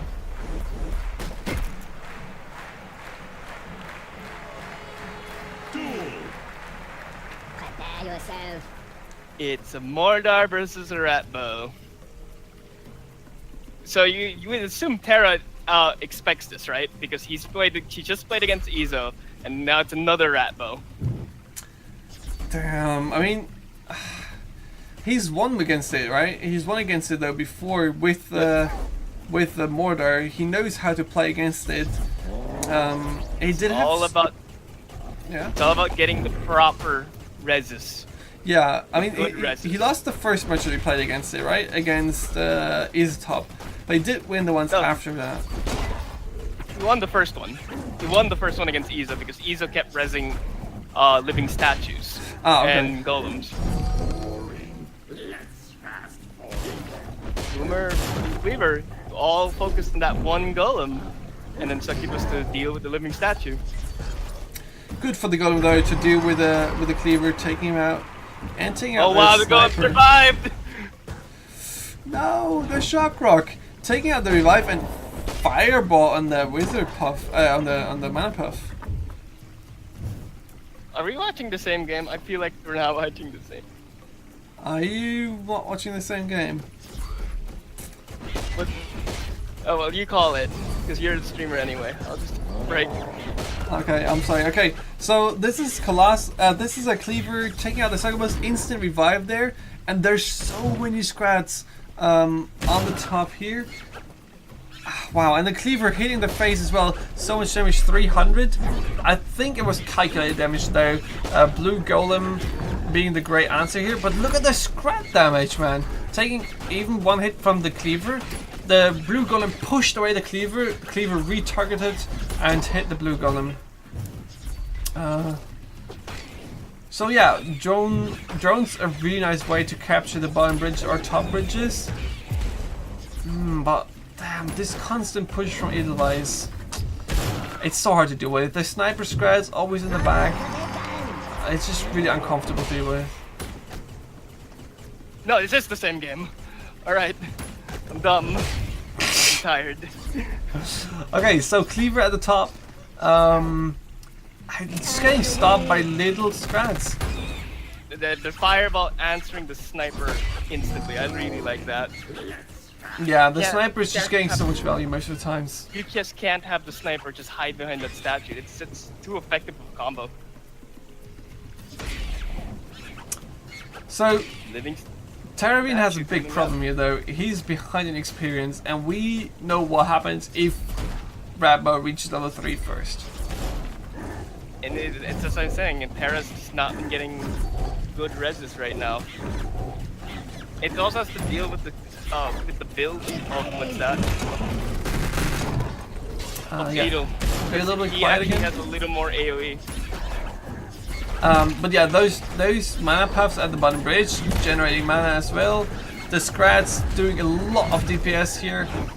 That is for free coming in. Terravine is just having so many problems to apply any pressure. It's 2 mana puffs and they just both got mana each. So yeah, before the last time Terra played against this match, he was able to get great revives in and applying that way a lot of pressure. Now the pressure's all on Edelweiss's side. Edelweiss is just spawning whatever he wants. He is in comfortable positions here, and yeah, doing really well. Yeah, that boomer is pretty big as well. It's a pretty big change compared to if you compare it to Izo's deck, rather Dragon Whoop instead. Yeah, that boomer is just so good. Pretty much always getting the value that he needs to. It's also managing to sneak into the back somehow and not, focusing on the living statue. Damn, again, shock rocking that tombstone. Edelweiss just really using the shock rock so well, making sure Terra gets no good revives. Blue Golem walking into his doom. Puff doing work! Puff tanked the sniper, so the sniper got one more hit! Oh, nice fireball! Great again. Those fireballs killing a sniper and a plasma range pretty much every time, so definitely good ones. Boy. Look at Level these 3. scrats, man. Look at this. Yeah, he just got a Scrat Horde out of his normal cards. He's getting so much mana. Yeah, that was 25 scrats, or 25 minions on the field. And more Dakas just killing all the big minions with one shot Even for with 0 mana. And even with a heavy hand, he can still continuously pour out minions. You're a little bit quieter here. Oh, sorry. Hello? Yeah, that's better. Fireball probably gonna answer the stim. No, he just opts to tank it. Oh, look at all those scrats, man. I can't count how many scrats have been on this field. Great spot in that top Over attack from the hundreds. opposing Cleaver. Good shot. Great defense. I think it was a little late. Well, I did protect the succubus, so And this is the problem with Cleaver into Ratbo. It's just never going to hit anything. yeah, Cleaver is just not getting any value against Ratbo, except maybe counting the opposing Cleaver or getting damage on their living statue. But most of the time, Look it's at just the- gonna hit scrats. Look at this sniper nest on the bridge. Fireball. All those snipers shooting in sync, making sure that living statue doesn't walk 100 far. damage every 4 seconds. Mana frenzy. Yeah, Edelweiss The is statues are completely just gonna control. stack up now. Yeah, now Terra Ravine got a good revive here, but it's But just it's way too late. Look at these scrats, man. just Melting wanna that party. living statue. Oh, black hole. Black hole Fireball. perfectly for It's the just- boomer, though. Oh no, the scrats are just gonna party anyway. And look at Pushing that the- shock rock again, taking out that top revive. So many Plasma marines. Marines. So And that's many. instant dead wall that's plus 1000. Yeah, Edelweiss just spams out his cards right now. There's no way for Terra Ravine to make a comeback Yeah, it's here. just gonna be, he's just gonna cycle the fireball either way.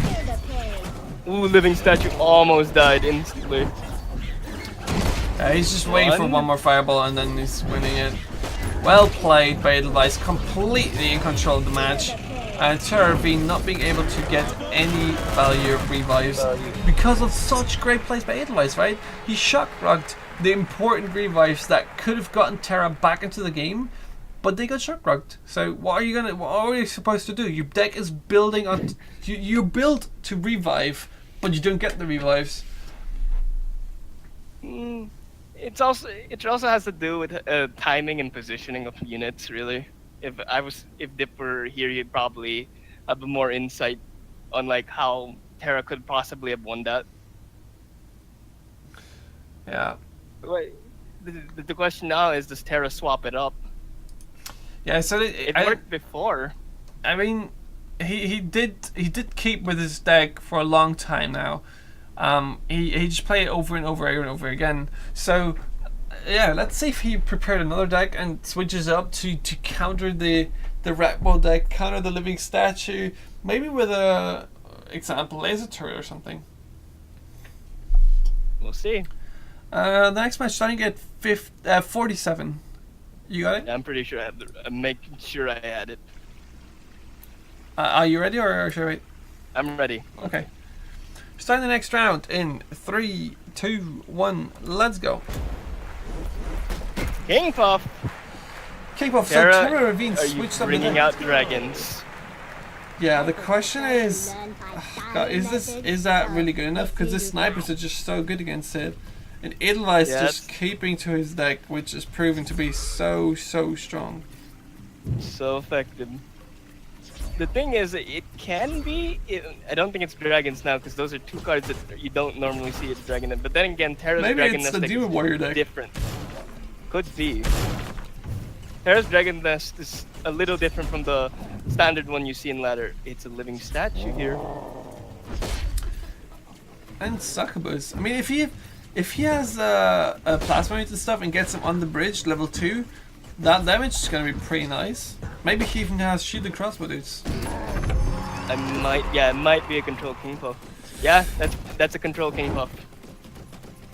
Ah, what a shame. No black hole here. Spear throw is getting dealt with really fast. And that sniper, man. Going into the scrap. Look at that hiding spot below the tree. Really sneaky. It's probably Eek. Eek indeed. Eek's entire presence has been felt this tournament. Sniper's Krat OP. But yeah, we have a control KingPuff deck, so Terra would be very comfortable just, waiting this out if he can. But Sniper's Krat won't let him. Yeah, he needs to find a way to get on the bridge to get level 2. If he's getting level 2, he's going to be able to trade really well on the bridges, making sure the trades go into his favor. Unfortunate Sniper Scrat targeting on the Succubus is going to die here, right? Yeah. Yep. And now it's going to target the living statue. But here comes Spear Throwers. Split up their damage really well here. Yeah, the Spear Throwers are so good, especially when they reach level 4. Nice swap! That was so good. Saving the Spear Throwers and wasting 4 mana from the Fireball. Now he's level 2. Marine to be able to take care of this stuff. He's level 2. The Spear Throwers didn't do too much damage. Taking a cleaver hit to the face. But again, this is control KingPuff. All he wants is level 2 to level 3. 2 hits actually, 600 damage. Yeah, level 3 is the target here, right? You just keep on ignoring minions, then you just hold the bridges. You're you can't be contested on the bridge. Dead. Oh, it survived a little, but yeah, not enough. Another hit. So you wasted everything on those 2 cards. You wasted a lot of mana on the. Wow, nice. On the bridge too. Oh, did he shockrock that? Oh, he does have a black hole. Nice. Okay, so black hole saving saving 3 of the Spear Throwers. You managed to save all of them. Succubus on the bridge. That's 75 DPS a second. He swaps it out to keep it safe. Wow, he managed to swap before the Shockrock even. Shockrock is such a fast card. Using the stint to block. Oh, that Cleaver, man. Cleaver getting so much value overall in the games. Except on the game, except on the one that is playing against Red Bow, right? Exactly. Nice counter here though of the Daka. The Daka didn't hit the Cleaver, didn't hit any high value target. The Boomer only hit the Cleaver. There we go, Terrace again setting up the bridge shrines, wanting to get that level 3 so he can just focus on getting the mana frenzy. Yeah, Edelweiss got level 3 as well there, so this is gonna be the turning point, I guess. Definitely. If Edelweiss is able to apply most pressure, enough pressure. There we go, Living Statue's gonna burn here. Wow, that damage, man. The damage boost is pretty insane on the bridge. That's 25 bonus damage every hit you do. It's a really interesting addition to the Control KingPuffCup with Living Statue, because it forces everything to stay on the bridge. Yeah, definitely. It's a good way to make the efficient trades, right? Oh, Sakuma's go on the bridge. Nice. So he shields off against the. I don't know if I like that swap. Gets sniper though, so I guess. Yeah, and I mean the Cleaver is just getting no value at the moment. Yep, just hitting face very badly. Great fireball though. Oh no, the Illusionary Cleaver targeted them.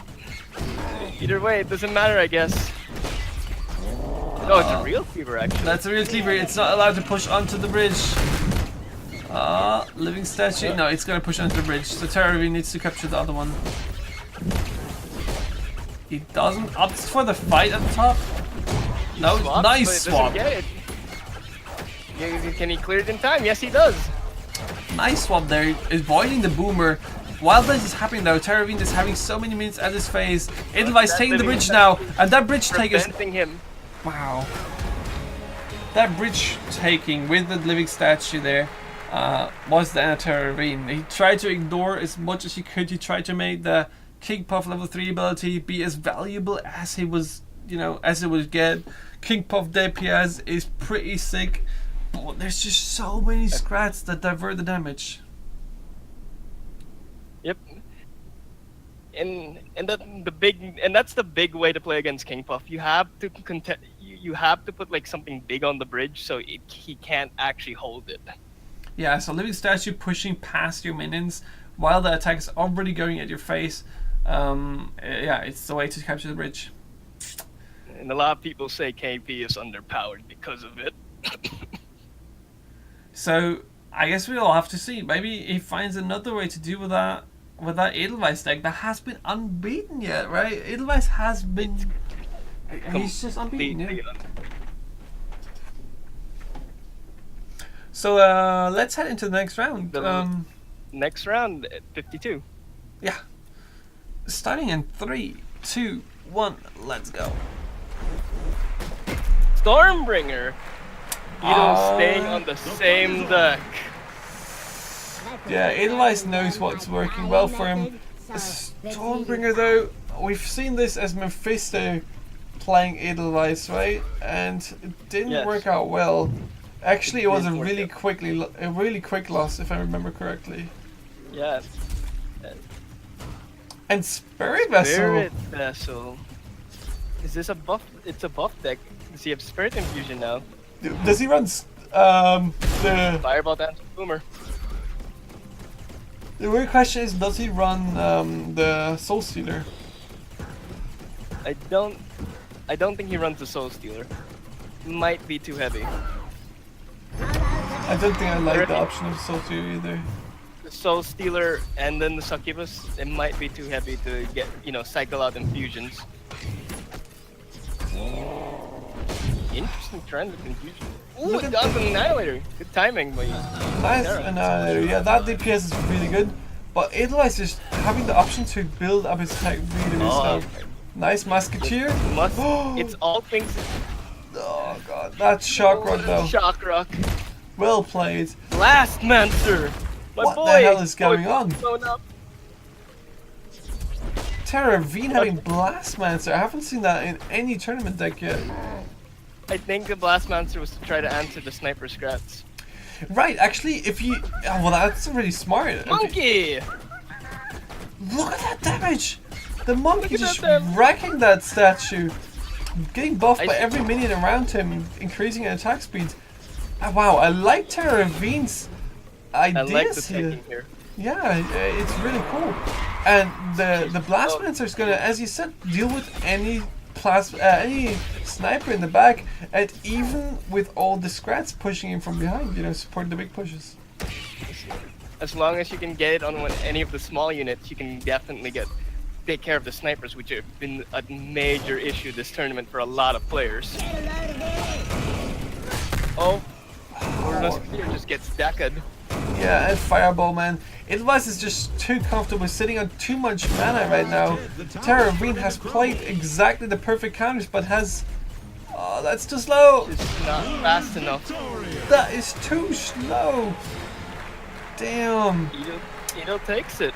Edel And takes it. Yeah, Edel takes it without dropping a game.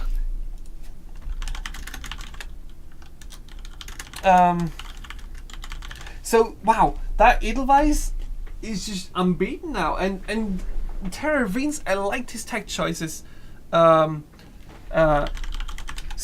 the tech choices were really, really smart, but Terra just had to use them defensively and reactively. And Edelweiss was sitting on enough mana to support his attacks, using Fireball against the Annihilator, you know, using Shock Rock to kill the Musketeer. Yeah. Musketeer getting it on the, I think, the last exact moment too. So yeah, he had great tech choices, but yeah, he just didn't have the mana to perfectly play him out, right? Yeah. And Edelweiss unbeaten. Unbeaten on one deck as well is another interesting issue. Yeah. Interesting thing. So if you guys